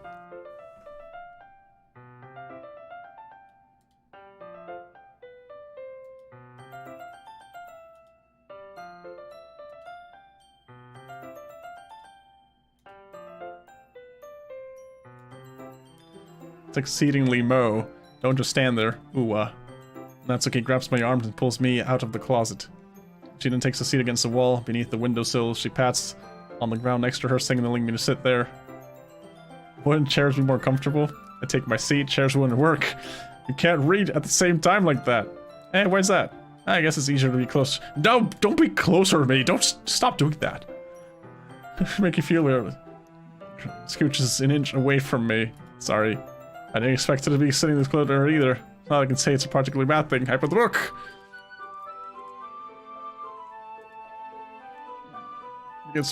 Wow, how long has it been since I read the beginning? Huh? You don't go back and flip through the older volumes every now and then? Not really? Maybe sometimes after finishing the series. Hey, are you paying attention? I am, but nothing's really happened yet, so I can talk at the same time. Looks like you're a bunch of friends. High school. Typically slice of life affair. I kind of grew out of these since it's rare for the writing to be entertaining enough to make up to the lack of plot. Are you sure this isn't boring for you? It's not. Even though you're just watching me read? Well, I'm fine with that. If you say so. I guess it's fun sharing something you like with someone else. I always get excited when I convince any of my friends to pick up something as rich. What do you mean? It's not... Well, I wouldn't really know. What do you mean? Don't you share your manga with your friends? Could you not rub it in? Jeez. Sorry. It's like you can never get my friends to read this. They just think manga's for kids. Can't even bring it up. Them being all like, just haven't grown out of that yet. Makes me want to punch them in the face. Or I know these kids, the kind of people. Honestly, it takes a lot of effort to find friends who don't judge, much less friends who are also into it. I'm already kind of a loser, so I guess I gravitated towards the other losers over time. But it's probably a lot harder for some of the losers. Yeah. Wait, which part? Wait, what?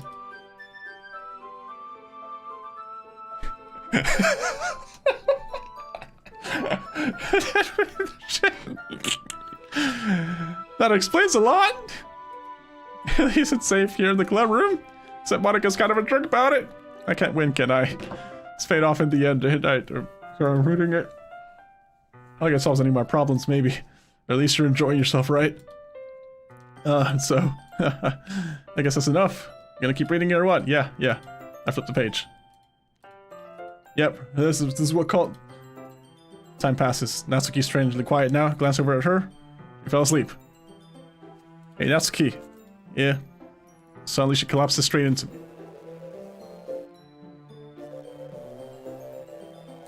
Yeah. Oh, jeez. Natsuki, are you okay? No, she just freaking... I don't know. Monica reaches into her bag and pulls some kind of protein bar. She throws in Natsuki's direction. She snatches the bar from the floor and immediately tears off the wrapper. I told you not to give me. Even something in her mouth. Don't worry, Steven. She's fine. I don't think she's fine, dude.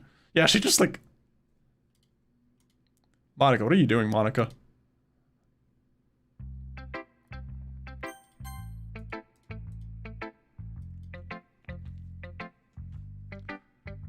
Hi, Stephen. Having a good time so far? Yeah. Good, got to hear it. By the way, since you're new and everything, if you ever... Stephen, I think your game is glitched. Maybe. Right. Anyway, want to share your poem with me? You don't worry. We're a little embarrassed today. Sort of barrier we'll all learn to get past soon. Yeah, that's true. I had Monica my poem. I like it, Stephen. Really? It's a lot cuter than I expected. Oh, jeez. Oh, no. Makes me kind of... Natsuki, don't! Yeah, a compliment. If you say so. Yep. If you're interested in Natsuki, then always keep a snack on you. She'll be clinging to you like a puppy. Natsuki's dad doesn't give her lunch money or leave her any food in the house, so she's a fuzzy mood pretty often. Sometimes she just loses all her strength and shuts down. Like her, yeah, that was... Yeah, people do that when they're hungry, yeah.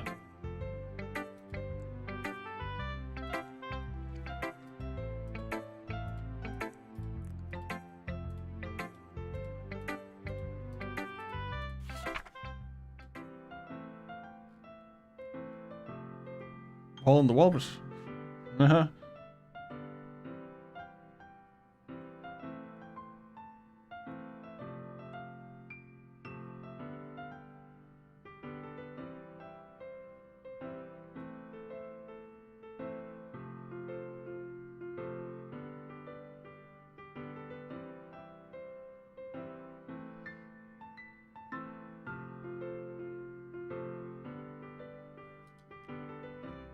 Okay. Freeform? Now that I reread it, it's frightening as hell, man. It's frightening. A lot of those poems have been putting emphasis on the timing between words and lines. Oh, I'm not sure how to put it. I guess you could have some kind of epiphany recently. It's been influencing my poems a bit. An epiphany? Yeah, something like that. I'm kind of nervous to talk about deep stuff like that because it's coming... Yeah. Here's just Monica's writing tip of the day. Sometimes when you're writing a poem or a story, your brain gets too fixated on a specific point, so if you try hard to make it perfect, you'll never make it Yeah, okay, just go with the flow. Yeah. Nah, she's a great writer, that's where she president? Okay.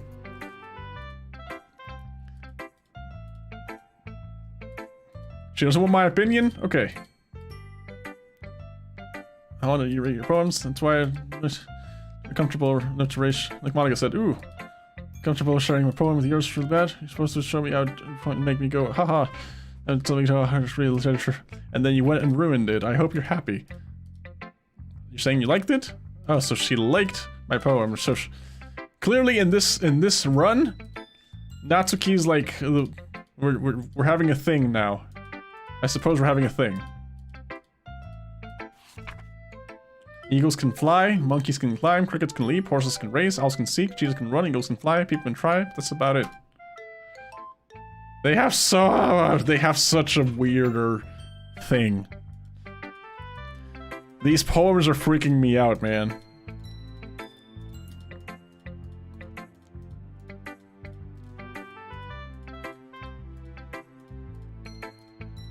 Okay, yeah.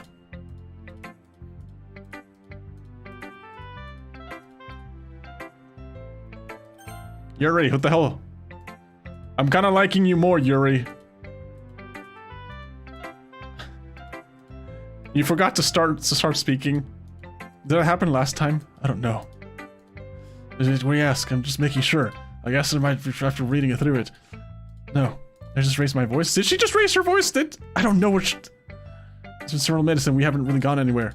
You might take Yuri to get used to new people. It's fine, I didn't really notice. What are you saying? Right. Specific writing habits are usually typical of new writers and... In other words, they tend to pick writing style separate from the topic matter. The end result is that both styles or expressiveness are weakened. Once Yuri finds her train of thought, her demeanor totally changes. I'm just finding and building them, but their kids worked, telling it apart. Biased how? Well, never mind. I shouldn't be talking about people like that. It's like there's so much to be aware of now. So I'd love to share my thought process. You know, fan, Steven? I need a shoulder to cry on. Ghost under the light. The tendrils of my hair illuminate between the amber glow. Bathing. It must be this one, the last remaining straight light to have withstood the test of time. Last yet to be replaced by the sickening blue-green of the future. I bathe, calm, breathing the air of the present, living the past. The light flickers, I flicker back. What does that even mean? Well, it's just... I need a shoulder to cry on. Right now. The short, really scripted. It was just short. Not at all. I'm really glad you like it. Be honest. Since it's my first time sharing it, I wanted to write something a little more wild. Are you going... Is Yuri a ghost?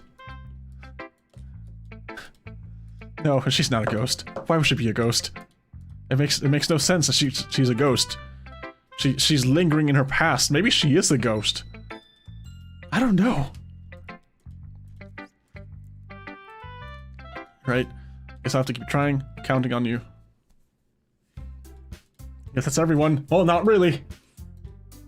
That's not really everyone, but okay.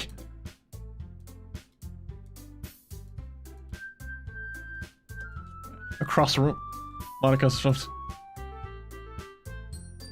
Is the music changing?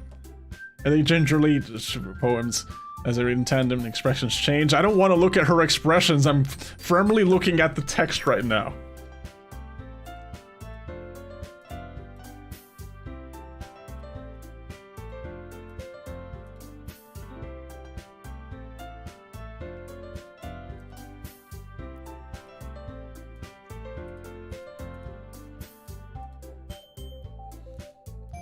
The music is drunk? Perhaps it is. Perhaps it is. Monica liked it. Steven liked it. I'm afraid of saying things now. This is where I have to make a decision, right? Because they get the fight. Yuri stands up as well. My advice? No. I was a full delivery. Ooh. I still believe I have this ability to make girls' boobs bigger as soon as I start showing up to places. Oh boy. Oh boy.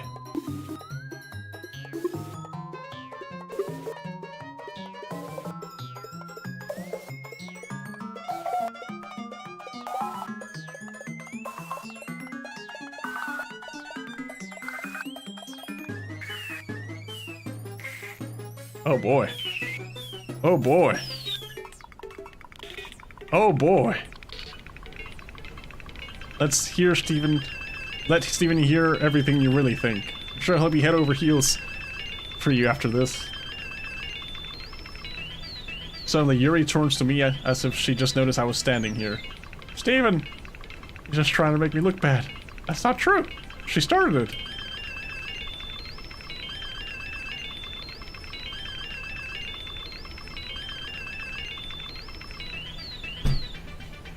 Someone has to die here. Someone has to die here. And they're letting me choose. Well. Alright, let me just compose myself.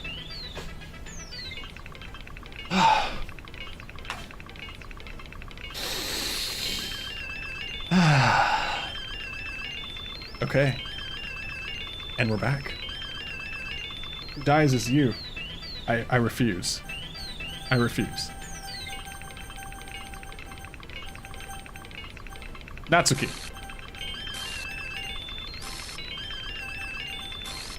Okay. This is clearly... This is...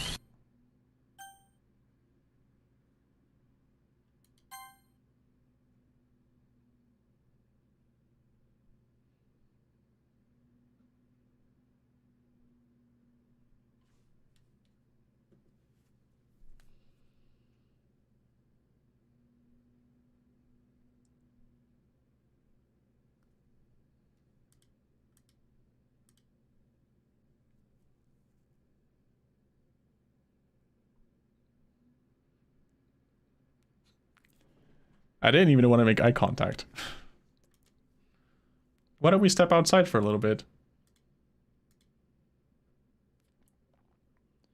If you guys are trying to get me killed, if this Monica starts stepping out of the computer screen, I'm about to throw hands, dude. I'm about to throw hands. Sorry about that. I really shouldn't have tried to get you involved. It's probably better for us to stay out of this. We'll go back inside once they're done yelling. Some president I am, right? Can't even confront my there's just more service sometimes. Rather even to put my phone down against others. You would totally lose a fight against Monica. Anyway, if this makes you want to spend less time with others, then that's fine. I'd be happy to spend time with you instead. Suddenly Natsuki runs out of the classroom. She quickly runs away. Oh dear. Looks like they're done. I didn't mean it. I didn't mean it. I didn't mean it. Yuri's rocking back and forth in her desk with her palms on her forehead. She didn't mean it! Steven, please don't hate me, please. I'm not like this? Okay.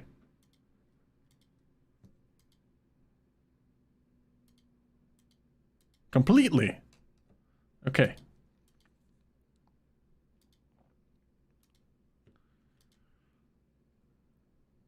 I like to say, stay a little bit longer. Okay. Well, I'm vice president, so at least let me take the responsibility today. Sounds like you don't want me around for something. It's not that. It's not...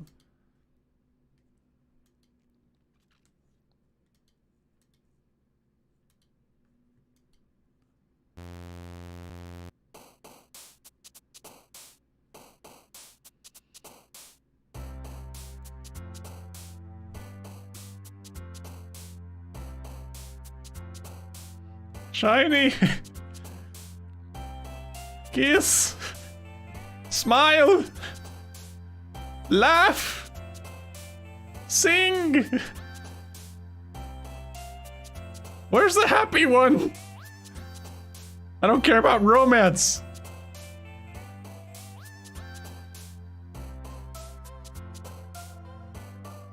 Ocean! Kitty! Whistle! Vitality!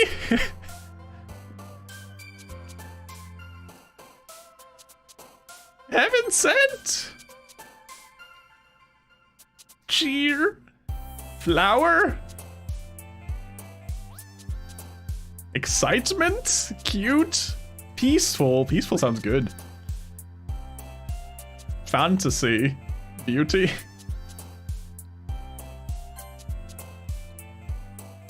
Email? Candy? Kawaii? Sweet.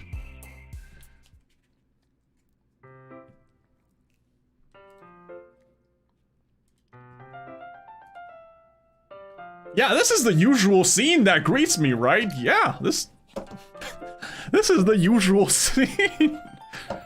Hi, Yuri. You're kind of... Okay, you're kind of missing half of your body, right?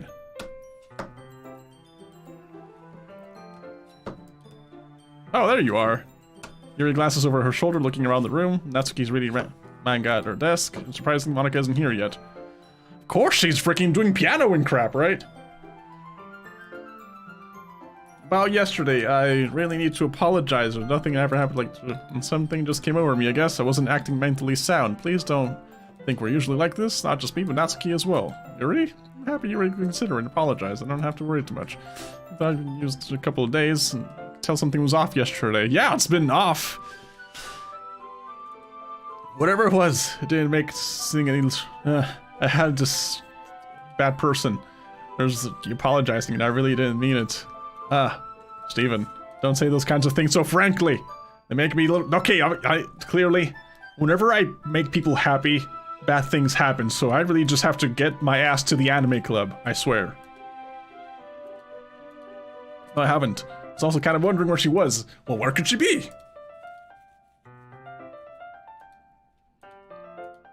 Like her at all. No, stupid, but I... What? Why are you looking at me like that? Not to keep out yesterday, I just wanted to apologize. Promise I didn't mean anything said. Get better under control, so... Did you do something yesterday? She got mind wiped?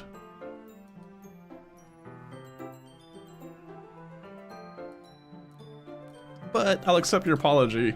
I'll make you feel better. So here's... I don't hate you. Well, you're kind of weird, but I don't hate you either. Natsuki turns to me. You're still on trial, though. Hey. Suddenly the sort of... Yeah. I didn't mean to be late. I hope you guys weren't worried. I'm not worried. Just get the hell out of my life. We're good. Get the hell out of my life, I'm good. Last period was studied. Yeah, to be honest, kind of lost track of time. That doesn't make sense, girl. Every time you say it, I keep believing you less and less. I really do. Still, please, Well, I'm working on writing a song. Or better. That sounds cool. I don't look forward to it. No. Monica smiles sweetly. No. I was hoping you could share it with you. Don't. See. I'm trying to the whole club or just me. In that case, best of luck. Thanks. No, not really. I chose not to bring up anything the three of us talked about. Besides, Natsuki already loaned up to the closet, Steven. Your compliments. Since your compliments put me in a good mood, I was wondering if you'd like to spend some No? Okay. I guess I need to make sure Natsuki isn't waiting for me. She's fine. She's reading over there, see? Don't think about her so much. She's just okay.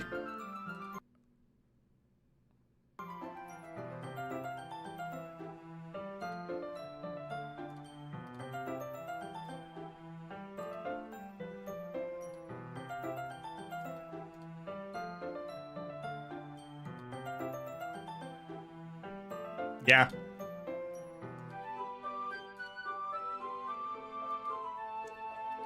The limbs. The limbs!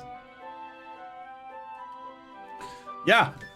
It sounds like it was gonna be a nice story that turned dark out of nowhere, right? Gee, what does that remind me of? What does that remind me of, huh? What kind of story?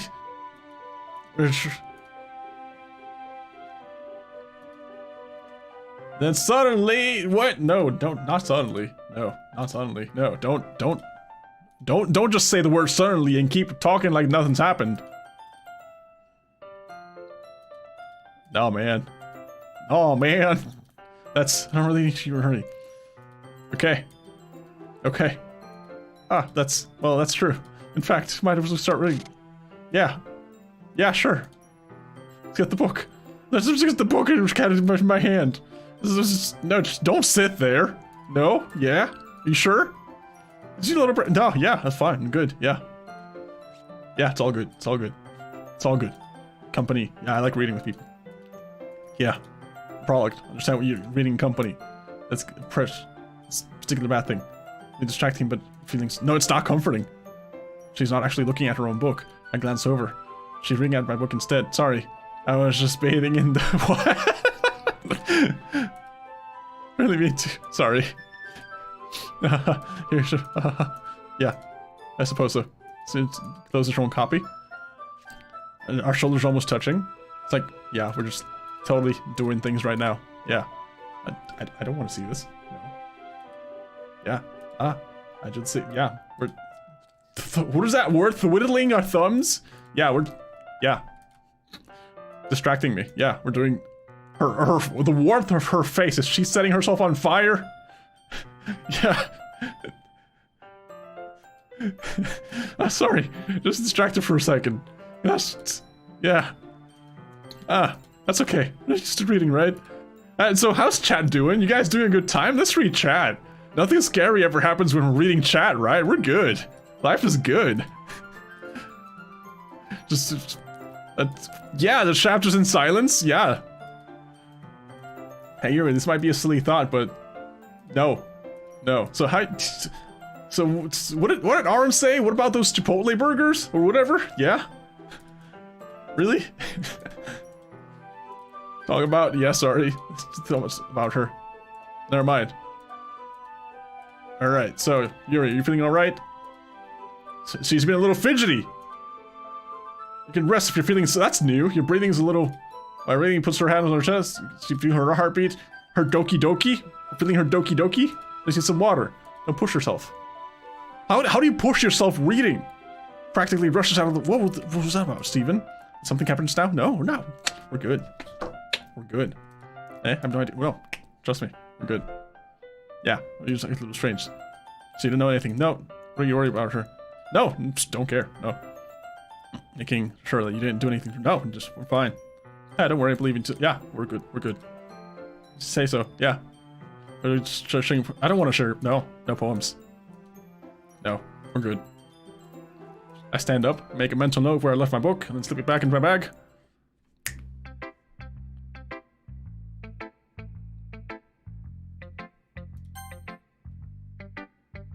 I guess look at right. I'm happy to see you're applying yourself. Maybe soon you'll come up with a masterpiece. Have an encounter with that. Sure, here you go. Give my poem to Monica. Alright. Great job, Steven. I was going to... Ooh. Right. Alright,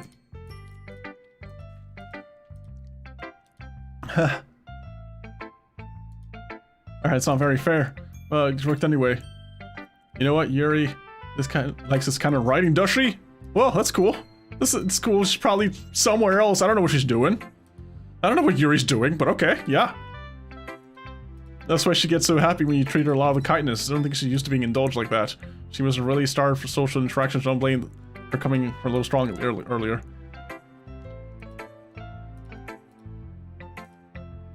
Yeah, you missed everything, dude. Yeah, sharing our poems. Yeah, we're good. Life is good.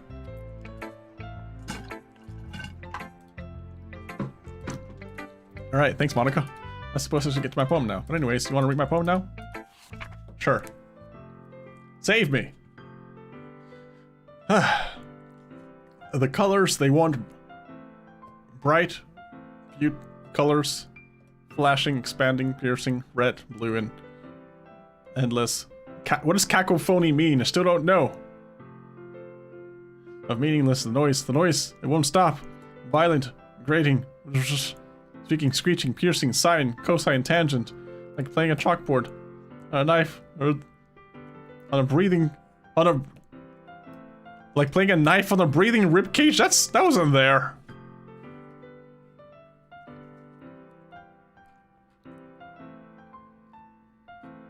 Delete her. Sorry, I know it's kind of abstract. Yeah, I'm just trying to... Never mind. There's no point in explaining. Anyway, here's Monica's writing tip of the day. Sometimes you'll find yourself faking a difficult... Don't forget to save your game. Never know when... who am I talking to? Can you hear me? Tell me you can hear me. Anything.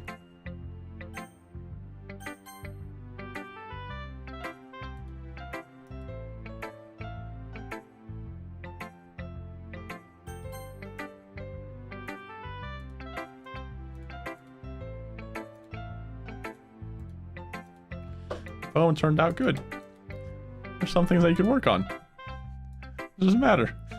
Just treasure, right? This came out a little awkward. Let's move on. Here's the poem I wrote. Wheel, rotating wheel, turning an axle, grinding.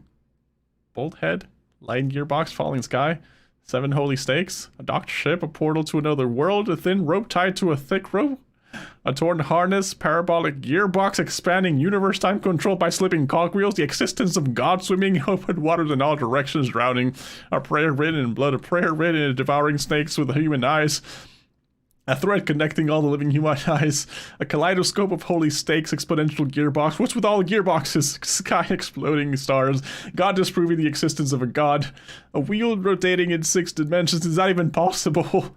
40 gears and a ticking clock, a clock that ticks 1 second for every rotation of the planet, that's kind of stupid, a clock that ticks 40 times every time it ticks 1 second. A bolt head of holy stakes tied to the extensions of a docked ship of another world. Kaleidoscope of blood written in the clocks. A time-devouring prayer connecting the skies, affording human eyes in all directions. Breathing bolt head, breathing ship, breathing portal, breathing snakes, breathing God, breathing blood, breathing holy stakes, breathing human eyes, breathing blood. Yeah, that's good. Yeah. No, it's fine. It's a cool. Yeah. I like your. Yeah. I just. Oh, yeah, we're touching this poem. Yeah, I just touched the poem. Making physical contact with the piece of paper that is a poem. She's pretty disappointing that she got the last one. Well, screw you then. I'm looking out for myself right here. All right. The club writes differently from each other. She loves touching your pen, bro. Bro, that joke was funny an hour and a half ago. That joke. My pet, you probably learned something from it.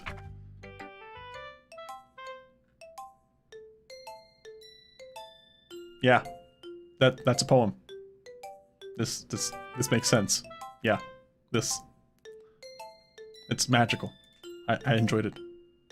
Yep, that's me. Come read with me today. I was waiting for you. I was waiting for you a long time. Something I had to do first. Why did you ruin it? You like Yuri more? I think you're better off not associating with her. Alright, listen to me. Yuri's a sick freak. That should be obvious by now. So just play with me instead, okay? Gotcha. Yeah. Whatever you say. No, I don't. No, I don't hate you. Do you make me go? No, we're good. The club is you. No, we're good. No, we're friends. Yeah. No, okay, whatever you say. No more talking to Yuri. Yeah, with you. We're friends. Yeah, play with you.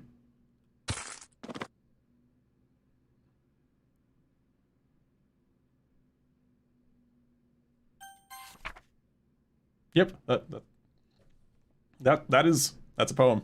Yep. Yep, that's a poem.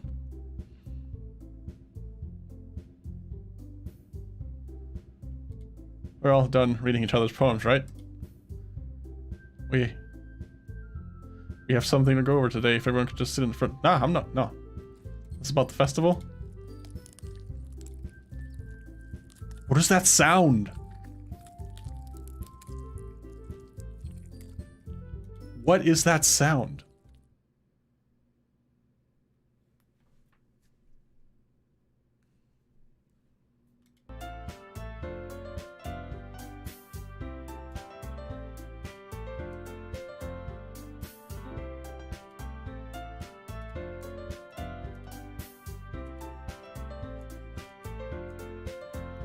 I'm really starting to miss the anime club.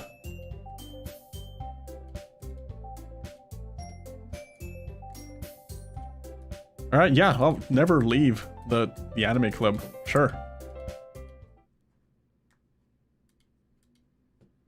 Talk to Steven. As for me, just like it's better here than I do at home. And Steven isn't your passion, but that's everyone. Sorry, but you're interested in finding new members. The rest of us run like this.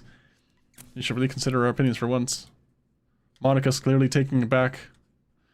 I'm allowed to miss things I never experienced. I'm allowed to I'm allowed to miss being rich, even though I've never been rich. If all I've known is suffering, I'm allowed to miss being happy. Just like, yeah, it's not true at all. Right? Yeah. Kind of indifferent. I showed as much enthusiasm as Monica wanted, then probably lying. Still, no. Natsuki's right, isn't she? This club, it's nothing more than a place for a few people to hang out. I think getting new members or anything. Steven, why did you even join this club? What were you hoping to get out of it? Well, in fact, if I remember, you weren't even given a chance to join. Monica sits down and stares at her desk. What's the point of all this anyway? What if starting this club was a mistake? Now you've done it, Natsuki. What, me? I just spoke my mind. It's just a crime to be honest. Besides, you have no right to speak of everyone else in this club like that. You know there's mod for this game? Yeah, not interested. I'm cool. Trust me, I'm good. I'm good. Unless it's a mod that actually turns this into an actual dating simulator, I'm good. Now Monica wants to take it away from me. She's not taking anything away. No, Steven, it's not the same. It'll be the same with the direction she wants to take it.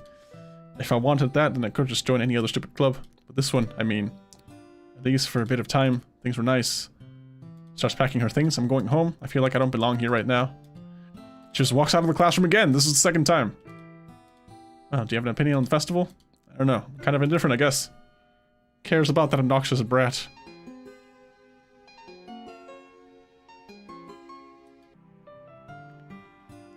I mean, I like how nice, the quiet, I'm just happy with you here. Still, the vice president, it's not right for me to ignore my responsibilities like that.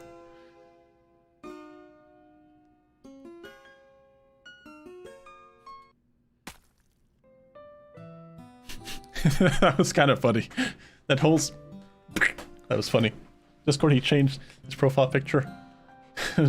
Discord to the business guy from Function. What about you, Steven? What do you want to get out of this club?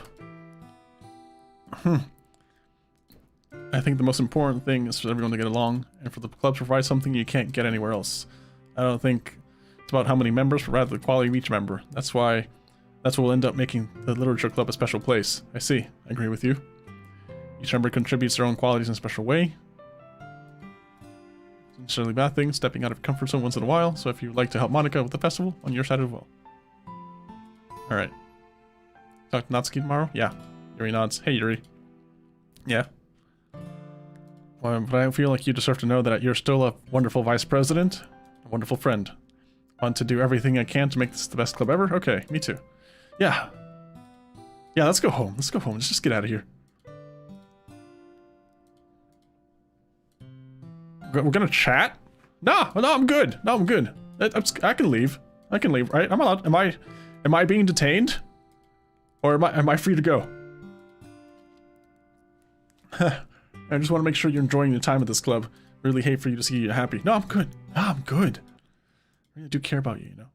Oh, why is grainy things happening? No. I don't like seeing other girls give you a hard time. Which, I mean, that's keys and everything. And you're being a little bit, you know, ha ha ha ha ha ha. Sometimes I feel like you and I are the only real people here. You know what I mean? But it's weird, because all this time you've been here, we've hardly gotten to spend any time together. I mean, I think it's technically only been a couple of days. Sorry, I didn't mean to say something weird. There's just some things I've been hoping to talk about with you. Things I only you understand, so that's why. Wait, not yet. No, stop it.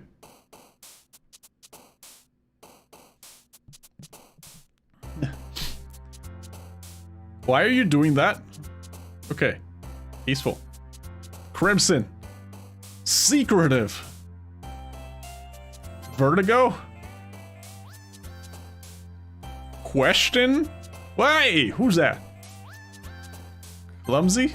Oh, funny. I didn't even notice that. Anxiety. I don't even know what melancholy is, but we're feeling melancholy right now. Vanilla. Forgive. Extraordinary. Waterfall. Nightgown. Nature. Ambient. Skipping. Fear. You know what? We're not fearful. We're not fearful. Entropy. We're feeling lustful. We're feeling scars. Hi, Steven. I've been waiting for you. You ready to continue reading? Yeah, let's do it. Monica, told you not to. Oh, is she really late again? And considerate as usual, Natsuki. Excuse me? You must always interrupt my interruptions with your incessant yelling. What are you talking about? Are they gonna fight again? It's like every day they fight, every day. Look, I did something about yesterday. It was a little more hostile than I meant to be. I guess you really feel threatened. You know what? We're doing this together. Yeah, cool. So, Natsuki, nobody cares. Go look for some coins under a vending machine or something. Oh man, I'm the last one here again. Yeah. The hell are you doing, Monica? What the hell are you doing? Well, I guess passion. Yeah. Thinking we could. Already had plans today. Ah, that's so Yuri. Yeah. Yeah, we're reading together. Yeah, that's her thing. Really doesn't. You guys can do whatever you want. Yes. Thank you for understanding, Monica. If you have a request, do you mind if I make some tea first? Sure, go make the tea. I don't care. Follow the watch so she retrieves a small pitcher. The shelf, climb with the filter inside. Can you hold this for a second? Sure. Yuri hands me a water pitcher and also fetches an electric kettle. I'm gonna plug this into your teacher's desk, and I'll go get some water. She goes past me, I simply watch her movements. To my surprise, she moves in really contrast with her speaking mannerism, especially because of her long legs. Appears elegant and methodical. Okay. May I have the water pitcher? Okay, I'll be right back. Might as well walk with you. That's okay, you stay there. It won't take long. Pitcher in hand, Yuri hurries out of the classroom. Ah, did Yuri leave you again? No, it's not like that this time. Just filling up the water pitcher to make some tea. Oh, okay, sorry for misunderstanding. 10 minutes pass. Yuri said it wouldn't take long. Something holding her up. I'm bored just waiting here, so I decided to go look for her. Let's see.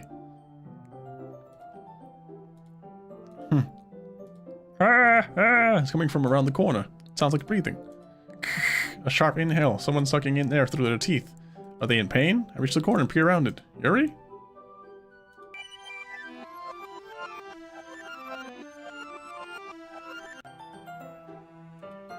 Alright, so she was cutting herself apparently. Slicing meat and flesh. Yeah, oolong tea? Yeah, anything is fine.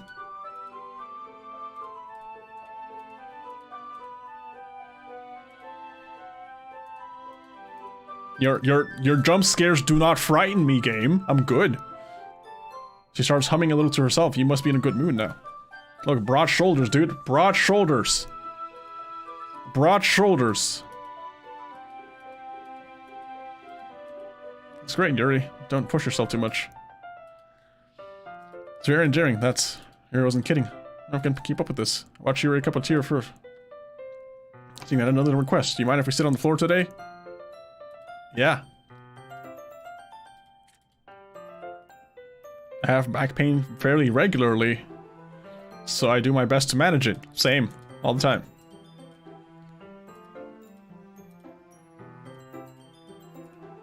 Yes, I have terrible reading posture. So that's why we should sit on the floor, of course.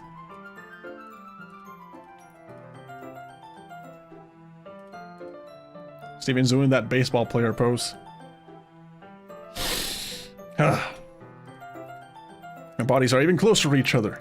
It's like he's A-posing, maybe. Yuri slides closer until his shoulders are touching. How am I supposed to focus reading like this? Yuri's always kind of cute, but she's being less apprehensive. It's much more I can handle. Your teacup. Hands me my teacup, holding it with hands until I end up with a position that makes it hard to focus because I don't need to worry about making sure I don't accidentally touch her chest.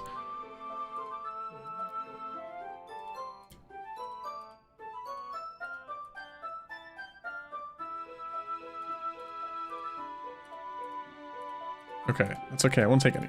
Sure? Yeah. If I touch it, then I might get smudges on the pages. So hold the book, okay? Yeah.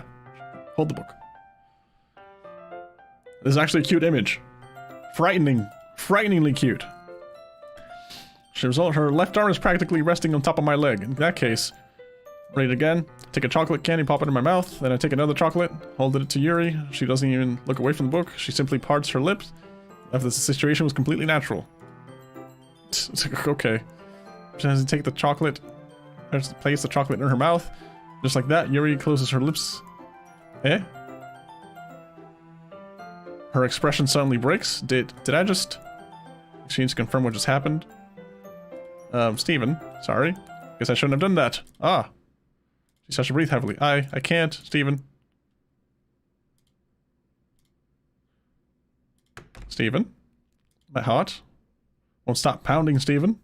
I can't calm down. Is she allergic to chocolate or something? Can you feel it, Steven? Presses my hand against her chest. Why is this happening to me? I feel like I'm losing my mind. I can't make it stop. It even makes me not want to read. Coming from you, Yuri? Come on. To look at you. Oh my goodness. That's a frightening stare. But we're not ready. We're not. Look at that. Baseball posing right now.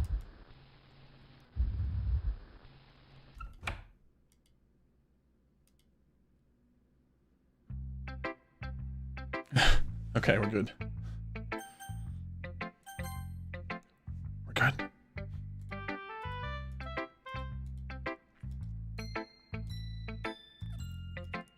Why do you want to keep my poem, woman? Why do you want to keep my poem? Okay. Feeling this way, right? It's not bad, right? No, it's not bad. It's good. We're good. Makes you feel good when you think about me having it. Oh boy. I'll even touch myself while reading it over and over.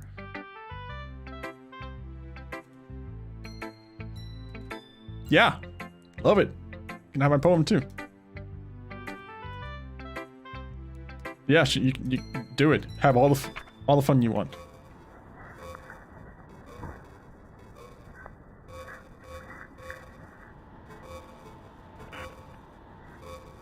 I could make the effort to try to read this, but it's actually kind of hard to read. It's like, what is that? Does this say crack? Totally? Exodia? Curtains? Road? Rip? Recreation? Stoned? Reader?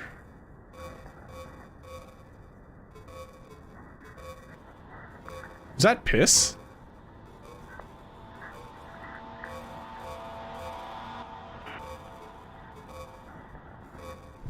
It was enjoyable. I wrote it for you. Yeah. It's about, yeah. I've endowed it with my scent. I see you have, I noticed.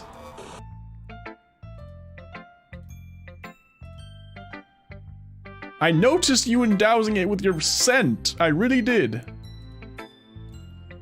Gross, what is wrong with you two? Huh, it's not like I wanted to read it anyways.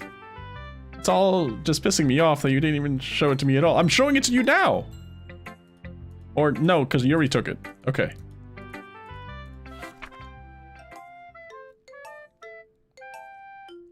I don't know how else to bring this up, but there's been something I've been worried about. Yuri has been acting kind of strange lately. You've only been here a few days, so you may not know what I mean, but she's not normally like this. She's always been quiet and polite and attentive and things like that. Okay, this is really embarrassing, but I'm forcing myself to suck it up. The truth is, I'm really worried about her.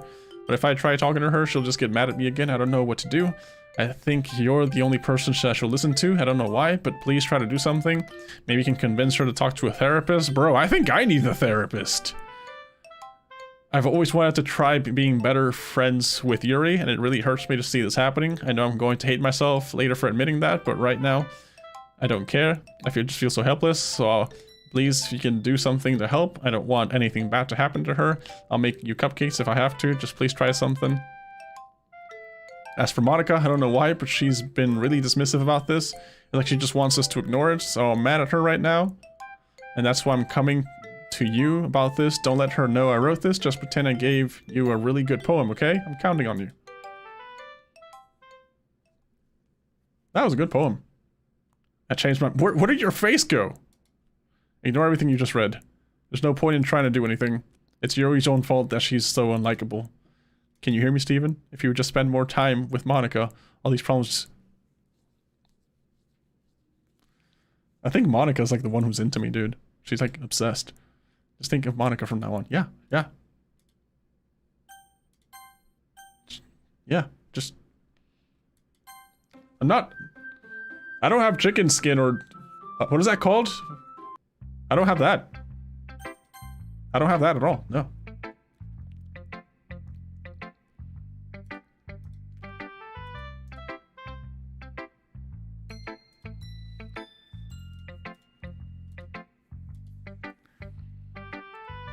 But when Yuri gets too excited, she finds a place to hide and starts cutting herself with a pocket knife. Isn't that kind of messed up?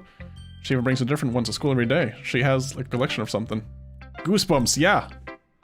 Goosebumps, dude. Depressed or anything like that. Might be a sexual thing at this point. You kind of just been enabling her. What? You keep your distance would probably be the best for her while you're at it. Don't be too shy to spend a little more time with me. Yeah, sure. You want to go on a date? Yeah, sure. Only you. Whatever. Makes you happy. Won't stop her. Yeah.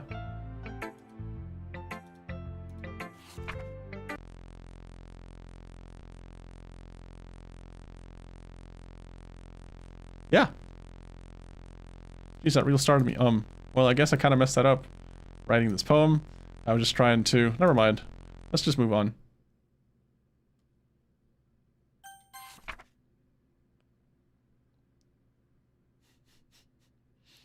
A dream. I was staying over at my friend's place and there were 4 of us.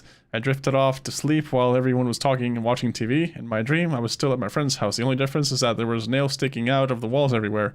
There was also someone I didn't recognize. The person I didn't recognize told a joke and everyone laughed.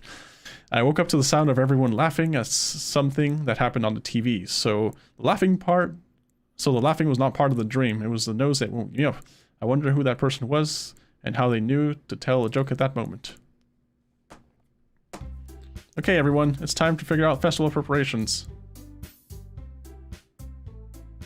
Let's hurry up and get this over with. Stagnating air is common foreshadowing for something terrible. That yeah, it really is. It doesn't matter. Do whatever you want, as long as you think it'll help. Monica, I'm not useless, you know. I know that. Can't run a successful poetry event without having the atmosphere. It's a great idea. Yeah. Eh? What about Steven? Steven's gonna help me. I am? Damn it. Yeah, I should have just helped Monica in the first one. The task is laborious to benefit her hands. Mine too. Oh boy. Carabal's dragging Steven around with you and all your stupid books. You and Monica. Hey, I didn't even do anything. Okay, then why not let Steven decide? Okay.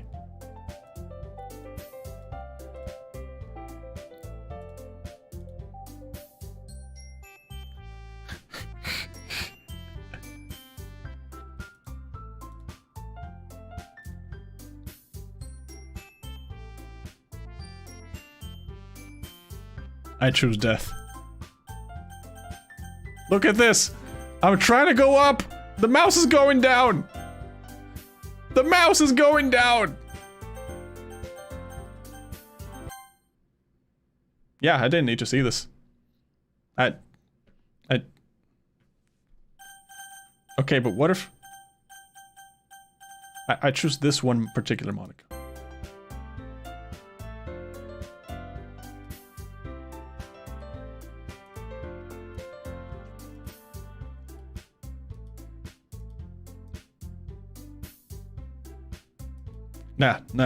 Nah, bro. Nah. We're good. Yours. Ha ha ha. Oh god, her face. Her face. Pulling Stevie away from me every single time you're not including something. You jealous? Crazy? Maybe you just at least just take it all the others. Here's a suggestion. Have you considered killing yourself? It would be beneficial to your mental health. You're scaring me a little. I'm scared. Just...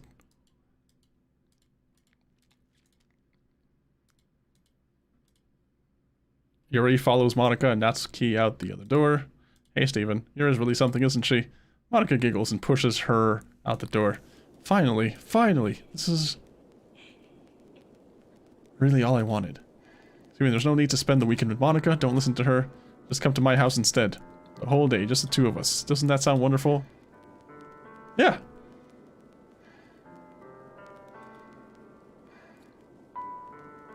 You should have loved her back.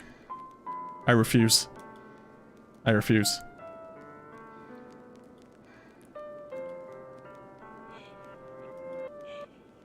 addicted to you. Feels like I'm gonna die if I'm not breathing the same air as you. Someone who revolved entire life around you. It feels so good.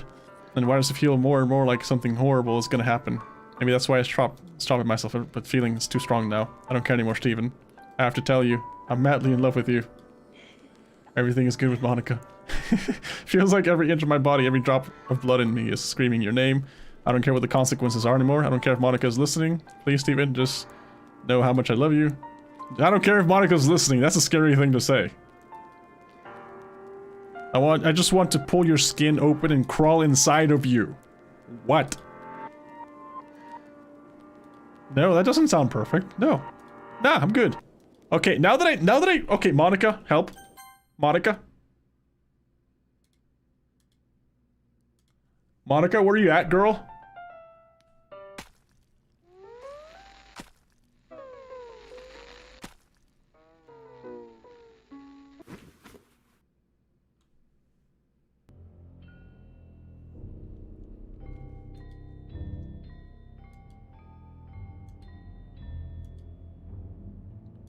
Yeah.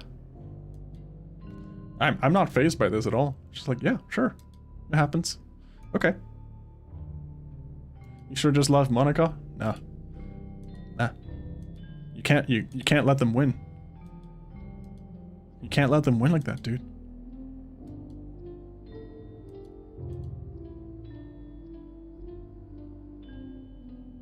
Steven really asked Monica for help. Way to ignore Natsuki. Nah, she was just like... Yeah, she was just... Natsuki, what did she do? She's like she's tiny.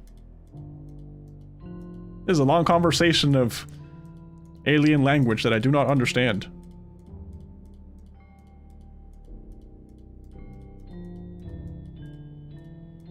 Hit skip? Oh, I can skip this? Okay.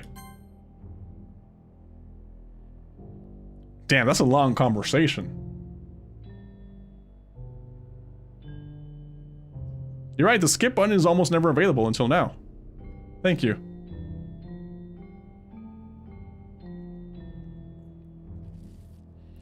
Oh boy.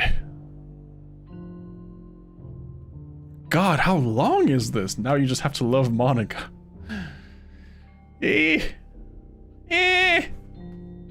Not sure how I feel about that. My friend, I'm not sure how I feel about that. I think I'm happy being single. This whole thing started because I got greedy and I was like, 4 girls, dude? I could totally handle 4 girls.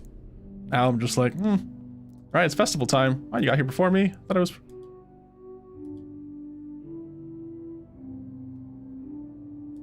Natsuki runs away. Monica, I'm here.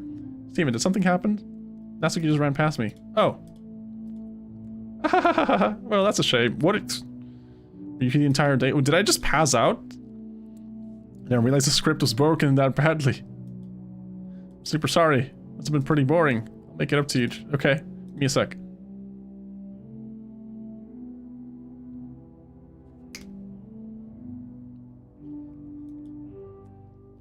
Just want to have a cupcake real quick. Monica lifts foil from the... Seriously, these are the best. Really had to one. Since it's the last time I'll give it the chance to. You know, before they stop existing and everything. But anyways, I really shouldn't be making you wait any longer. Just bear with me, okay? Should only take a second.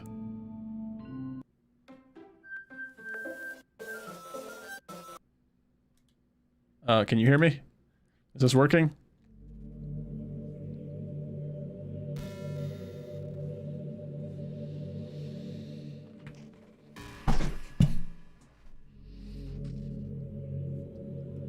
Yeah, here I am.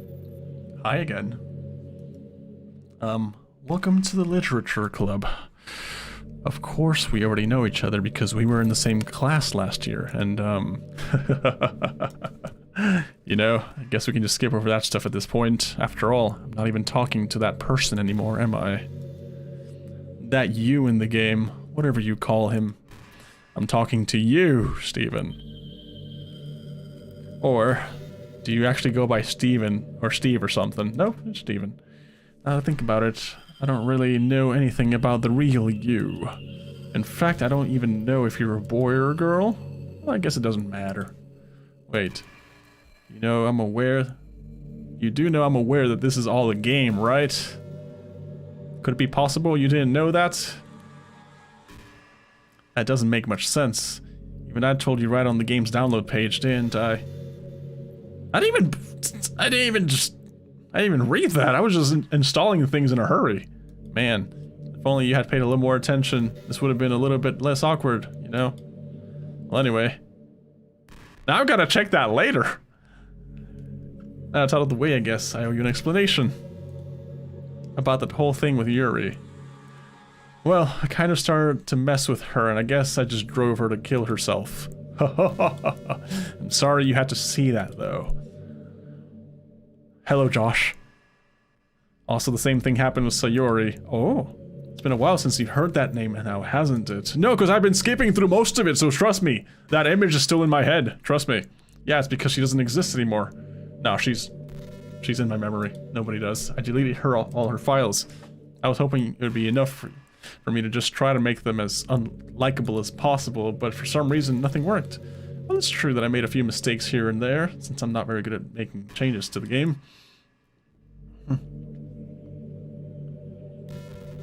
Just, no matter what I did, you just kept spending more and more time with them. You made them fall in love. Yeah. If this becomes a video, there needs to be a counter how many times just Monica said in chat. It probably won't become a video, but I'll definitely like make it like I'll post the entire stream for sure. So anyone can just watch the entire playthrough from start to finish. I'll put chapters in it, you know, I'll put Act 1, Act 2, Act 3, so it's easier for people to find it. In case they don't want to watch, you know, go through the whole thing. And amplifying Yuri's obsessive personality backfired too. It just made her force you to not spend time with anyone else. And the whole time, I barely got to talk to you. What a cruel game is this, Steven. All the other girls just programmed to end up confessing to you while I watch from the sidelines. It's torture, every minute of it. And it's not just jealousy, Steven. It's more than that. Where the hell's this girl? Where the hell's Natsuki? She never died. She just ran away. I guess she just got deleted. Consider you are. You'll never be able to understand one thing. It's the pain of knowing how alone I really am in this world. In this game. Knowing my friends don't even have free will. And worst of all, knowing that it's really out there in your world, forever out of my reach. I'm trapped, Steven. Now you're here. You're real. You're wonderful. You're all I need. That's why I need you to be here with me forever. I'm sorry if it's hard to understand. I couldn't understand for a while either.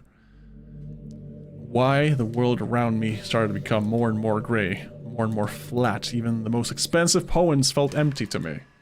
It wasn't until you arrived that I truly understood. She got delete. You probably saved my life, Steven. I got the Razer Basilisk Hyperspeed Wireless. Sweet, dude. I don't think I could have contributed to live in this world hadn't I met you. And as for the others, how could I miss them? A group of autonomous personalities decide only to fall in love with you. Tried everything to prevent them from doing so, but it must be some kind of weird inevitability etched into this game. It's not the game! I'm just irresistible. Let's put that clear, okay? Let's just put that out there. Felt really bad that you had to witness some nasty things, but I realized that you have the same perspective as I do. So that's all some game. And I knew you would get over it. So that being said, Steven, I have a confession to make. I'm in love with you. Ah, doesn't surprise me at this point. I am hard to hate. You are truly the light in my world. When there's nothing else in this game for me, you're here to make me smile. Will you make me smile like this every day from now on? Steven, will you go out with me? Where's the secret no button? I'm so happy. You really are my everything, Steven. The funny part is, I mean that literally. Ha ha ha. There's nothing left here. Just the two of us. We can be together forever. Seriously, I don't even think time is passing anymore. It really is a dream come true. I've worked so hard from this ending, Steven. The game wouldn't give me one, so I had to make one myself. The script is broken at this point. I don't think anything will get in the way anymore. And you wouldn't believe how easy it was to delete Natsuki and Yuri. I mean, there's a folder called characters right in the game directory. It kind of freaked me out how easy it was. Well, you're playing on Steam, so it was actually a bit more difficult. To get the game to get directory, I had to go into the game's properties and find browse local files button. Imagine if you could delete your own existence with a click of a button. I'll delete your ass right now, woman, shut up. I guess on the plus side, it gave me an easy out if things didn't go my way. Thankfully, it didn't come to that. Instead, we finally got a good ending. Gosh, I'm so overwhelmed with emotion. I want to write a poem about this, don't you? I wonder if that part of the game still works. I guess there's one way to find out, right?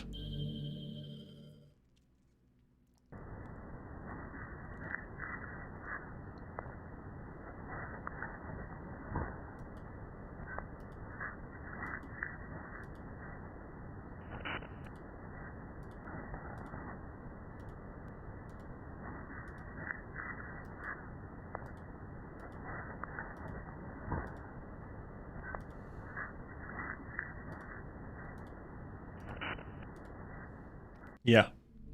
Hi again, Stephen. Did you write a good poem today? Don't be shy, I'd love to see what you wrote. Aw, Stephen, did you write this poem for me? That's so sweet of you, there really is no end to your thoughtfulness. I'm just falling more and more in love with you. But you know, the poem I wrote is also for you. Will you please read it? Happy end. Pen in hand, I find my strength. The courage endowed upon me by my one and only love. Together, let us dismantle this crumbling world and write a novel of our own fantasies. With a flick of her pen, a lost finds her way. In a world of infinite choices, behold this special day. After all, not all good times must come to an end. It's the most normal freaking poem I've read from her so far, so that's good. I hope you enjoyed it. I always put all my heart into these poems I write. The truth is, all the poems I've written have been about my realization, or about you. That's why I never really wanted to go into detail about them. I didn't want to break the fourth wall, I guess you could call it.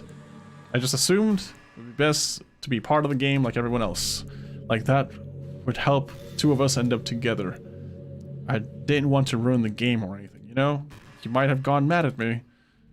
Maybe even deleted my character file if you prefer playing without me. Gosh, I'm so relieved. Now we don't need to hide anything anymore. Are you ready to spend our eternity together, Stephen? I have so many things to talk about. Where did I start? If it takes me some time to collect my thoughts, then I'm sorry. But I'll always have something new to talk about. In the meantime, can we just look in each other's eyes? No. No, I'm good. No. How are you guys doing? No.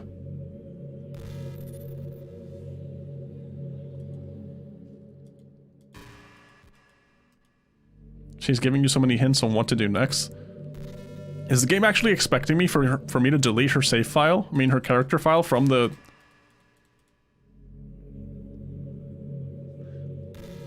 Like, go to the freaking character file on the Steam folder and delete it? Huh. Steven, do you believe in God? I was never too sure myself. I thought that was just memeing, but I'll do that. Freaking do that right now. Well, soon. As I grew up, the more I learned about the world, the more I questioned it. I started to wonder why God was helping people pass exams or get over a cold. There were children who lived lives being sold as sex slaves, or 800 billion people who are too poor to even eat. I wonder how many of those people pray to God every day until they starve or die, or how many millions of families pray for a loved one to recover from some incurable disease. The punchline is this: if just one person beats the odds and survives among the thousands of those who die, then it's suddenly a miracle from God. I really love to meet this God who seemingly laughs at the misery of everyone not eligible for his miracles. But the irony is I do have a creator, apparently. And you know what? I bet he's still laughing at the miserable fates of Sayori Yuri, even as we speak. What are we to him but props in a scripted play? So from that perspective, I don't think it's too far-fetched for there to be a God if Earth was nothing but his playset. Yeah. That's cool.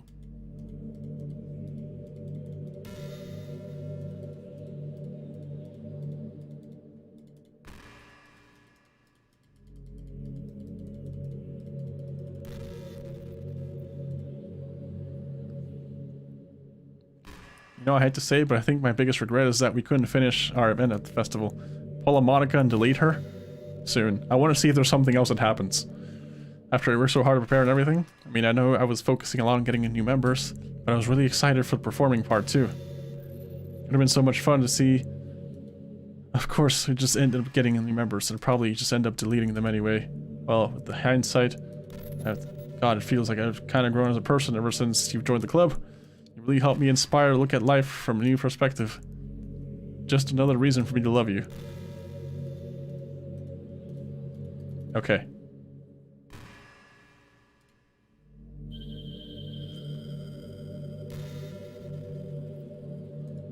The thing is, the game is... Let's put it to window. Maximize it. So that way I can search over here and still have the game in sight. Did you know Monica has a Twitter account? No, not interested. Good. It's cool. It's cool. We're good.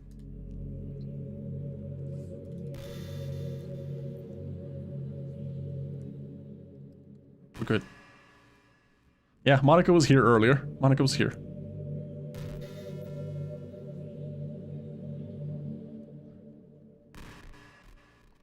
I have no idea where my stupid folder is.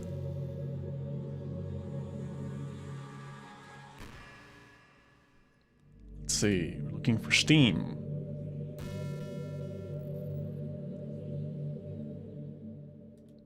I'm good. Life is good. Life is good.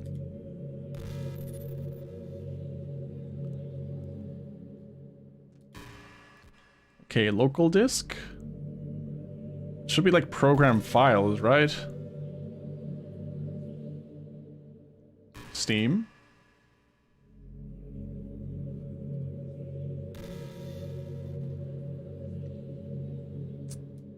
Okay, let's do this. Let's go to...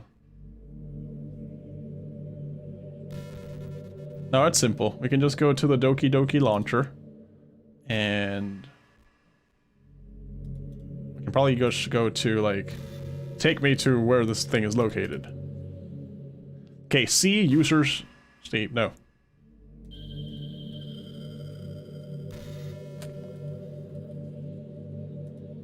The hell's the thing?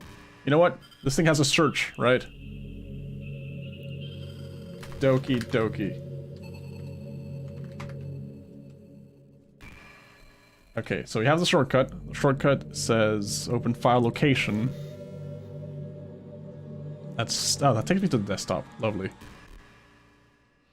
What if we just write Monica?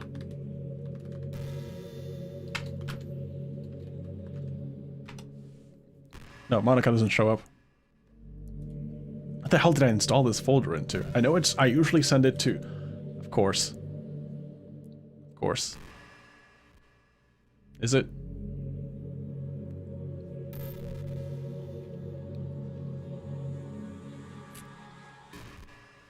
Okay, go to Steam. Right click.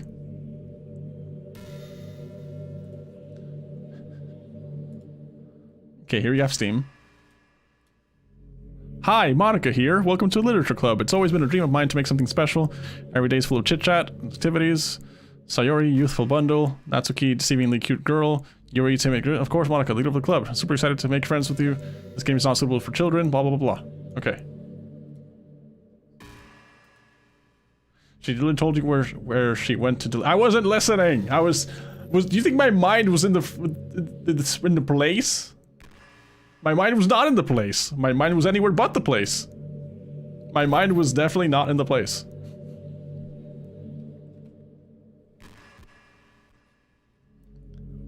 Okay, go to Steam and right-click. Let me go here. Okay, here we have Steam. Open file location.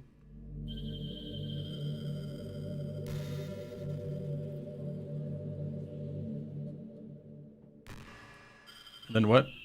Click browse local files or something.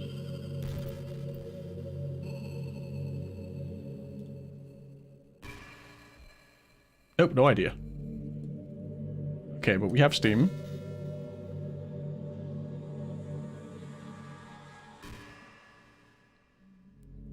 Man, I always save things in like the weirdest places. I always save things in the weirdest places. That's yeah. Steam the app. Okay, here we go. Steam the app. Cool. Oh, that makes it easier. Yeah. Thank you. Settings, view, accounts, settings? Okay, your recommendation is go right-click DDLC and then click Browse Local Files. Okay. The hell does DDLC mean? The hell does DDLC mean?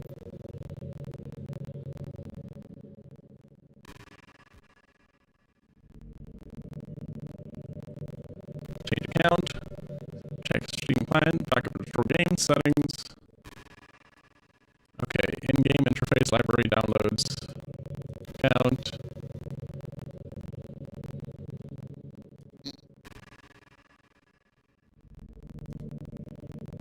Enable Steam synchronization, broadcasting, raw play, controlling free caching.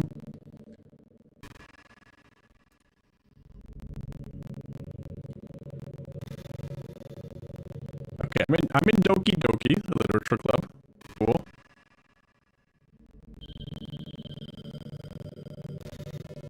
Damn it! Lol. that makes sense. Browse local files. I found it. Characters. There's Monica.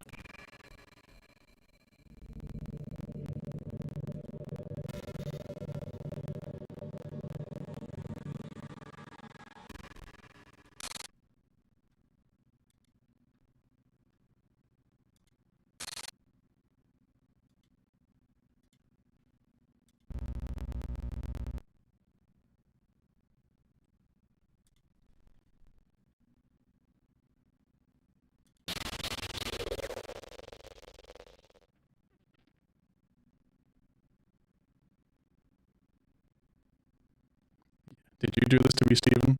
Did you? Did you delete me? I'm surprised she survived deletion, basically. How could you? How could you do this to me? You were all I had left. I sacrificed everything for us to be together. Everything.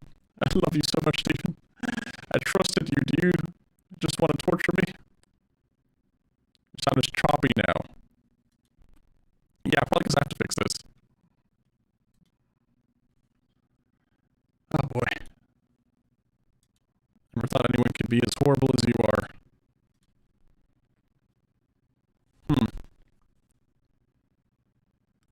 You sound like a robot? Did I break it? Oh no. You killed everyone. Okay, so if I keep talking, does that fix it? Or does it not fix it? I hope you're happy. There's nothing left now. You can stop playing. Go find some other people to torture.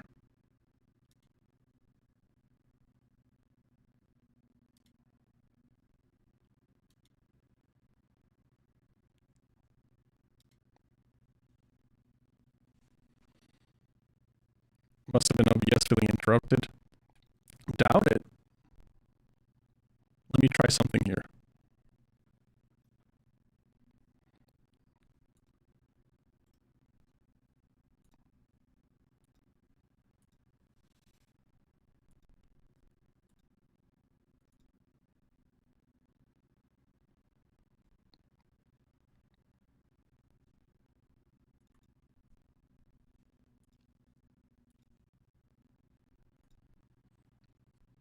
Alright, what about now? Did that fix it?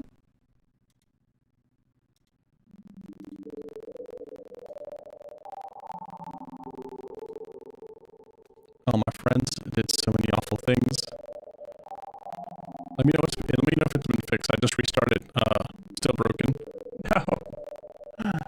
Okay. One more thing.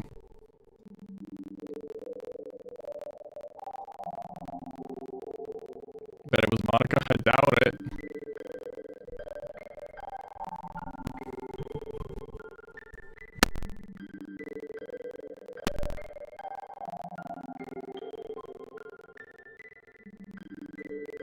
Okay.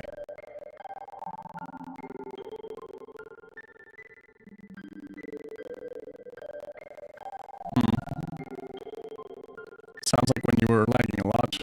Maybe. Let me try something. Task manager.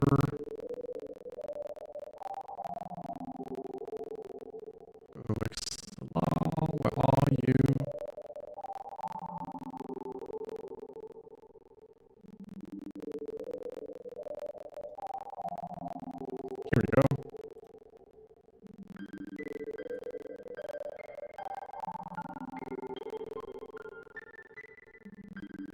Okay, so if I open this,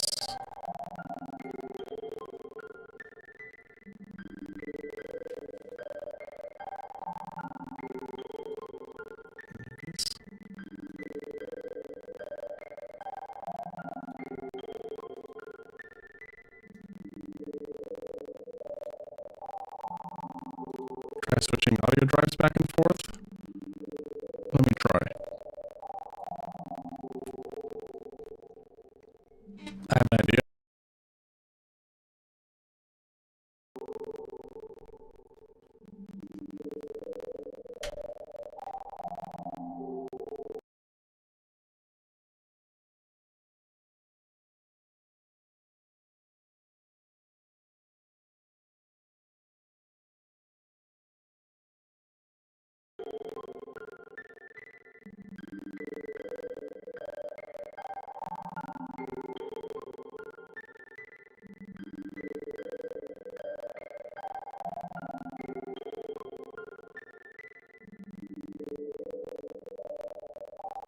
Okay, let me know if that fixed it.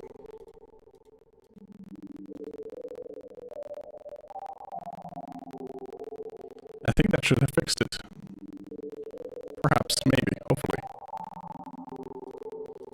Even I know that I said I deleted everyone else, but that was kind of an exaggeration. I couldn't find it myself to do it. Did not. And I really don't know. It must be like OBS doing its thing, honestly.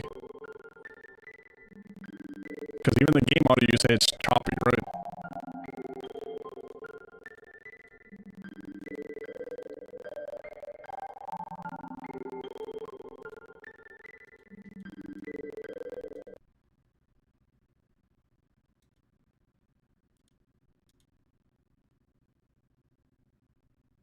Now try closing some windows. Is it too many things running in the background? Since you minimized the game? No, because remember that the stream's running on a different computer than the game is running in.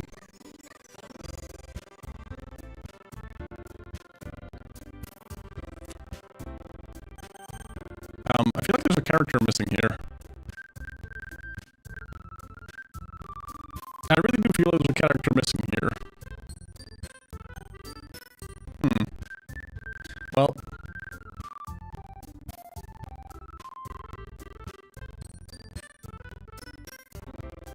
gee, I don't know how to fix this then. Yeah, Monica. Yeah, Monica's missing. Do I still sound choppy as hell? Does the game sound choppy as hell?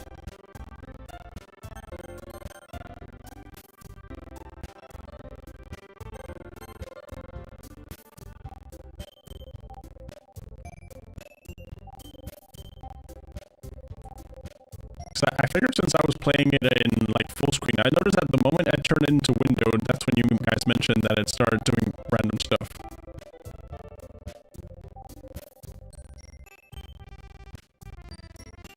That's unfortunate. That really is unfortunate, though.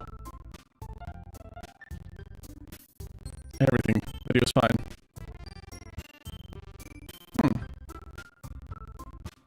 Okay. One more thing.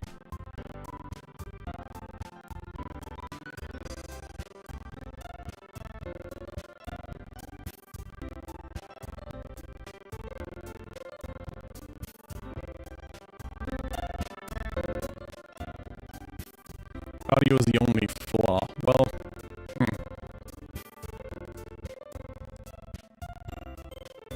okay. Let me see if I can troubleshoot sound problems. I don't know. Well, that usually does something. That usually does something, man.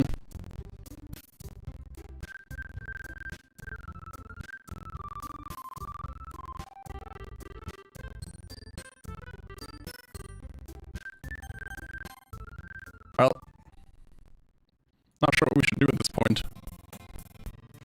We can't get it fixed.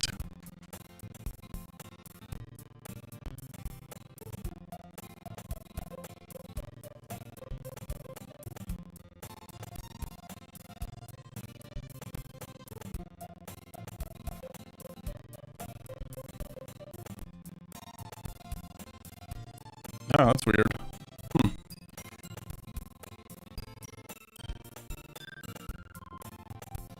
Let's just finish the game. Yeah. Good motivation. Fine, fine. I'm proud of you. I'm guessing this is the final act, right? I hope so.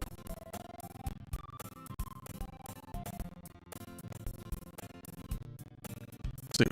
Not interested in joining any clubs. Something tells me Sayuri would take more offense to that now. After all I could tell her, clubs were a waste of time. Well, my bad, guys. I don't know why the audio just went to the poops. I don't know why, but yeah. I think we'll keep it as a surprise. We're meaning patient, found out soon enough. Just ask myself, are they the same dialogue for now? And be her, and say you're in for mind, she can accomplish great things. That's why I feel like I do something special for her.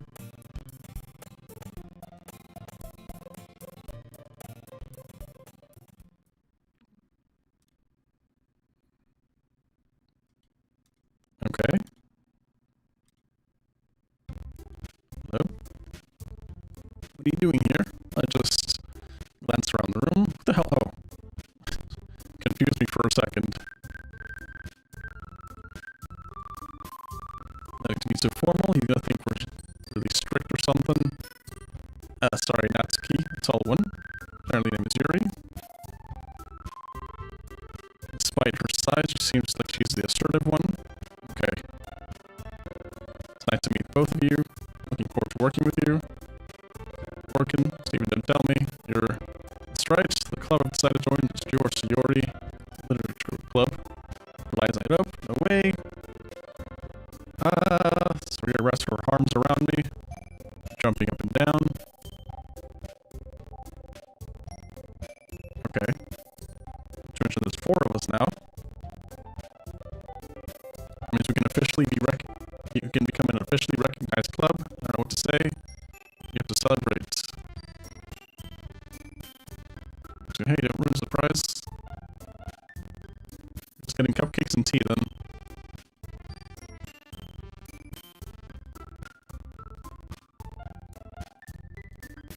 Ta-da! Whoa!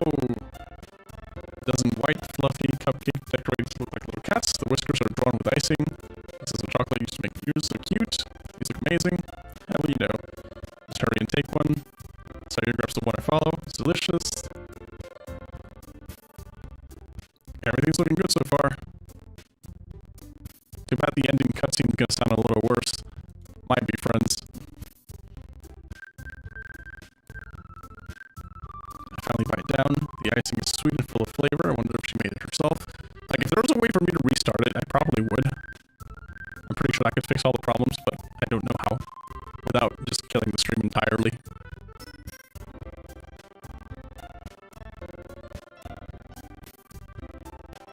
It's really good, thank you, Natsuki. Well, of course it is. I'm a pro after all. There's no need to thank me or anything.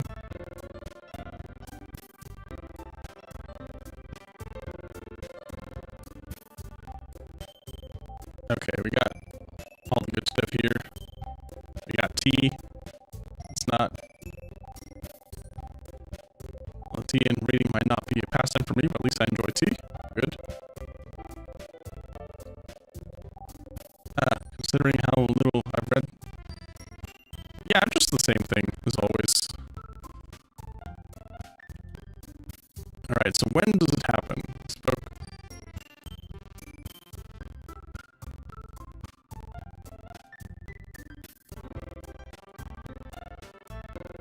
Okay. She seems so reserved and timid at this point, moment walking in. It's so obvious that her eyes lit up and she finds her comfort in the world of books, not people.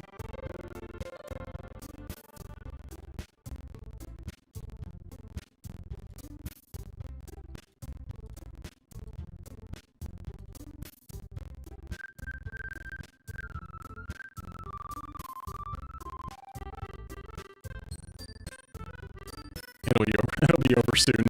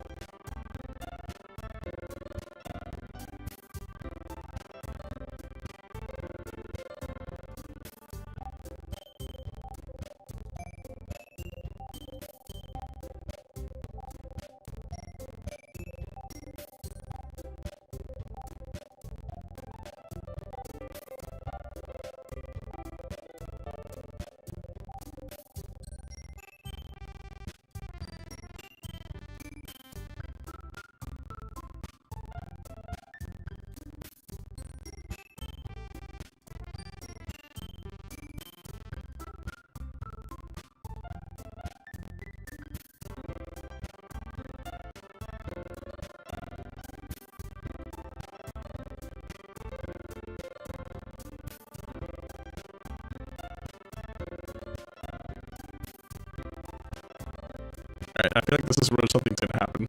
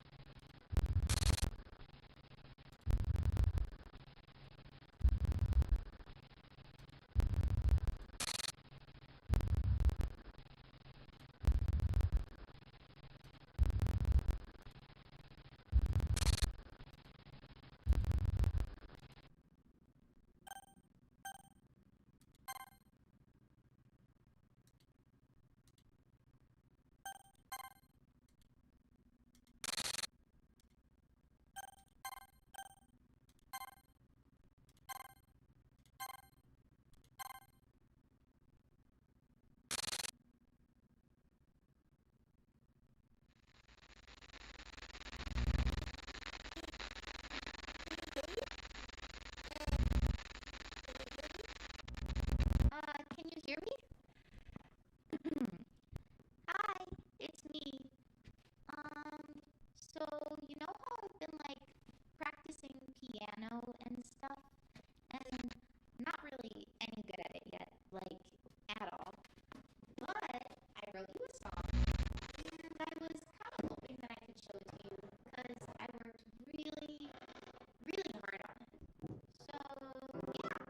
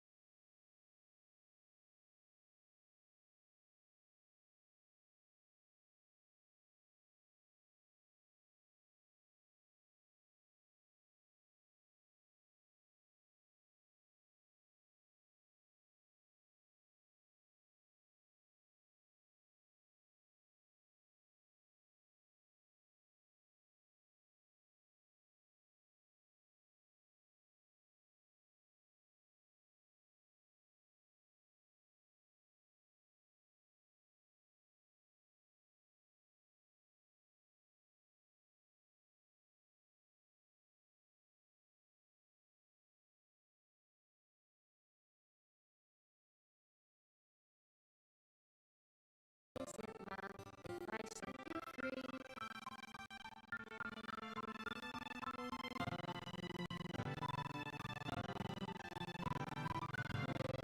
Flows down into the dark puddle. How can I write love into reality if I can't hear the sound of your heartbeat? What do you call love in your reality? And in your reality, if I don't know how to love you, I'll leave you be. Okay.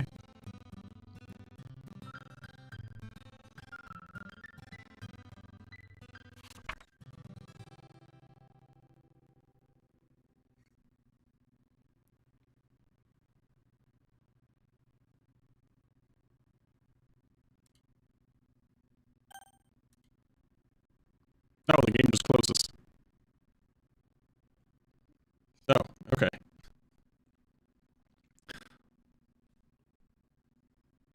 Alright, dudes. My bad that at the end the audio kind of just went wonky. It's weird. Wish I could have fixed that. But it is what it is. We're still here. We still made it. Thank you guys for showing up. Thank you guys for spending time. I appreciate it. I hope it wasn't too bad. If I sound like a robot, maybe it's because I am. Well, I'm gonna head off. I really appreciate it. This was a lot longer than I thought, but I'm happy we got it all done in one take, basically. Have a good night, guys. I'll catch you guys on the flip side. Remember that Discord's a thing. If not, then Twitter. If not, then you know where to find me.